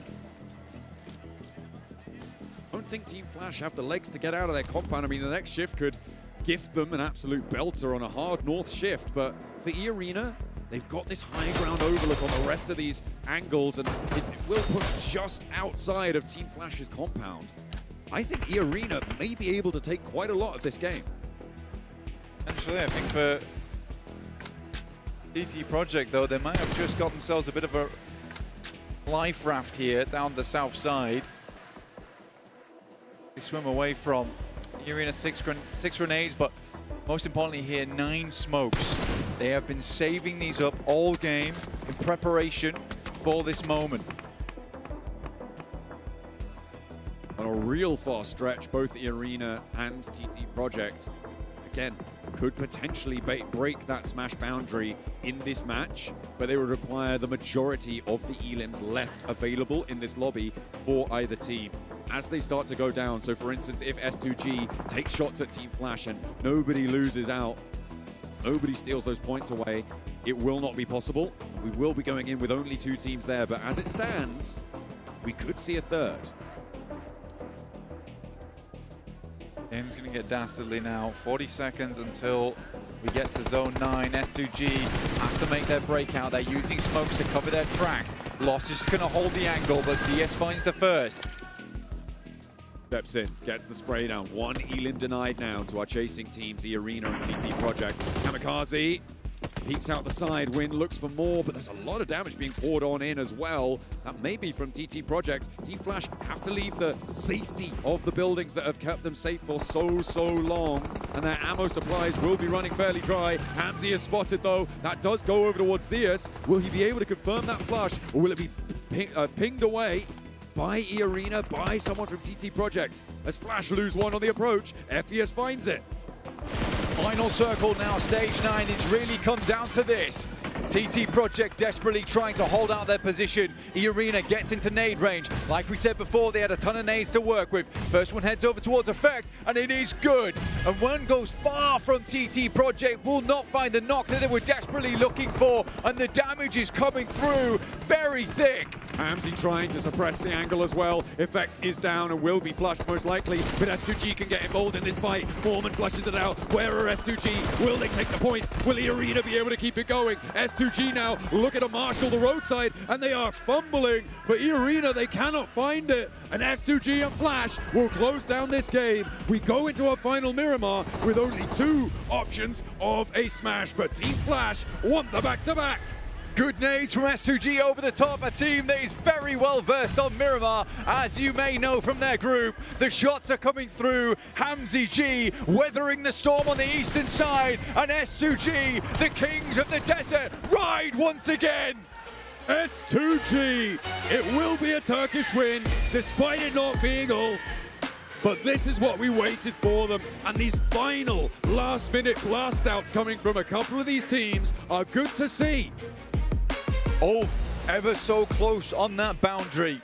2 teams to smash on this last game, but it's most likely going to come down to those points. We will see what happens going forward. No matter what happens here, though, both teams are going to be feeling mighty nervous into this last game. Absolutely. S2G claimed that chicken dinner. Team Flash did a lot of work, though, in that game to be able to put more points on the board. It is a big ascendancy from their performance over in day 1. Team Flash have done more. This game, they were helped by the circle, sure. Last game, they felt very proactive, and I enjoyed their game there. It was just so unfortunate that they took that compound away from Ulf. Assuming you're an Ulf fan, it's unfortunate that is, because it was so close to them being on with a chance to take it, potentially. But it's not going to happen here. It may happen in the next one. S2G take the chicken dinner to see us into a final map of Miramar. Friend Bentley, Lego. Why they be down the boy? Tell them it's part of the plan. I'm just the underdog feeding them slaps. The gains in the palm of my hand. Whoa, they want me to fail, this is personal. They sleeping on me, this is perjury. You make it, nobody has heard of you. Tell the doctor, prep the beat for the surgery. Killing it, they ain't gotta gas me up. Do it myself, I'm drilling it. How many times did they pass me up? I'm cool, can't walk on my shoes, I'm kicking it. Wanted your big, cause they see that it's working. Grow from the L's, they see wins on the surface. Flaunting my wins, I do it on purpose. Playing with you, take you down to the surface. Motion, okay. Are you kidding me, S2G? These guys in Miramar are just like peanut butter and jelly. They just go together. But the big story here, folks, is we have 1 match left. It is 4 Thrives versus Ulf. And this one is way too close for comfort. Boy, it was a 13-point difference, and now it's down to single digits. Ladies and gentlemen, 9 points separate the Turkish team to the Pakistani squad. and it will be down to the last game. We will be going every single game today here, 7. I was hoping for a smash, but man, this is absolute cinema now. This is insane for a team to be able to close up a 50-point gap and now have a chance to win it via points. At one point, I was just saying, if any team's gonna challenge them, it will be via smash roll. Some people were on social media crowning a champion. That is not the case, and it's not going to be just via smash roll. It could be via points as well. Look, if Ulf do win, I've got the receipts. I got a lot of screenshots of everyone that posted prematurely before celebrating that win of 4 Thrives. But still, actually looking at TT Project, what a comeback from them. Yep. Crazy win here. Let's take a look at the comms and hear what these players had to say. Ai trong cái móc này, trong móc. Thôi mình vô trong được á, mình vô phía trong này nè. Quăng trái luôn. Rồi còn ngoài trái kìa. Ngoài trái nữa. Bắt qua trái, bắt qua trái. Đầu người đó hả? Xong rồi anh em mình áp bên đây, áp bên đây. Cho nó chơi trái. Đây này à. Rồi vô trong móc qua đứt trong móc. Ủa đó mà. Sao không rồi móc. Mình bo. Nhìn nó đặt cam nó, đặt cam nó. Phải nó buồn, phải nó buồn. Đặt cam mình đi. Chết chơi. Đây bắn đâu kìa. Hai bên. Máy là trên này nó kìa, nó kìa. Còn bắn mình phải chạm được một phải một thôi. Má được bốc chết luôn. Rồi sẽ nó quýt với. Thế rồi. Không còn gì hết á. Còn xuống gì á. Rồi như ba rồi.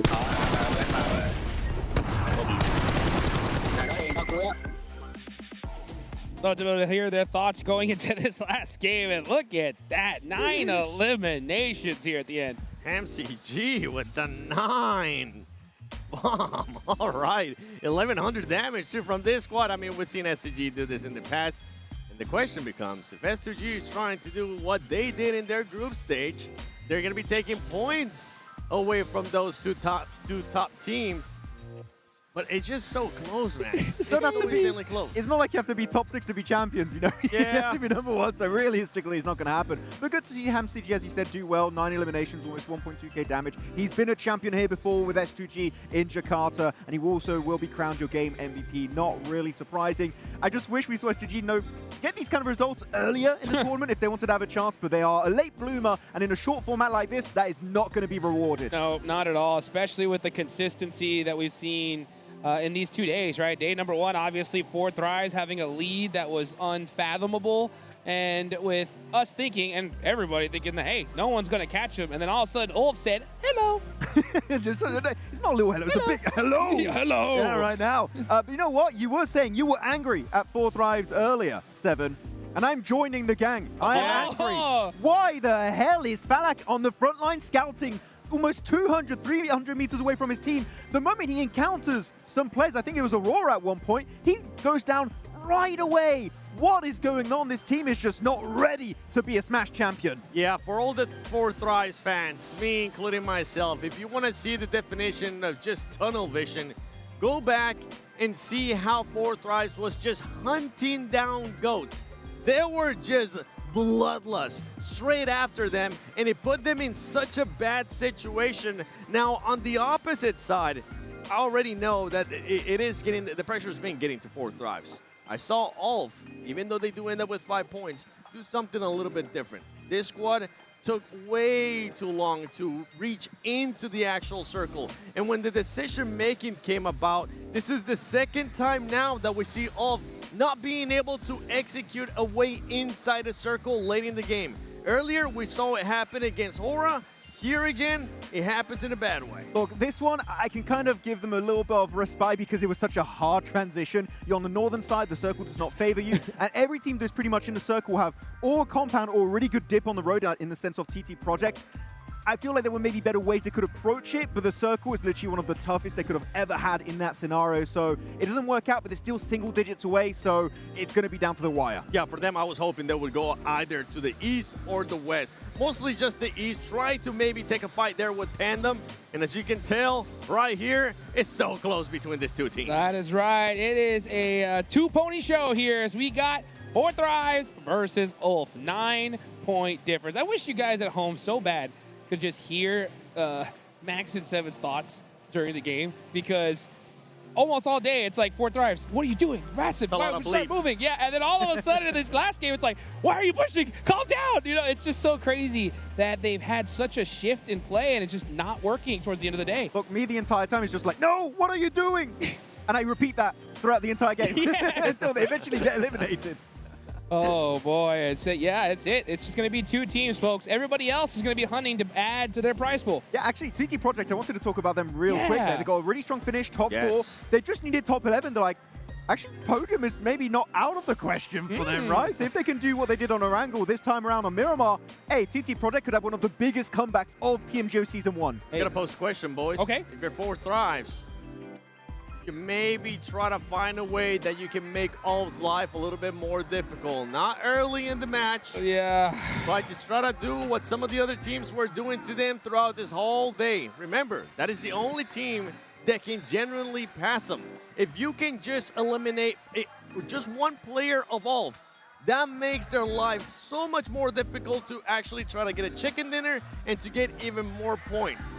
I feel like if you know 100%, no doubt in your mind, you have an opportunity to wound a player or multiple even of Ulf, send it, because even if you go down, no one else outside of top 2 can really compete for the championship. So if you just get rid of that team, the win is sure to go your way. I'm not talking about a full crash, though. I'm not talking a full-on 4v4. Just one player or 2. Just one player, just 1-2 players, because it's so close that if you do end up committing and it backfires, guess what?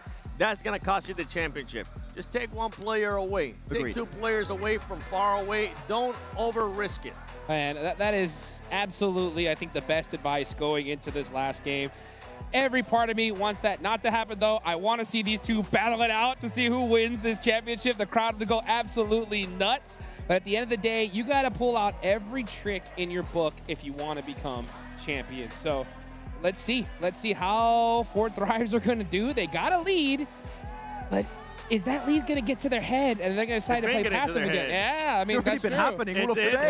It happened in the 3rd match. It's been happening for a long time for this squad. How can they get themselves out of their head is the big question mark. Okay, guys. Well, it's 4 Thrives versus Ulf. Both of these teams need every single ounce of help they can possibly get. So, Maxman, I'm going to ask you the question. Which team are you going to predict to win the final match and become PMGO champions? I already put me on the spot, but you know what? I think 4 Thrives need all the help they can get. I'm picking Ulf for the win. Oh, the Ulf pick is out. What will happen? What about you, Seven? I'm going to be picking 4 Thrives. The reason is because now the pressure has been ongoing for so many games that this squad knows exactly what they need to do. They seen the leaderboard, they seen the 9 points, they know just exactly what you need to do. I saw their body language. Trust me, it is much better than earlier. This squad looks like it's locked in. All they have to do is just make sure either Ulf doesn't win or there's some extra points in that board. Well, here we go, folks. It's the last match of the 2026 PMGO Season 1. Who is going to become your champions? Which team has that ice water in their veins? Will it be 4 Thrives or will it be Ulf? The biggest question of them all. The plane really favoring all of these squads. 4 Thrives, gonna of course dead center in Picardo. No excuses on Miramar. None whatsoever. This squad, I don't want to see any bloodlust. I don't want to see any tunnel vision. I want them to just be focused towards the end of the match. How can you make sure you do enough to stay at the top? You have a 9-point lead. You have given up a lot of points, Max. Can you actually do just enough to get your first championship and win it for Pakistan? I got a little bit scared. I saw Ulf drop at the same time as 4 Thrives. Like, no, please don't drop Ulf and Picardo. But no, they will be going to the eastern side near La Bandita. We are safe for the early game. Well, the crowd is on their feet. The stadium is making some noise. I hope you guys at home are doing the same as we send it on over to our casters for the last time. The race for the top spots begins. Their final chance to smash. 9 points separates the 2 teams at the top, and we're going all the way west on the circle. A lot of unplayable terrain. We saw the East Coast before. We're going away from Impala this time around. This is 4Thrive's time to shine. Down towards the southwest side, they've had some good games off the back of this one. For Max, he predicts 4Thrives. No, predicts. No. Oh, sorry. Whoa. He's the anti-curse. That's powerful tonic you're throwing out. He's dropped the anti-curse. He's given it to 4Thrives. Potentially, without that ailment, they can get the win here. 9 points sit between the two of them. A tie, most likely, would go in 4Thrive's direction. They have more placement points right now. Chicken dinners first, though. I don't think Ulf have... I 3. think they've only got 1. Yeah, they've only got 1. Even if they got a chicken dinner, they'd win anyway, so it doesn't matter. We don't even need to think about that. A tie would go the way of 4Thrives. And locked in with GK in what is very likely an uneventful fight in the grand scheme of things over towards Hacienda. Easy for Bad Boy on the rooftops, jumping about like he's some sort of ninja from some sort of village, Blank. Don't know where that could be, but Easy for Bad Boy will be shut down. Left, right, good night. It wasn't a very hidden village, put it that way. Ragnarok now off in the distance. Leo pulls out the nade, throws it forward. He's waiting in the mids, gets the shots off, but nothing happens, and Pandem will find yet another. The crowd giving them all the support they can. It's always really lovely to be in Jakarta. The crowd is always phenomenal. Where did Boom lose all their players? On the east side. Is that accurate? Not entirely sure. It may well be. Who's picked up points for it? BTR. Yeah. BTR have taken down 2 players from Boom.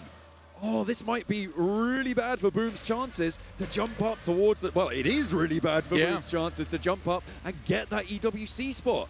ROQ maybe just thrown a lifeline there by BTR of all people. The team that hot dropped them in Zaki and kind of ruined the mental for the rest of the day. Doing a favor right at the end of things. Here's 4Thrives making their rotation out. Again, as always, 4Thrives rotation Picado has been so clear and free. This is their big opportunity now to make something big happen right in these final moments. 9 points, it seems like a slim margin, but that usually is enough right at the final match. For Ulf, they could go out real early here. Absolutely, they're coming through from La Bendita. EK continue their fight. After he's got the Tommy gun, see, he's got to take you down on the staircase too. Oh dear, he's bit the dust. Not meant to be. Now finally, your GK Kevin coming across. No Tommy gun in hand. But does have the micro Uzi, which is kind of a poor man's Tommy gun. Certainly a more modern version of the handheld. The GK will only play on with Kevin. He is very much home alone in this scenario. Will have to carry on for GK on his lonesome there. GK, not too much mobility on the tables right now for them with that 1 player left alive, but everybody else that's kind of near this is still in this really very closely fought battle for money, for placements up and down these tables. Yeah, there's tons on the line here. I mean, 54 points. Still can jump ahead of Aura. But Aura, they're 1 good game away from even a 5th place at this stage of the game. Cool to see. 4Thrives do get stuck in over towards the western side of La Tirera. There is an outpost here from Furia, though. It could potentially cause some problems as they are rotating around, so they will be going loud. Furia, it seems, Igor is just going to wrap back towards the rest of the team, or at least recall them. Request some reinforcements. They're going for a 2-2 split here, John. The desk has criticized them a little bit for going for these 2-2 splits, but maybe this one will pay off for 4Thrives. They are... The problem is, though, this is a difficult 2-2 split to regroup. Yeah, it's such a big gulf that sits, that valley between the 2 legs of the La Tirera Hills. It's such a difficult gap to cross. Also making their way on over right now as Falak, as well as IQ, holding out inside this spot. Force has already got MG3, apparently, as CT Project do take a knock and a flush off the back of that one. Max is saying there's a podium potential for this team, for TT Project. They needed 11th or higher to see their way into the PMWC and push the Vicious out of PMWC. And it seems like that is very, very likely. Reefer spots over towards Ulf there. Aaron immediately pulling the pin on a grenade. Do you want to delay this? Aurora is a terrifying team to go up against, no matter the scenario. It goes long, there's a little bit of damage towards the monster truck. But Ulf, they need to make a quick exit on this one. They know they need to get further into the game. They do not want to scupper their chances right now, and it's likely they know which team they're coming up against. I don't think you can ever underestimate Aurora. Story from those players, tale as old as time. Cannot deny them their prestige, but it will be a chance to open points potentially. GOAT team, another team that has been in contest for some of these top spots. Force those struggling around the corner will start to go low, has to back off the angle, traded off with Iato, and Force falls down. Zerich is down as well though. FVS nearly there, and the top rope from GOAT team will collapse and start to strangle TT out of this game. TT Project looks like their run might be done right now. Mid-air will go down. And they are left up in the air here at 5th place, 77 points. S2G somehow, some way, made a very, very miraculous performance today to get up towards 74. And there is a podium potential for S2G as well, as the arena start to crumble. No chance of pushing further. Horror have a little bit of revenge here as the nades start to pour on in. 2 players alive, and Mormon's very low already. Tony K on the ground floor has a little bit too much to handle, but he's going to go for it. Give it a good go. There's a nade, and it's all up to Mormons. 1 player now on the inside for the arena. 3 players on the downstairs floor. 2 of them are active. And Mormons has some third-party angles chiming in. 3rd place still up for grabs here with Furia still in the game. 4th Rise finally make their regroup as well as the circle goes dead central on the Antiniera Valley. A really good chance here for 4th Rise. Mormon opens up onto 1 over towards Sleepy. Any extra points is good. There's another, but it's over. They will not go further in this match. They may yet still hold on to 3rd place though, as Furia are not out of the woods on the north side just yet. Furia need to go further on this one. There's Masku from 7-2-1, last player alive there for Aura as he gets the rest of the reses up. 2 players were knocked in that engagement.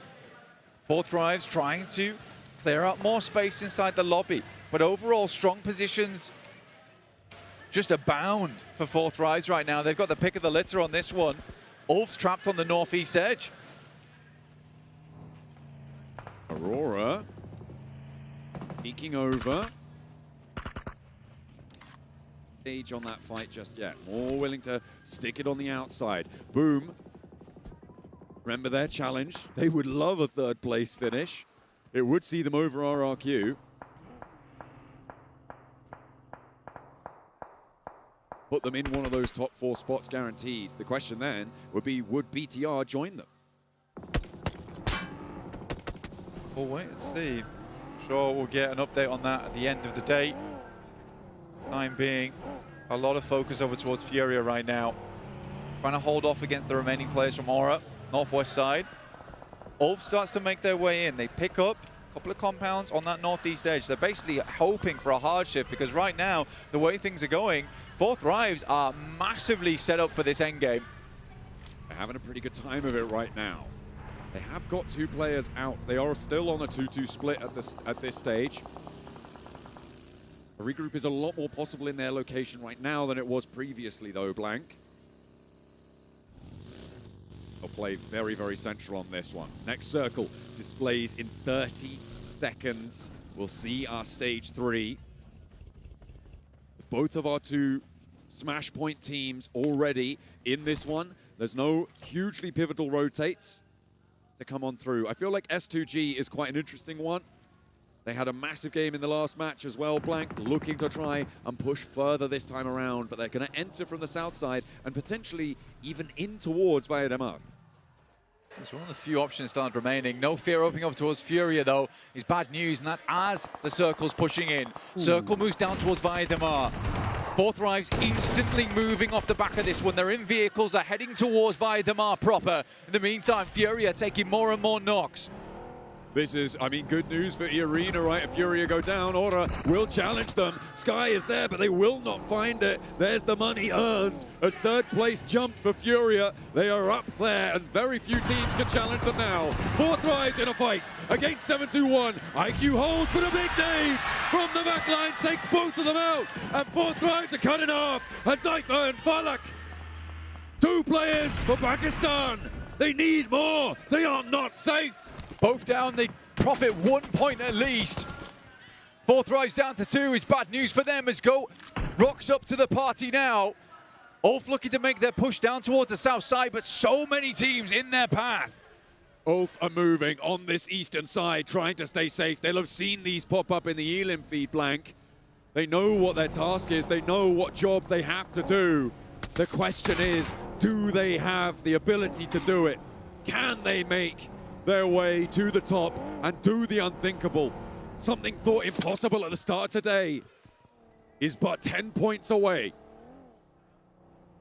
Fourth Thrives down to 2, under pressure right now, still taking shots out, trying to create themselves a little bit of a position with backbone, preventing teams from thinking they're too weak. But losing 2 players is a desperately bad thing to happen at this stage of the day versus 721. The upstarts here in PMGO Season 1.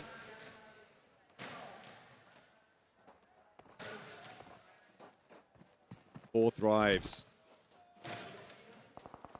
had so many opportunities, and it seems like this one may be going the way of all the others now.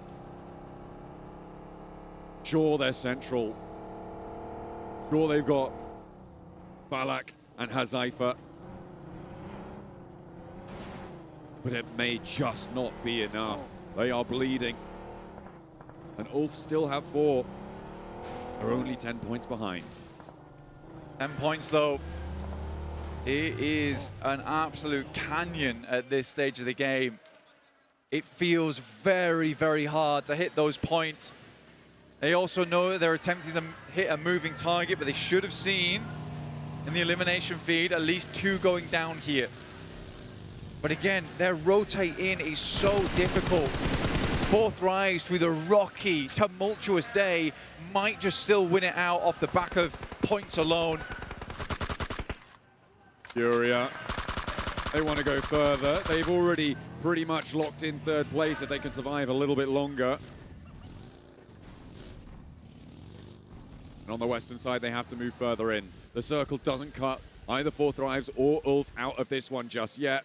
We weren't expecting it to. They were both very, very central. It does have a little bit of water in, but we're not getting any crazy bridge shenanigans like we saw previously on Miramar. Well, not yet. I'll caveat it with that. No one looking to assault over towards Fourth Thrives position just yet. They know that it's honestly, at this stage of the game, it's not massively valuable to anyone just yet. We'll have to wait and see. Is Pandem actually making a mad dash over towards the south side?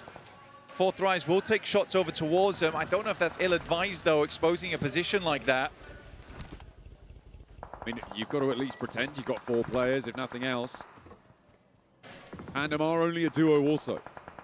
They'll severely diminish their capabilities. Fury are taking up a position with only Silence for now on the high ground of the bridge, which has so much oversight onto the rest of Via Damar.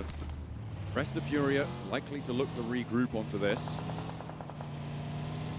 and play on that crossroad. Incredibly tense game right now for everybody involved. With the circle where it lies currently, not likely to cut Fourth Thrives out in this next one. They're going to have to go hard over towards that eastern side, so they can still stick around here a little bit longer, try and place a bit higher in this game, eat into those placement points and see if that'll take them higher up the tables. They can also take shots over towards Pandem, maybe find a couple of eliminations there. Still see the shots start to ring back over towards Fourth Thrives now. Ooh, a knock onto Pandem. Leon does go down. Hopefully looking to flush that one away, but Falak, I mean, he may be over-peaking on this angle. Pandem, to be fair, maybe not Pandem, but a team should be looking to line up, return fire onto this spot. and make this harder than it is. They should be able to find that res too. Furia go underneath the bridge with Silence on the oversight. They've been allowed to move on in. Kevin, who is playing as that last player home alone for GK, will also be playing underneath the bridge. Very slow game here on this side of the map. No one want to make any sudden movements here.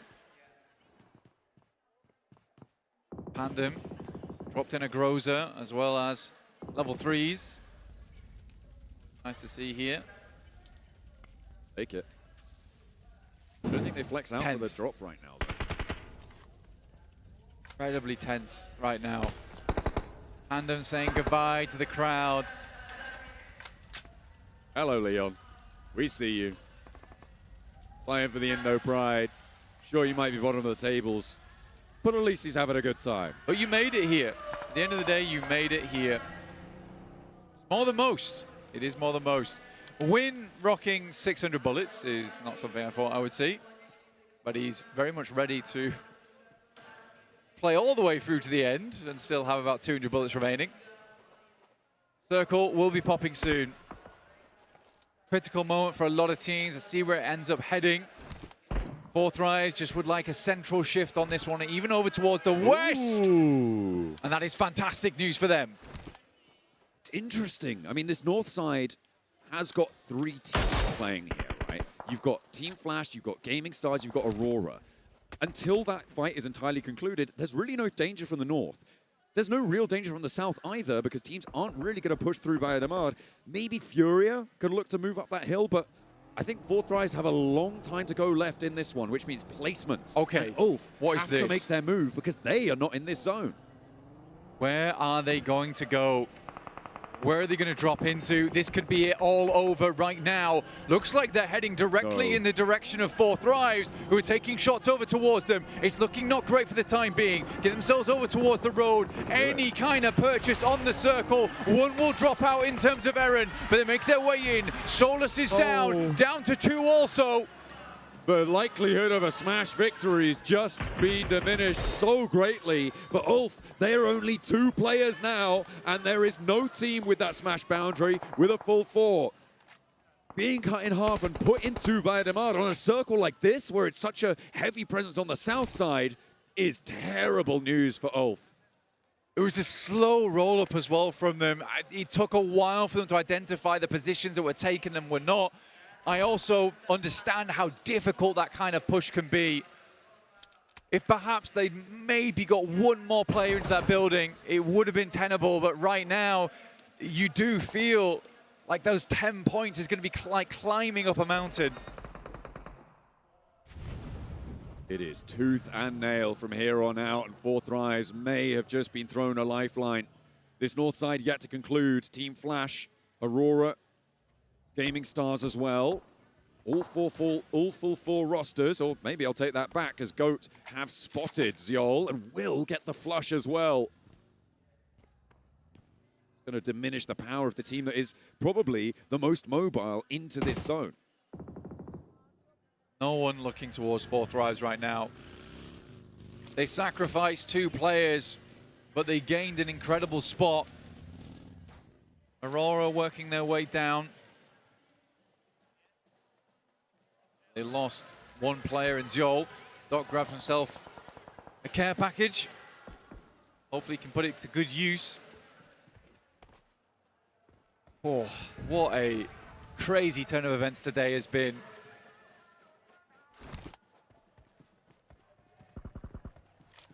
So reluctant to get stuck in. They know that this is the final one. There's no 2 ways about it. Only the points here that you earn can be added. You Flash take a knock and do go down to very likely 3 players here, with Bozy already on half. Topsy getting backed off the angle. Rolex rolls up to confirm it, and Team Flash now have to fade away over the horizon, away from Gaming Stars, as the next circle is 3 seconds away. A crazy final gambit from Fourth Rise. They lose a player, but get the circle once again. But that puts them in danger right now. Teams should know that's a 2-man from at least this area around them. They may begin to assault that position.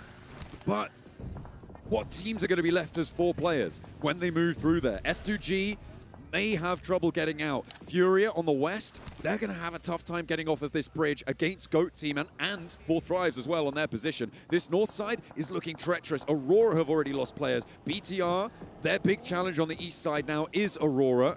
And beyond that, they just have to step forwards onto these hills, but there is Gaming Stars on the north edge. Time begins to slow down. As you head towards the 22-minute mark with still 11 teams remaining, 32 players still up. It's a wild amount of teams to still be alive at this stage of the game, as well as players. Everyone knows just how important these final points on the day can be. For S2G on 75 points, like I said, a miraculous run from them on the final day. This has such a big angle over towards BTR. They're going to know everything about their movements, but everybody has to move forwards. A nade over the top looks good. No, just a little bit long, but the damage is still pouring in. A BTR trying to flee, trying to flood on down, but Doc can't quite stay alive for it. Federalis is down. Top is knocked as well as GOAT team's taking casualties. Furia are plowing their way through. 4 Thrives potentially under threat here, but the teams with 4 players are starting to fumble, are starting to crumble. Hamzy goes low, and Razak's on the inside. Sulke, though, is able to handle the unwelcome caller at the top of the stairs. As S2G stay as 4 as BTR fall. 2G staying as 4, fantastic work for them. Still not a peep out of 4 Thrives just yet. A slow burnout towards the finish. But a finish it still will be. The get-go on the checkered flag, they are just about limping through now to the finish line.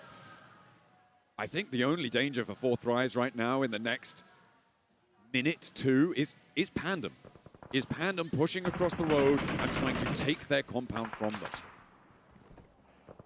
We're slowly getting in towards those placement points now, and although 4 Thrives have only found 1 elimination on the game, there's not enough here. Scarface trying to hold off against Aurora Gaming as they make their way in. Ketch still playing on the outside, not messing about here. Knows he needs to find Nox, knows he needs to cripple other teams around the lobby if they want to stay alive as 2. Aurora finds a player from Ulf. Scarface has been knocked. Ketch desperately moving in now to look for this res, and will stick it entirely, will not be on the angles to watch for approaching players now, but luckily, seems like nobody's really going for it. S2G have taken a knock as well. Gaming Stars want to roll down this hillside. If they get rid of Flash and Aurora, that's when 4 Thrives need to worry. The next circle is about to show us where it's going. No way. No way. Teams are going to have to leave by Edemar. The 4 Thrives once again get themselves a compound. The Miramar circles have been kind, but you cannot deny that they had a great split at the start of the game and a great push over towards 7-2-1, identifying this as a strong spot on the map to play. So many teams forced into Bahia Del Mar fairly early on. Scarface is knocked again. Not Aaron. Ulf are going to have to pick themselves back up. Ketch going for this res. They have to move. Blank, Ulf have to move. The survival prospects here for Ulf are so low. They are in the gutter right now. Is that a nade? Was that from Boom? Popping a smoke in there? I think just Covering off his angle. Try and deny the sightline there, yeah. The 4 Thrives, what a nice game to have at the end of the day to secure your championship. Smoke starting to bloom around Ulf at the moment as S2G rocks up. Look to clear out these players. The nade goes wide. 2G trying to get rid of Ulf. 2 teams from Tertier, and Scarface steps out, loses the challenge and has to back away. First aid kit's necessary. Team Flash are taking punishment in the meantime from Aurora, but it's S2G to try and turn the screw over onto Ulf. Another nade in, a bounce on the back, catches catch, but doesn't do a lot of damage. Solke has been knocked though. That comes from Gaming Stars. A third Turkish team enters the fight, and Catch steps out wide, straight for one, and it's all up to Scarface to keep them alive, but they cannot do it. It is 4 Thrives to take the top spot. Pakistan. It's been a rocky road to get here, but they make it finally. It is a hard push in. They'll have seen the elimination feed and relief fading into this team. An incredible run yesterday set themselves up for a chilled out day today. A nade in, Furia trying to cross the road. 4 Thrives can still go a little bit further here with the circle as it sits. They got one of the very few compounds going, one of the very few positions of hard cover. Likely that Aurora and Gaming Stars face off against one another as Goat Team and Furia trade nades back and forth. The 4 Thrives are going to trade nades of their own, preventing teams from getting underneath them. Looking to push even further here. We see Aaron devastated by this one. But a second place, once again, it hurts. It feels bad for Ulf. But we know that they're just going to come back stronger. They are still pouring damage in. Igor gets knocked by a nade. Furia are suffering, but there's still one left going. Ayala will stand tall on the inside. Potential to get the res, but they have to leave. They don't have time. Silence, I think he's dead in the water. Committing for this res is just too risky. You don't have the time. Furia likely to go down here to the blue as it starts to just usher them in or usher them out of this match. Rolex from Gaming Stars will look over towards Pandem down the hill. But it's 4 Thrives with the only compound in the circle right now. And every single other team is tearing chunks out of each other. Blank, nobody has more than 3 players. It's Aurora and Gaming Stars and Pandem who have got that accolade. Furia moving in and not sweeping through 4 Thrives position. Instead, they turn their attention over towards Aurora. Gaming Stars have lost another to a knock and a third. Rolex looking for more here. Pandem somehow keeping this alive. Rolex will go down, and Pandem looks to push up further, but the distance is just far too great as Falak steps out, actually. Gets a good shot over towards Leon. Down he goes. They should know that they've done it now. They will be very confident. With all the cameras surrounding 4 Thrives, the pressure is lifted. They can play unleashed. Is this where Falak and Hazaifa come alive to close us down for a smash? Potentially. You never know here as Hazaifa will pick up Leon, leaving Aurora as the only 3-man squad left remaining. A last hurrah from them. 2 players from Pakistan, already crowned kings, now looking to ascend. Up the hill they go. Aurora's there for the challenge, and it is Pandem who are bearing the brunt of Falak's wrath here. As he dips back behind the smoke, they will fall, but Falak is the trade. Furia could take down Hazaifa now. He can't go for the res. They may fall in third. Falak will finally go down. Hazaifa, the last player alive here for 4 Thrives. A podium finish, but they will sit atop it at the end of the day. They are finally out, and it's down to just these 2 teams. Furia with a massive game. 13 eliminations, a guaranteed second place at least. But it is just too little. It is just too late. I don't think that they can overtake on the tables either. They're just a little bit too far out of reach. With a 1v3, is that possible?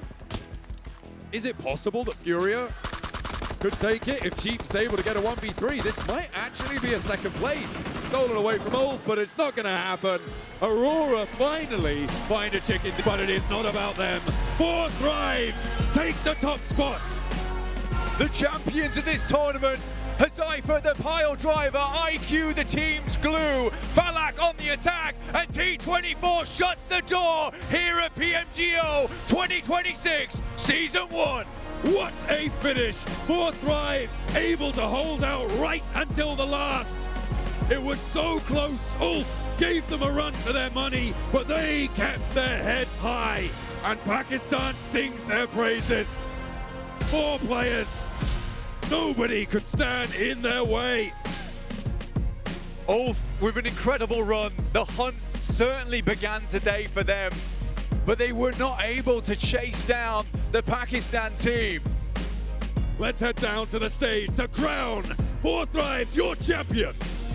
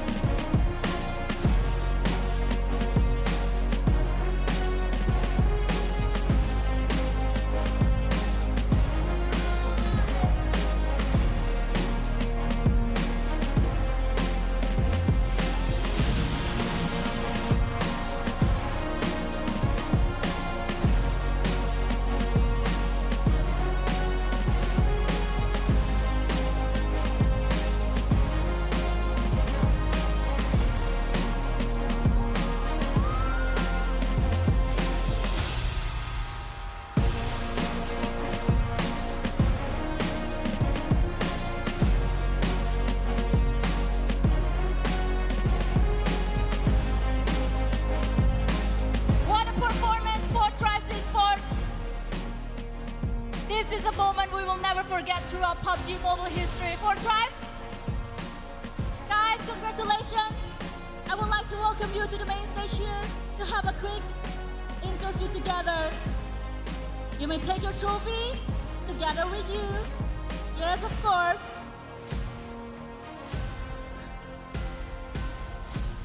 Sekali lagi tepuk tangan untuk For Thrives. What an incredible journey throughout the group stage, survival stage, and now here in the grand stage of Tennis Indoor Stadium Senayan.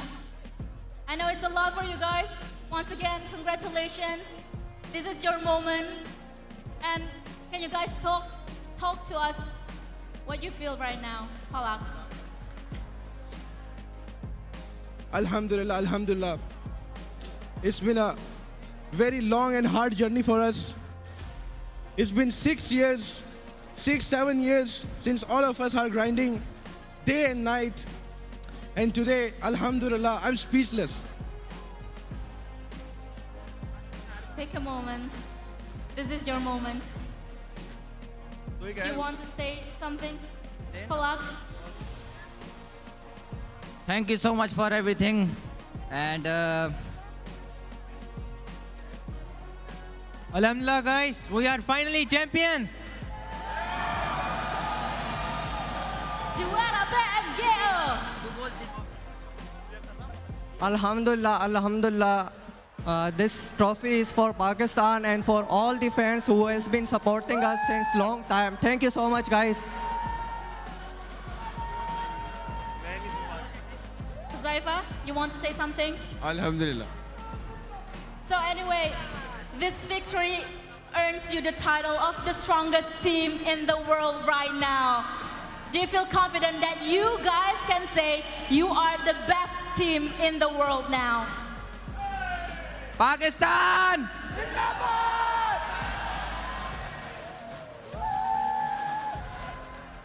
Can you say that you guys are the best team in the world now that you guys have this trophy? Alhamdulillah. That's all I can say for right now.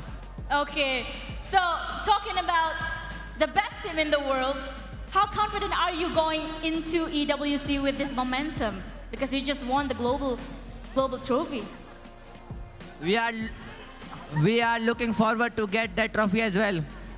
All right, we are going to wait for that moment. So, any final words that you guys want to say to everyone who supported you throughout the tournament?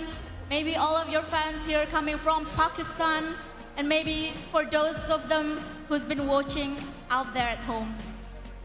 Want to say something?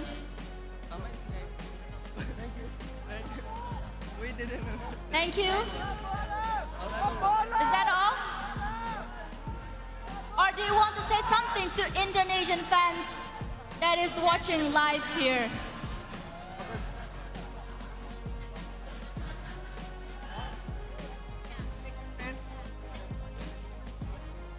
For Indonesian fans, I would like to thank them all who came here, supported us, despite us being their rivals. We love you all. Your support means everything to us. We love you guys. Indonesia has been crazy for us. And crazy country, man, crazy country. You feel the energy also, right? The energy here. You feel it? You feel the energy here? Sorry? I feel the energy everywhere where I go. Ah, okay. And do you want to greet or say something to all of your fans there? I believe that's from Pakistan, right? I would like to thank our fans who came all the way from Pakistan here and supported us at this stage. We love you guys, and the fans sitting in our homes, in their homes. We like to thank all of you for your love, support. Keep supporting us. Inshallah, we'll perform like this in EWC2. Inshallah, inshallah. Jadi teman-teman semuanya sekali lagi tepuk tangan untuk Fourth Rise. And now I will welcome Oliver Ye as Senior Director of PUBG Mobile Global Esports to come on stage to present the awards for our champions, Fourth Rise Esports. So please, Mr. Oliver Ye. And this is the check that you guys deserve.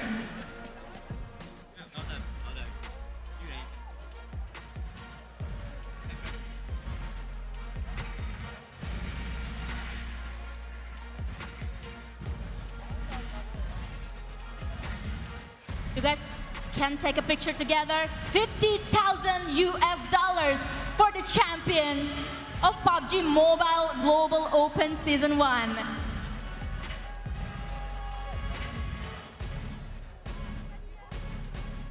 Take a moment. Maybe different poses.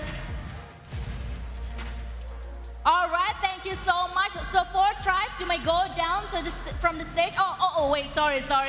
This is the extra gift for you guys. And Oliver Ye will present the awards for you. You can flex it out, show it to the camera, and pose. And this is GT50 Pro with real liquid cooling system.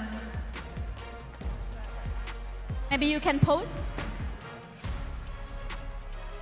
Flex it out. This is the awards that you guys deserve.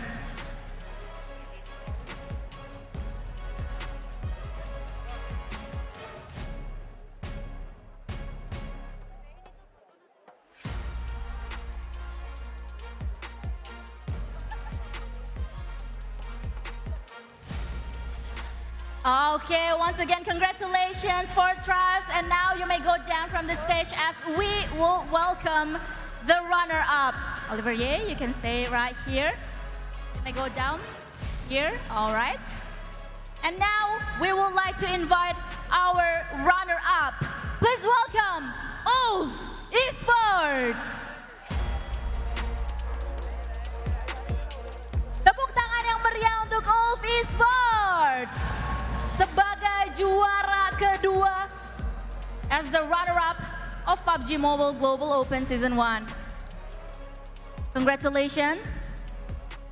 And Oliver Ye will present you the awards that you guys deserve. This is the check. The prize for the second place, $25,000. Let's take a picture together.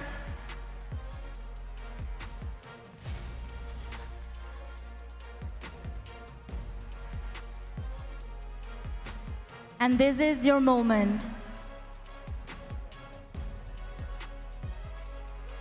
Okay, Ulf, thank you so much. You may go down from the stage as we would like to invite the second runner-up.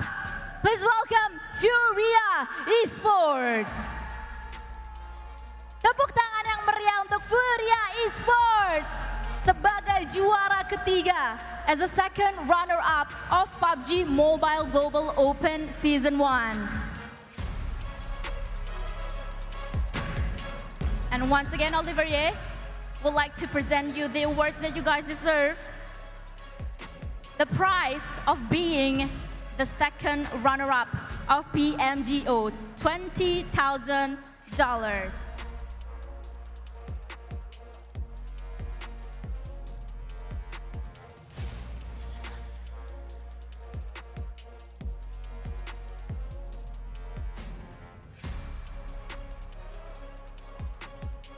Okay, thank you so much. You may now go down from the stage.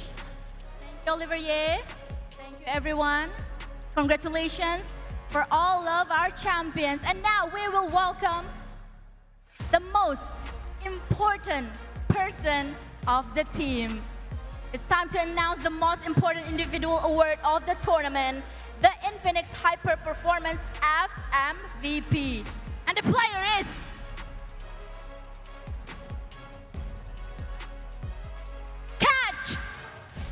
Bravo!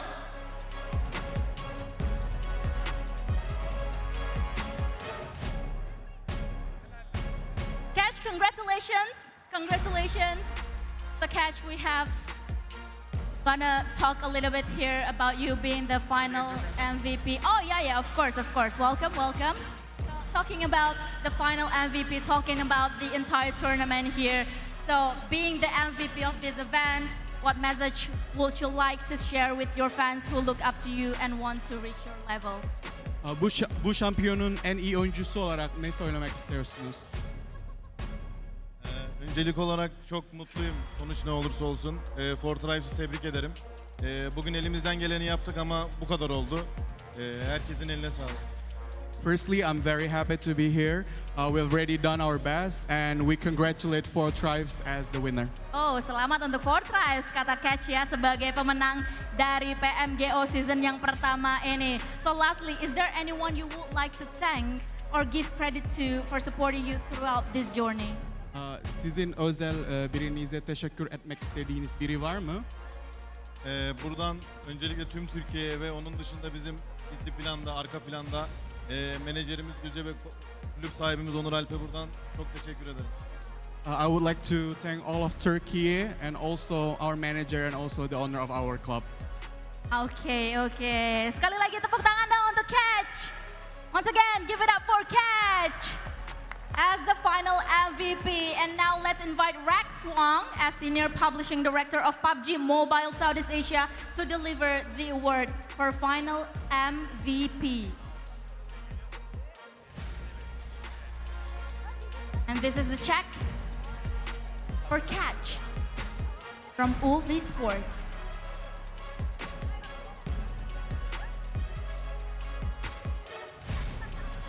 This is also the awards for being FMVP. We have special awards for you.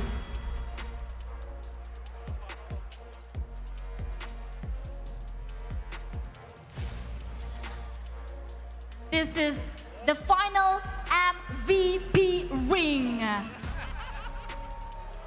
The ring brings excellence in premium jewelry manufacturing, timeless design, and lasting value.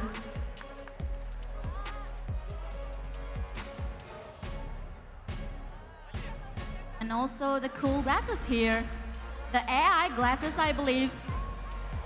Yeah, you can flex it out. What a cool guy.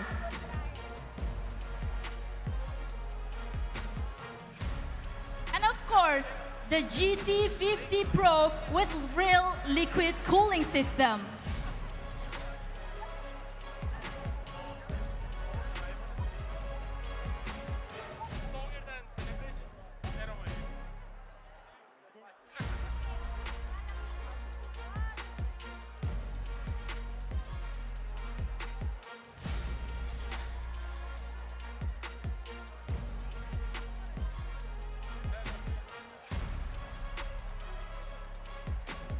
All right, thank you so much. Congratulations. I may now want you to stay here, Catch, as I invite all of the champions back again. Now I would like to invite all of the champions back on stage with me here again. Four Tribes, Furia, and Ulf. And I would like to ask everyone, every player to stand up. Also, we have Oliver Ye here, Senior Director of PUBG Mobile Global Esports. Because we have a record-breaking achievement from the Guinness World Records. So, in accordance with the international guidelines of Guinness World Records and following a rigorous evidence review, 2026 PUBG Mobile Global Open Season 1 has officially achieved a new Guinness World Record title with a total of 1,224,169 players participating. 2026 PMGO Season 1 is now the record holder for the largest mobile team-based esports tournament. Tepuk tangan dong untuk PUBG Mobile. And now let's welcome Monica Hu, Guinness World Record official adjudicator, to the stage and present us the certificate. Tepuk tangan semuanya. And this is the certificate. And now, I want to let Don Jang, as Senior Director of PUBG Mobile Global Marketing, to receive the certificate.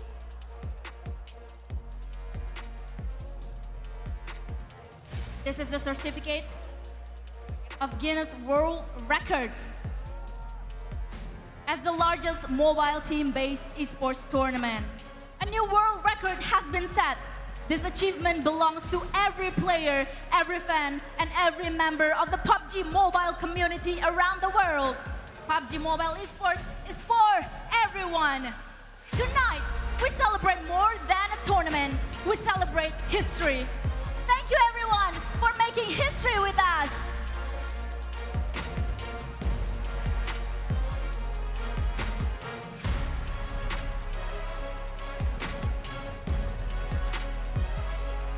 So it is coming to an end, but we still have an important announcement for all of you guys. As the PMGO Season 2 in-game qualifiers officially kick off on June 15. So register and participate through the in-game tournament entrance for your final opportunity to qualify for the PUBG Mobile Global Open and earn valuable PMGC points. Stay tuned to the in-game and our officially social media channels for the latest updates and announcements. And with that, our show has officially to come to an end. Thank you to everyone who made this possible, and thank you to all the fans for watching and supporting. Terima kasih kepada kalian semuanya yang sudah datang live di Tennis Indoor Stadium Senayan. Tepuk tangan untuk kita semuanya. And now I'm Donna Fiska. I'm signing off from the main stage and see you guys again soon. Bye-bye.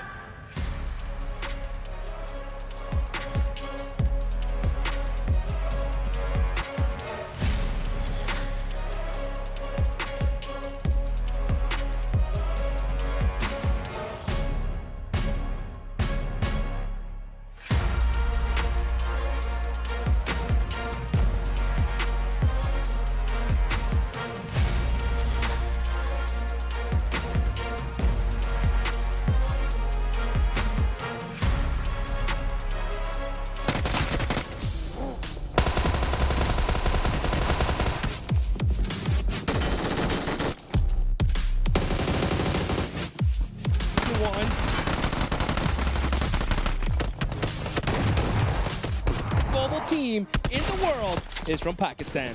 Damn right it is. I nearly lost my voice just screaming so much for that squad because, boy, I was going through it just like I'm pretty sure all of Pakistan was in that last match.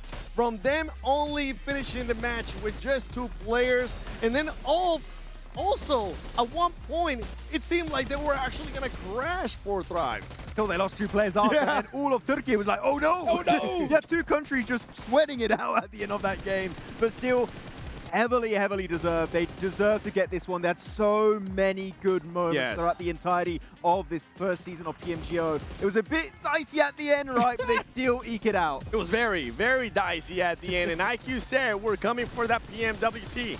4 Thrives. I'm a big fan. Congratulations here. But in a 3-day tournament, that might not end up happening. There's a lot of issues to be fixed in the future, but for right now, just celebrate and enjoy the money and the trophy. Hey, that 3-day tournament's coming right around the corner, and I'll tell you one thing, guys. 7WG is going to need a manicure because that man's nails are gone. Yep. You're absolutely right. Oh, man. Let's take a look here at the winner chicken dinner team stats as we look at Aurora. GG's. Wait, they won?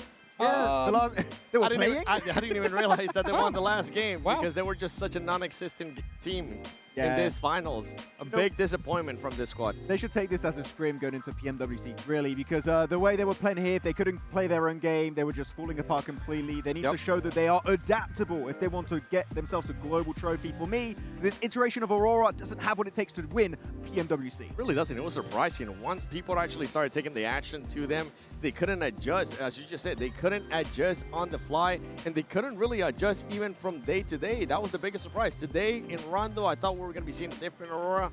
That was not the case. We'll see what this squad can do in PMWC, because regardless, I mean, they're still considered one of the best teams in the world. They did win the region.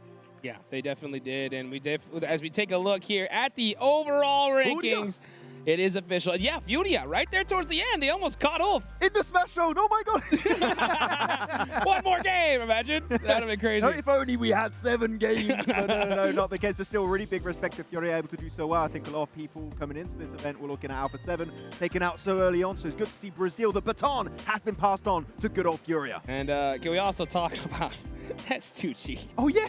S2G in Miramar is just ridiculous. It reminds me of PMGC with D+ in the last game, right? It just seems that when it comes to Miramar, they're just too good. Yeah, this squad, I mean, Miramar is just everything for them, especially in this. They end up, they end up in 4th place again, just like in the groups. That's true. As you take a look down the leaderboards, an unfortunate showing here for Indonesia. We saw a lot of potential during the group stages, but come finals time, it just wasn't enough. I was so hopeful we were going to see Boom just continue that momentum after the really good kickoff from Rondo. I was like, yes, come on, into Erangel. And Erangel, they just completely snapped out of existence. It was not the expectation I had. And actually, if we're going to be critical on local teams, Bigatron. Yeah. Okay, don't blame me. Okay, I'm not at fault for this one. But Bigatron, we just did not see any strong showcase in these finals, which is so unfortunate, especially with the strong showing of the entire roster back in the group stage. I wonder just how much this crowd affected them, because every single time they were on the screen, it would just get so loud. But I know the folks over there back in Turkey are very excited to see Ketch become the MVP. I mean, if you were a Fireflux fan back in the day, right, 7, it feels so good to see him not just get a regional MVP award, but get himself a global MVP award. I feel like it was just a matter of time before we do see him take away that #1 position MVP player for the finals, and today is that day. And it's just a matter of time for this squad. We have seen their improvement, their consistency already too. From what we saw in 2025 PMGC to now what we're seeing in 2026 PMGO Season 1. Going into PMWC, they're looking like a very strong squad as they end up getting best IGL Catch as well. Oh no, he's Sook 2.0, isn't he? Oh no, you're going to have the 2nd place curse. I hate it. Look at that. Team in top 5 rate, 50%. So half the games, these guys were in the top 5. And it makes sense that you become MVP, especially winning that gold ring. And he's got a little yellow on his jersey. That just seems to match perfectly. Yeah, it's a match made in heaven, I guess. Oh, yeah. As we take a look here at the next graphic. Oh, individual awards. All right. Hey, Falak crushing it with the grenades. Not surprised. Yeah, he's known as one of the best fraggers, grenade fraggers in the world. Grenade eliminations looking good. Longest elimination from win on side of Team Flash, and actually Moxie up there with the best average rescues. I think it's because he plays with the hovercraft, so he's just like, okay, put him in the ambulance, take him back home, we'll recall him after. So Moxie, a true survivor, and also healer for his roster. Very, very nice. He also got the eagle eye right there with the win. Unfortunately, Flash, kind of a flash in the pan over here. As we take a look at the qualified teams to PMWC at Esports World Cup 26. So the only ones that really could have changed today were going to be TT Project. Congratulations, taking away that slot from the side of Vicious. But for the side of SEA here, 7, BTR, RQ make it through. I'm looking at RQ just because of the coach, LaFlame. That's one of the coolest guys that I've gotten a chance to ever meet in esports. And I'm hoping that they go back to the drawing board, because obviously here at PMGO, they didn't even make it to the finals. Now that you get a chance to go to Paris at PMWC, at EWC 26, they need to put up a much better performance. I mean, this roster's looking incredibly strong, but keep in mind also we're going to have the other regions joining the fray. We're going to have China, we're going to have Korea, Japan, and India back at PMWC. Ooh. Oh my goodness, action is going to be crazy at that event. It's going to be absolutely nuts. And one other team we're going to see there as well is going to be Alpha 7. I can't wait to see just how much this team is going to go to the drawing board and come back after just this devastating loss. I was telling Max, if for some reason Alpha 7 would have actually made it into the finals, they would have had a great chance to win it because of how compact everything would have been. This is pretty much what they usually tend to thrive on, but guess what? They're not here. Not here. They didn't make it. So let's see how they're going to be able to adjust. Meanwhile, though, guess who's number 1? Hey! Guess who's number 1? It's Pakistan. Oh, hey, man. You just like Pakistan flag too. So I did it on purpose, too. You knew. He knew.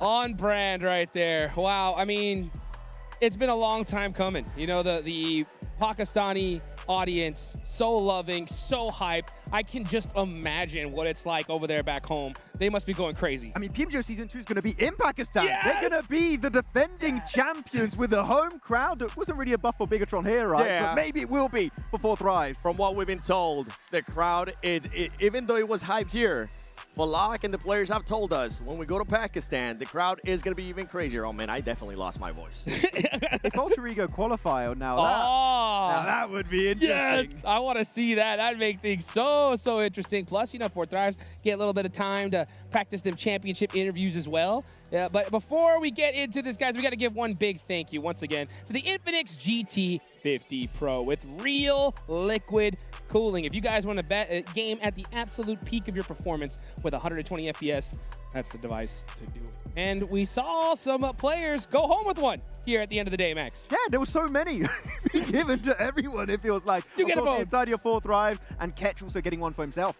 Something to keep in mind is that PMGO Season 2 in-game qualifiers officially kick off June 15, Jukes. Yes, as you can see right there, you got that QR code right there at the bottom. Scan it. Maybe we get another world record in just a short amount of time. Look, I'm going to sign up again. Can I have a team, please? I didn't find anyone for Season 1. I'm going to try again this time. I'd rather you don't sign up and you stick right here with me on the desk. Yeah, I would be. I seen you play. I would not qualify. Well, it's the thought that counts. Guys, it's been an absolute just fiesta over here in Jakarta, Indonesia. The people have been so welcoming. It's been incredible. Do you have any final thoughts before we wrap the show? You want to go first? Go first. I go first. No, it's been really exciting here, PMGO Season 1. Different regions every time. First one, it was going to be for Japan. Then you had the side of Regnum Kara taken away for Turkey. Now another region takes home the trophy of PMGO Season 1. PMGO Season 2 is not that far away, realistically, just after PMWC. So I cannot wait to see what the rest of 2026 has to offer. This just set the tone for everything that's coming our way. Usually PUBG Mobile Esports start off slow, and then it picks up, and then it's just on full-on blast towards the end. PMWC is going to be super exciting. As you mentioned, we're going to have other regions, and I can't wait to see if Pakistan can represent over there as well, and maybe get back-to-back global championships. Hey, mark your calendars. That's going to be happening August 6th to the 16th. For myself, Hot Jukes here with Max Man, the 7WG, Blank John Allen, all the talent, everybody that put this together. One big thank you, and thank you guys for watching. That is it. Jakarta, Indonesia, done. Congrats to Fourth Thrives, and y'all have a wonderful night.